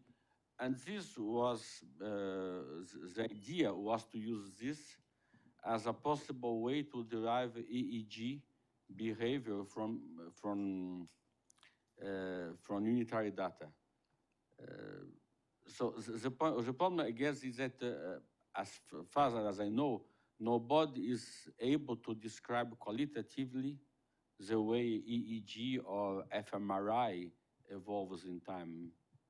So it was difficult to check if the model, the result they got was describing real data or not. So I never succeeded finding any answer. Pedro Valdez Sosa said, oh, of course we know, but I don't think so. I think this was just, so okay. So you mean, how could we generate LFP data or EEG data from these models? Okay, yes. The point is that we obtain a result that then you cannot compare with empirical data because there is no qualitative description. I mean, the Fourier law had no model with this behavior until 30 years ago. But, well, physicists knew very well Fourier law since the beginning of the 19th century. So physicists had qualitative descriptions that they could not find in theoretical model. In this case, I guess that's a problem, but I mean. As there's many techniques suggested for this case. One that is very complex, but maybe could be more accurate, is to include neuronal morphology and use those as use very detailed morphological neurons embedded in this circuit. It's have been done already actually by the group of Disman, where they estimate the LFP for each layer using such methods. So possible, it is possible. How do they know that they obtain a simulation which looks like reality? If you don't have a qualitative description of real data. The idea is that the basic idea on that works is, okay, their point neuron model, they represent many aspects of experimental data. And if you include that the detailed morphological neuron to try to extract layer by layer LFP, they also reproduces some experimental data that can be obtained LFP layer-wise using silicon probes and those techniques. So they compare with those data. Yeah, but how they know they behave the same way? So you look at it, you can see. So you need to do something statistically more clear, like, okay, no, maybe we should discuss it later, maybe tomorrow. Maybe tomorrow. Okay. I'm sorry. That's okay. Thank you.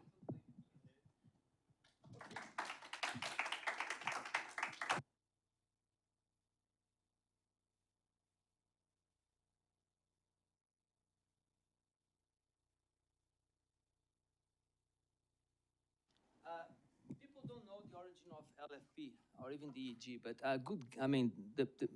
the current most important guess is that it's due to the currents in the external medium generated due to postsynaptic or postsynaptic potentials that neurons receive. So whenever there's a synapse in a neuron, these open channels and then the flux of currents that go inside the neuron at a certain point and exit via another one. So neurons have source and sinks in different points of the dendritic tree structure, and this generates dipoles in the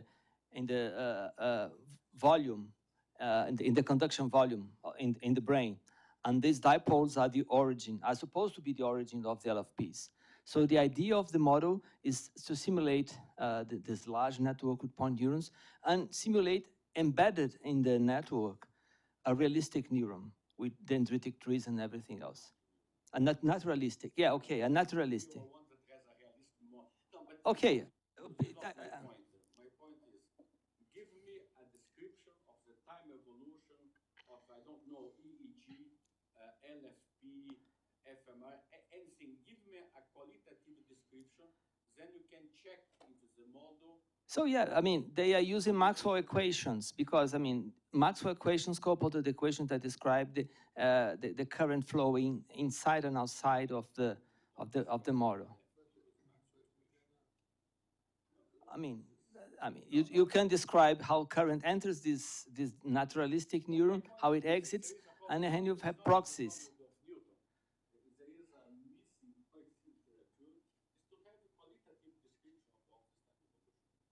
Oh, I mean, there are other proxies for this. What usually people do is to lump the activity of a certain group of neurons in the firing frequency, the rate of the population, and they use the rate as a proxy for the LFP.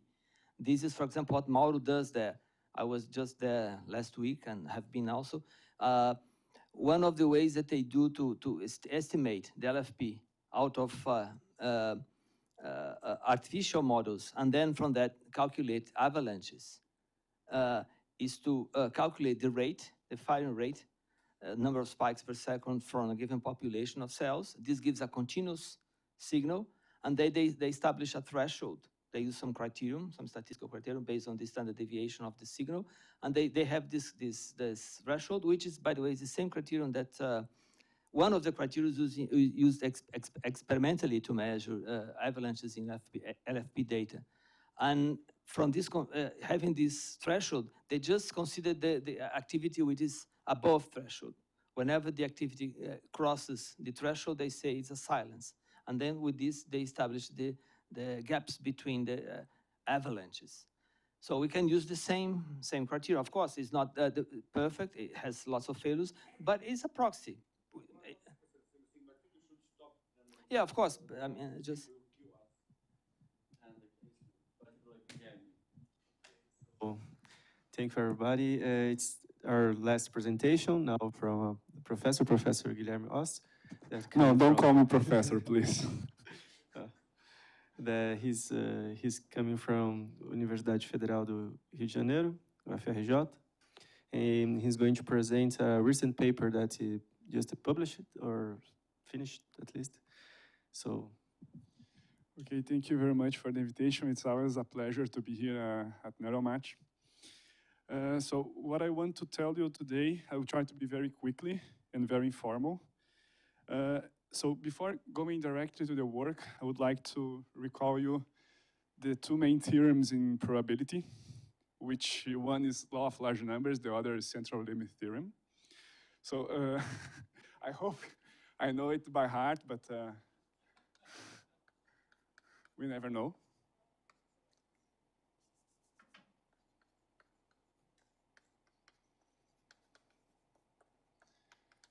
So essentially what it says is like if I have a sample of n random variables, which are IID, so they are independent and have the same law, with a given mu, then I can look at the empirical average.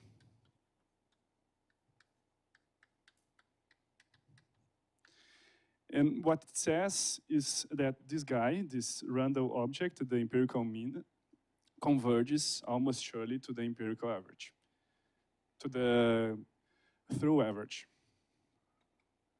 almost surely. Okay. And what, I mean, and people, maybe I've seen a lot that people write in a very informal way this statement as follows. So they tend to say that xn, which will be essentially mu, plus an error, which goes to 0 when n goes to infinity. So small o of 1 means that it's something which goes to 0 when n goes to infinity. Okay? Is that clear? Good.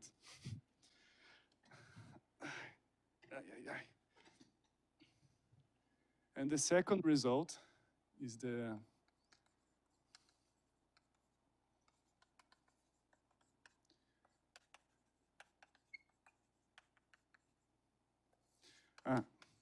And I forgot to say, and I've seen some, in some sense, they say that somehow they call this or refer to mu as somehow a first order approximation of xn bar.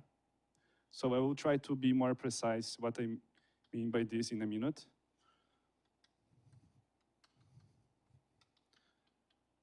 I guess it's with, okay. So what about the central limit theorem? So it says that in the same setting, so I have x1, xn, IID, but now they have common mu as before, and now I have information about the variance. And what it says is like, if I define the same object, xn, I have to standardize it in the sense that I subtract the average and divide by the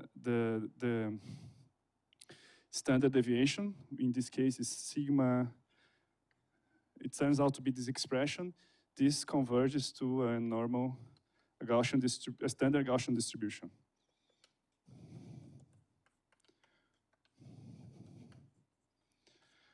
Okay. And just to make it a comparison with this expression, people tend to write or tend to say that xn, in this case, is essentially, so if I multiply sigma divided by square root here, and then add mu, this is mu plus sigma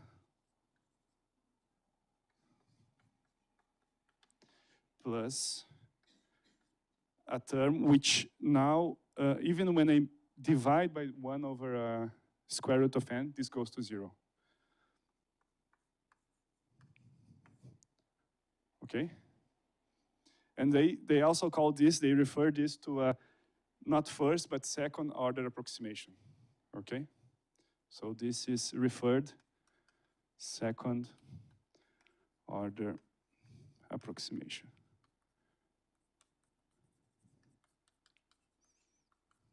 Okay? Good. Yeah, that was the point of all this. After this, I'm not sure that, yeah, okay? So essentially the idea of,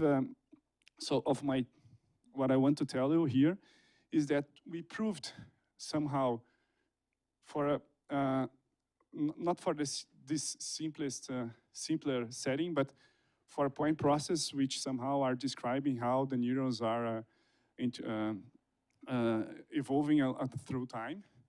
We wanted to prove a result which looks like the law of large numbers, and a second result which looks like the central limit theorem. Okay, so the law of large numbers somehow it's hidden in this sense in this name mean field limits, and the central limit theorem, it's somehow it's related to fluctuations because it explains how xn, how is xn fluctuates around its limit value. Okay. Good. So yeah, so this is what I just explained to you. So the first paper we wrote with Julien, Aline, and Eva. So it has been published in the stochastic process in the replication this year. And the second paper, which is about the fluctuations, Julien and I we finished maybe last 2 months ago, I guess. Okay, so let me go quickly to the model. I have a picture here. So we consider not the GL model, but something a model which somehow is simpler than the GL model, which is called Hox process. So this is a model for modeling the spike trains. So imagine that I have any neurons here. For each neuron, we have a mark indicating the time that the neuron spikes. Okay. So and then there are a lots of ways of describing this. And then the one which is convenient here for us is we describe how this process evolves through time by counting the number of spikes of for each neuron. I just count the number of spikes that it has emitted from time 0 to t. Okay, so I will call this quantity Ni of t is the number of spikes of neuron I at time t. Well, at time t. Okay? Now, this is a continuous, well, this is a continuous model, okay? So this continuous time. Yeah, from 0 to t, okay?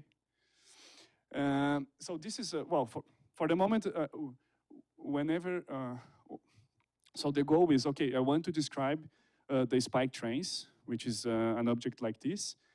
And so it's natural to use point processes. Which is not natural is why do I choose Hawk's processes, okay? This was my choice, or our choice, okay?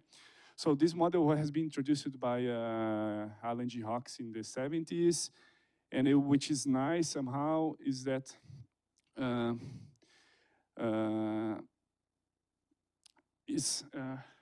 well, it's not nice. I mean, at least people have been using this in in many areas, including finance and also neuroscience.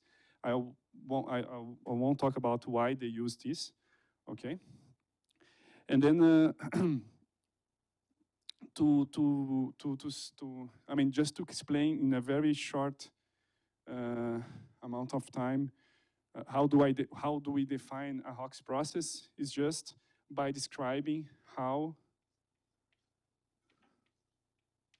I look, what is the probability of having a spike? Maybe, yeah, maybe let's say dt minus ni of t. So this thing here is just counting the number of spikes that take place between the interval t and t plus dt, okay? So the probability that there is only one spike given the whole past here. So this is essentially is proportional to the size of this interval, which is dt, and then times what people call the intensity, lambda I of t, plus something else, which is small, and compared to the size of this interval. Okay. So for the moment, this is very general. There's nothing to do essentially with the Hawks. And then what matters here is that this guy here is a random function. It's not like Poisson point processes. This is a random function which changes through time. Okay, of course, depends on the past. So this is the past prior to time t. Okay. And the lambda I of t, and so this looks like, that's why we call the Hawks. So lambda I of t is a function of what we in neuroscience would call the membrane potential of neuron I. Okay, is a function of this guy. And then in this specific work, we chose a very particular form for the membrane potential, how this evolves a long time, okay? So maybe I will write here.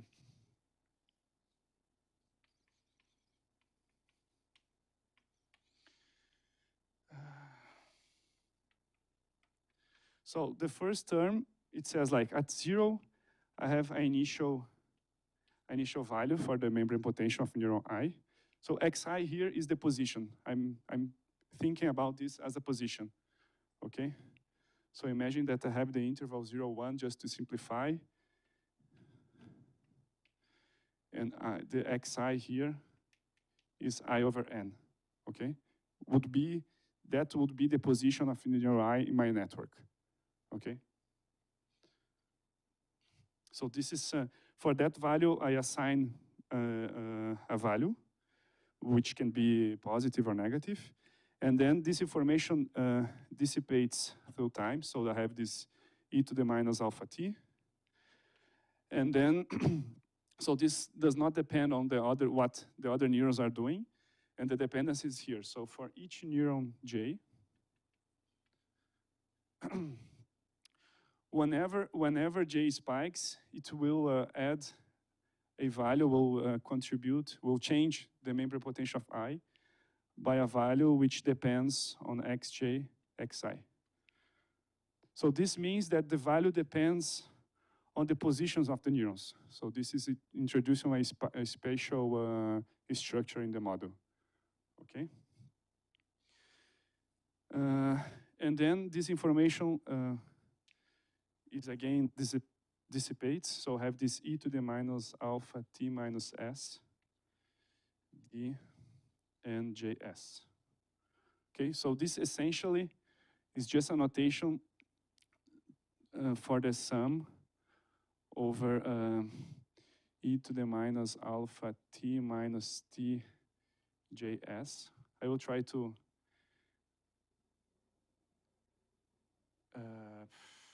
no, it's not k. And then I'm summing over all spiking times. I don't know if you, maybe you cannot see here, but this integral here is just that for each time that neuron J spikes, which I'm calling, for instance, this is the kth time that neuron J has spiked. What gives the time t is something which depends on the distance between the time that has been the spike and the time t that I'm looking at. And this is the case exponentially, okay? Is it more or less clear, the model? And then, of course, and they call this mean field interaction because what the neuron I here feels is the average of this thing. No, Hawk's process is something more general. Because here I'm choosing a very specific function, which is this e to the minus alpha. It could be something even more general if you want. It's an example, a particular example. And then somehow, if we want to study the GL model, instead of looking at time 0, we would look at the last spiking time of neuron I here, instead of 0. So this is integrating all the spikes from 0 to time t, and then I'm taking the average B contribution, and this will give me the membrane potential. Yeah, yeah. Yeah, this is much, much more simpler, okay?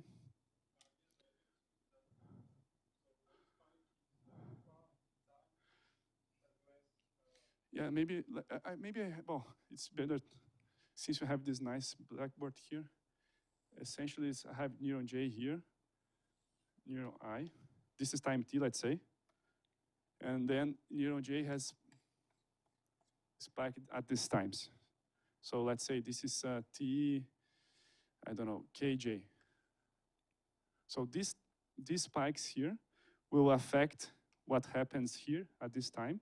But this, of course, depends on the distance, which is t minus, is a function of this distance, okay?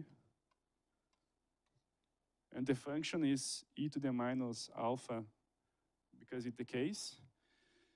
I don't know, is this answer your question?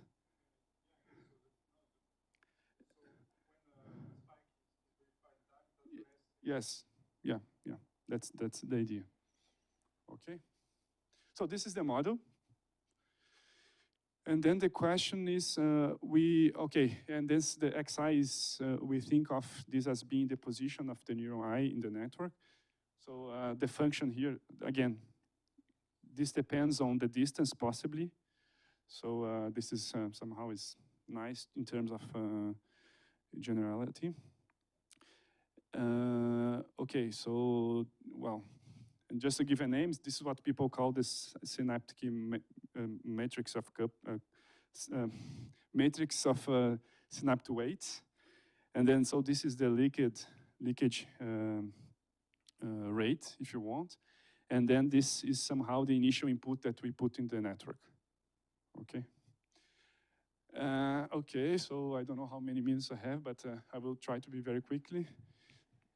So what we want to do is, okay, I have this, the vector of all membrane potentials, U1 up to UN, okay? For each time t, I have this vector UNT.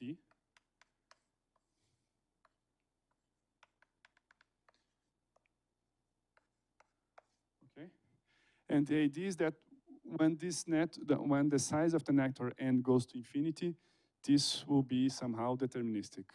The behavior of all this will be deterministic, okay? Which would be my mu here in the law of large numbers, okay?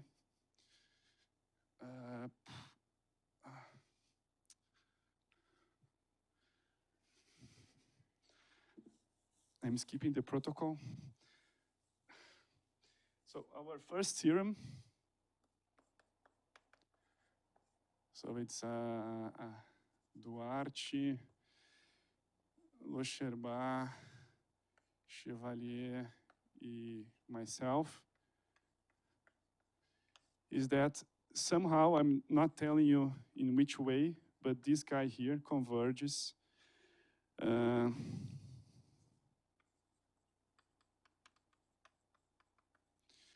and here with respect to a given, with respect to a ad hoc metric. I mean, in the sense that I have to say, we introduce a distance to say that this thing here will converge to a deterministic function, UIT.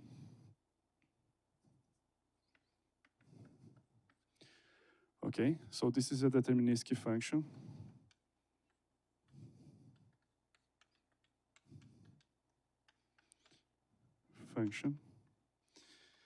And which is characterized by a nice equation solving the following equation.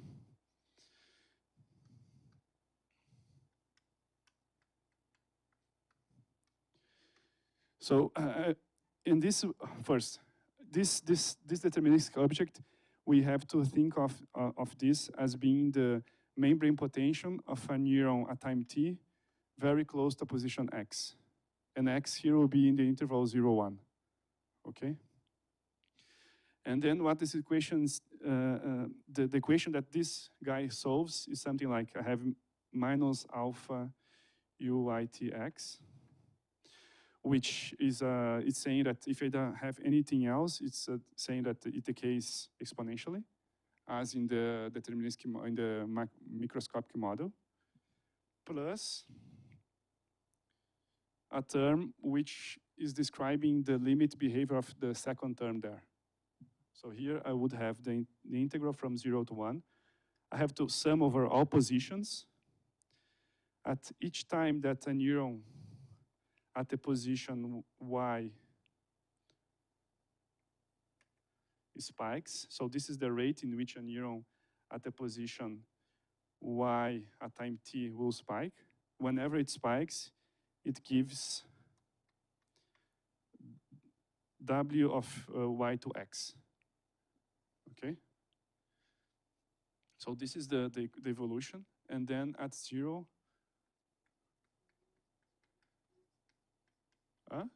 yeah, I have the dy here, sorry.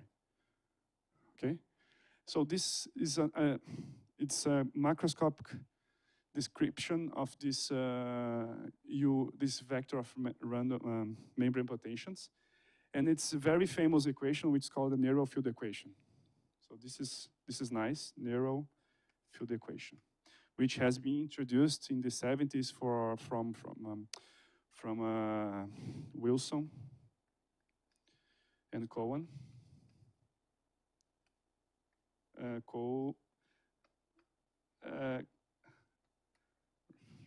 And also Amari. And Amari, this three. Yeah.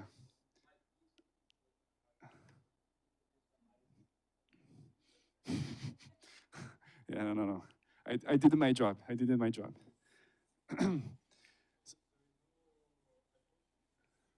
Yeah, of course. I'm doing this like, you know, of course I have some regular assumptions on the W and F and U0, of course. Okay. And so in some sense, what I'm telling you is, okay, if I have a very large number of neurons to simulate in my computer and I want to do simulations, maybe it's hard to do this. And even if you want to study this very large system, go to this equation and study this equation directly. Okay, so in some sense, I'm saying UNT is essentially well approximated, or the first order approximation of this is like this, as in the law of large numbers. Okay? Good? Okay. And then you may ask, what about the fluctuations? Okay. So far, is it clear more or less? Okay. And then one property which is not good is that people say that under our assumptions is that if you look to the correlation of UIT and UJT, UN is the whole vector, okay?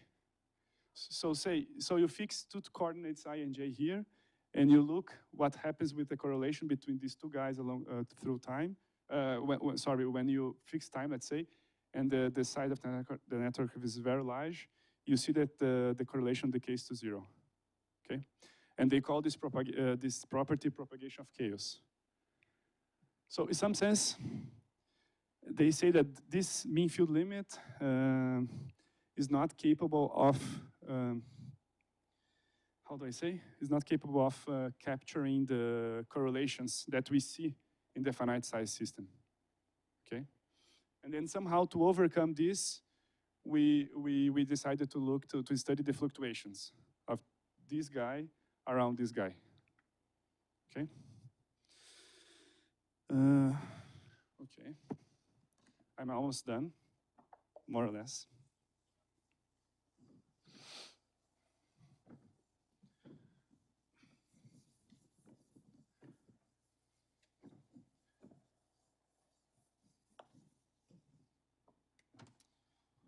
So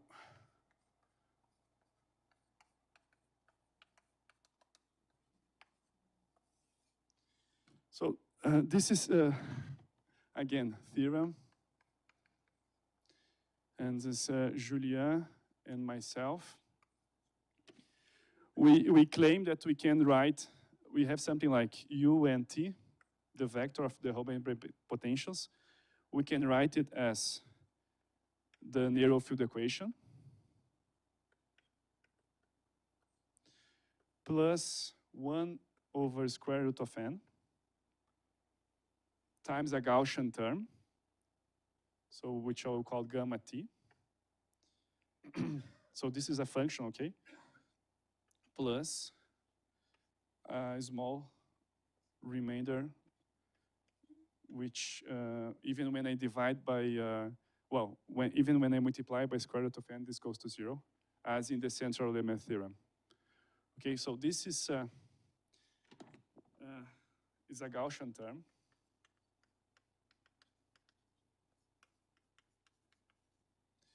Somehow, which describes how these two guys fluctuate, okay? And then the natural question is, how do I characterize this Gaussian term? okay? And this somehow is, well, we have an equation for this, which is ugly. Maybe I don't want to write it here, but well, somehow the equation that this gamma t, which is a Gaussian process, not a Gaussian random variable, is a Gaussian process now. I mean, gamma t, so this is a function. I look at the position x, let's say, okay, and an equation that it solves is this.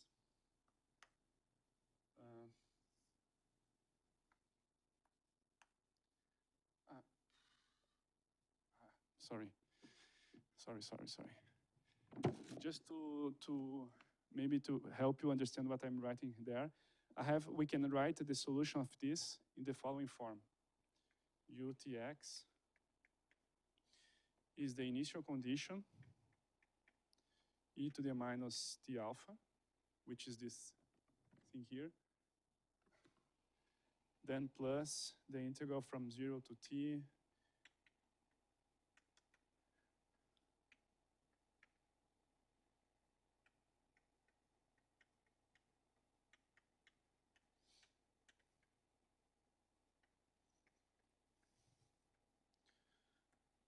okay? It's not so difficult to see, but we can write it explicit like this, okay?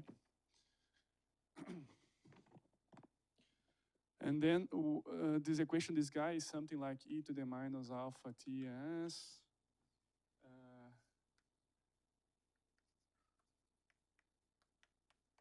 And now, which is strange, is that instead of having f, we have the derivative of f, which is something strange.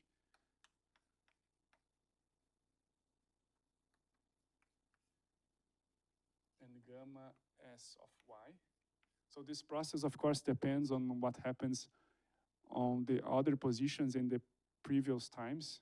Okay, so this is this. S as there. And plus. So if I don't, if I just had this will be a deterministic object, okay? And then the noise is here. The second term is the noise, which still is complicated.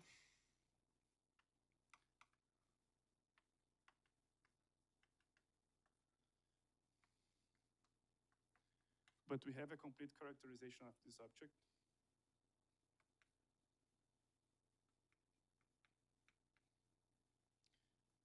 And then I have to integrate, so this will be some deterministic term plus a random term here. And here we are integrating with respect to what people call the Gaussian white noise. I mean, it's a complicated object. I don't want to discuss this here. It's just to say that which is important here is that this Gaussian process here, we have a complete characterization of this, which is somehow is complicated to understand at this point, okay? And then so this would somehow complete our central limit theorem. But then maybe to make it more useful and to sell it to other people is, okay, maybe we still can have, we still can have another object here. I can rewrite this gamma t as a sum of two terms, where one is very easy to understand somehow, or to make the connection with this neural field equation. And the other part, the error that I make is very small. It's something like this, okay? And so this is what we do. We claim this can be written as maybe all this can be written, I will call this V and T plus something small. And this V is the sum of the neural field equation plus some noise.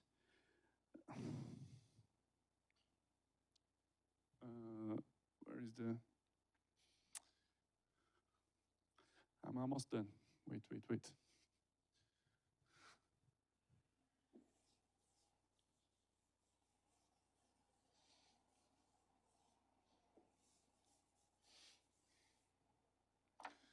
So again, I want to write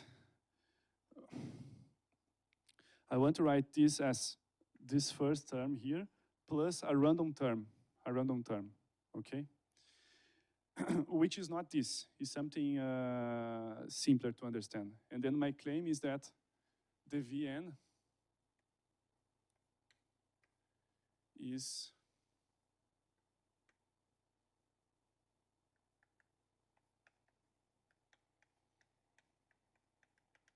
solution of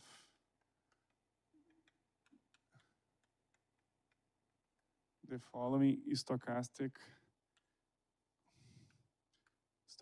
neural field equation.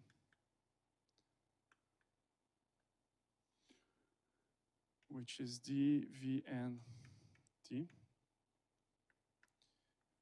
is again, the first part is this thing here. It's minus alpha Vnt plus the integral from 0 to 1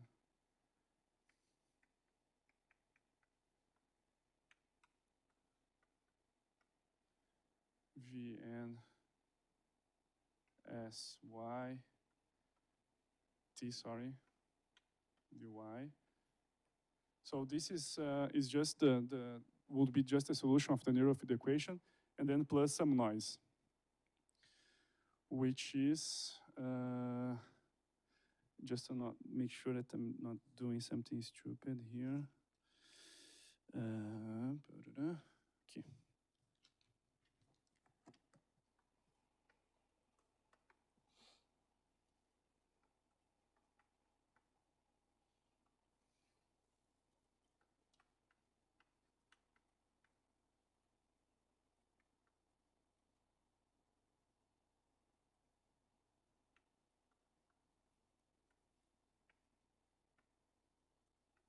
Again, I have this strange object here.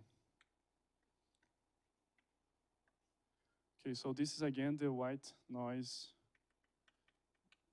Gaussian white noise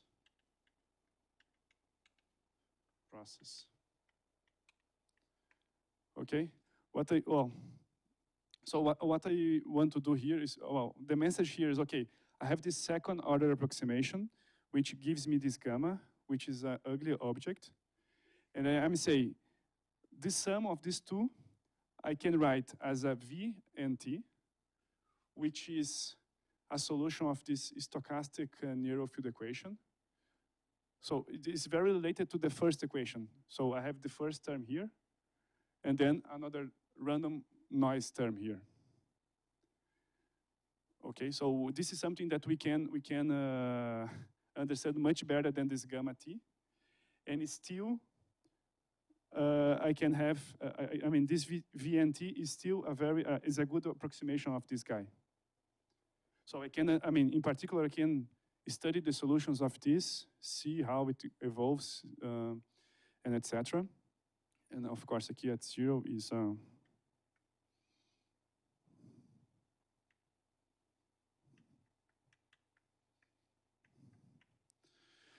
the initial value. And then the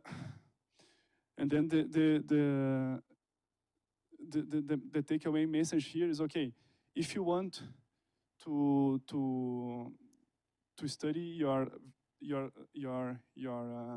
network of point process with n very large, instead of looking to the membrane potential, you look to the solutions of this equation here. Because here now, I have, well, this is, we can solve it under some assumptions on W and F, etc. We can solve it, this equation. We can make calculations by using the expressions of the solutions of this. And the error that I make when I replace this by this guy is something which is very small, the case with this. And more importantly is that when you look at the correlations, when you look at the V and T at position X and V and T at position Y, they are correlated. They are correlated because of this random noise term here that we somehow incorporated to the narrow field equation. And then somehow, that was the whole idea that we had in mind to write this paper. We wanted to derive an approximation for the UI for our point process, in which somehow we can still capture the finite size effects of the model that we don't, that we are not able to do it if we only use the mean field approximations. Okay, that's the whole main, the takeaway message of all this. And of course, to understand this, we would need to use the tools from stochastic differential equations. This is something very complicated, let's say, but we could make it very precisely and formally in the paper. Everything is well explained. Okay, so somehow this is the noise, and of course, since I have square root of n here, the noise goes to 0 when n increases. Okay, so the dependence of n is here. We should ask why do I have these terms here, so we can do this later if you want. But at the whole point of the fluctuations is to provide an approximation for this guy, which is better than the first order approximation, where besides of this, I also have the correlations between positions. Okay, that's it. Thank you.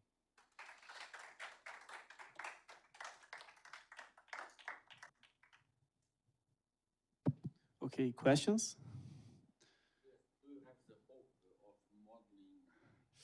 MRI. Yes, because you have the ingredients, you have the synaptic strengths, you have everything now. Yeah, this is something that again, when we go to the basic or the simplest central limit theorem, one of the nice things of this is to do confidence intervals, for instance, for the mu. We can use the central limit theorem to say, well, my through parameter is between this interval. And what I want to do at some point is to use this version of this result to say that, to do something similar, a confidence interval for a piece of time evolution. Yeah. We could do many other stuffs by doing this. For the same reason, you could do some statistical tests. Right? Yeah. So that's one of the aims of why we decided to study and do all these things. At some point, we want to do some statistical model selection for complicated stuff, let's say, like this. I think it's a natural question. What would happen if you put the less spiking time? Would not change your Gaussian noise, I think, right? Only this deterministic part. The picture changes completely because I mean, but at the this beginning part will change, and it will change there, but not the Gaussian. No, I'm saying that the point is, it's much more complicated because we wouldn't have this nice equation here. We would have something more or less what we had, and then I don't know, because we used the fact that we had a nice expression for this solution to derive. I mean, there is a very heavy machinery that we used here to arrive at this point. It's it's not so. There are a lots of technical issues that appear, and then somehow in some of them to tackle, we used the fact that the solution of this equation was nice. I don't know if this answers your question. I'm saying we can try, but it's complicated. Much more than this. There is a first step, which is you take the model, you need to lose memory, but then you add some kind of spontaneous activity, and then you know that your past is not too long because, and then you first show that this model approaches the other. Yeah. And yeah, there's something very nice here that I didn't mention is that this equation is very famous because, well, you can study it analytically, and then people were able to show lots of interesting phenomena just by looking the solutions of this depending on the regime, on the parameters of the model. And then this we could also try to explore in this stochastic version, maybe what happens when we had the stochastic solution, the solution of the neural field equation, plus some random noise here, which, well, what happens? I don't know.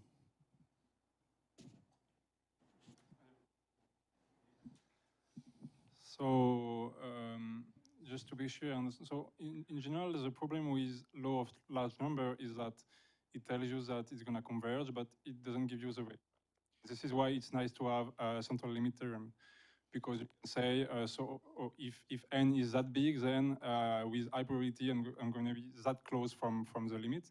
So is it kind of the same here? Could you say, if n is that big, then I can just replace by this function here and study it because of short fluctuation result?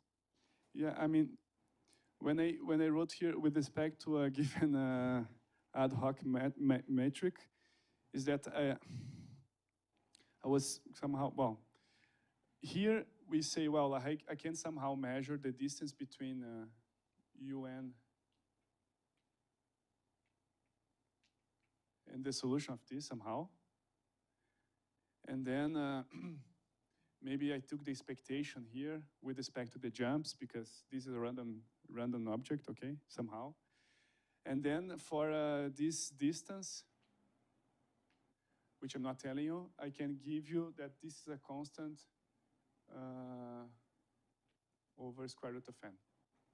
Even for the law of large numbers, I can give you, I can tell you that C, which depends on, so yeah, I have this T here, right? So of course, but for each fixed T, let's say, or for T for small t from 0 to T, I tell you, well, there is a constant which depends on T, capital T. No, it's not. Which depends on, of course, some regular assumptions on F and these guys and etc. But once you give me this, I give you a constant. You can give like the actual value of the constant. Yes, I can give you this. Okay. And then this essentially is telling you that the order in which the converge takes place is square root of n, 1 square root of n, as it should be. Okay. Okay. Even for this case. And here we also have the same, right? When I write here, this, I'm telling you that this minus this, somehow, even with, when I multiply by square root of n, this goes to 0. Yeah. Okay. So that was my question. So, because this is an equivalent result as a central limit theorem. So we can use this result here to, for example, to say that this equation here is that close to things. Yeah. No. This is what we want to.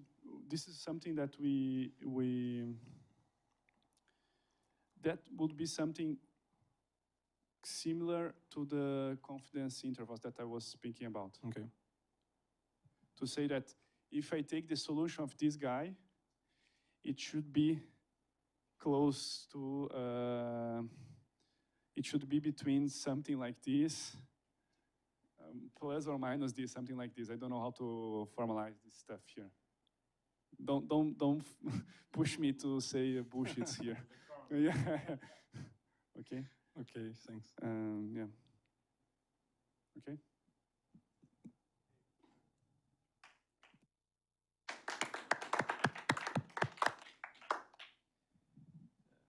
So I would like to thank everybody for the presence and the talks. It was very good, I say. And and I think that's it. If anyone has any comments or suggestions, and I hope this event help people to understand better what each other does and maybe even start some collaborations. Who knows? So thank you, everybody. Thank Professor Gauss for pushing me to do this, because you did. And thank you again, everybody, for coming.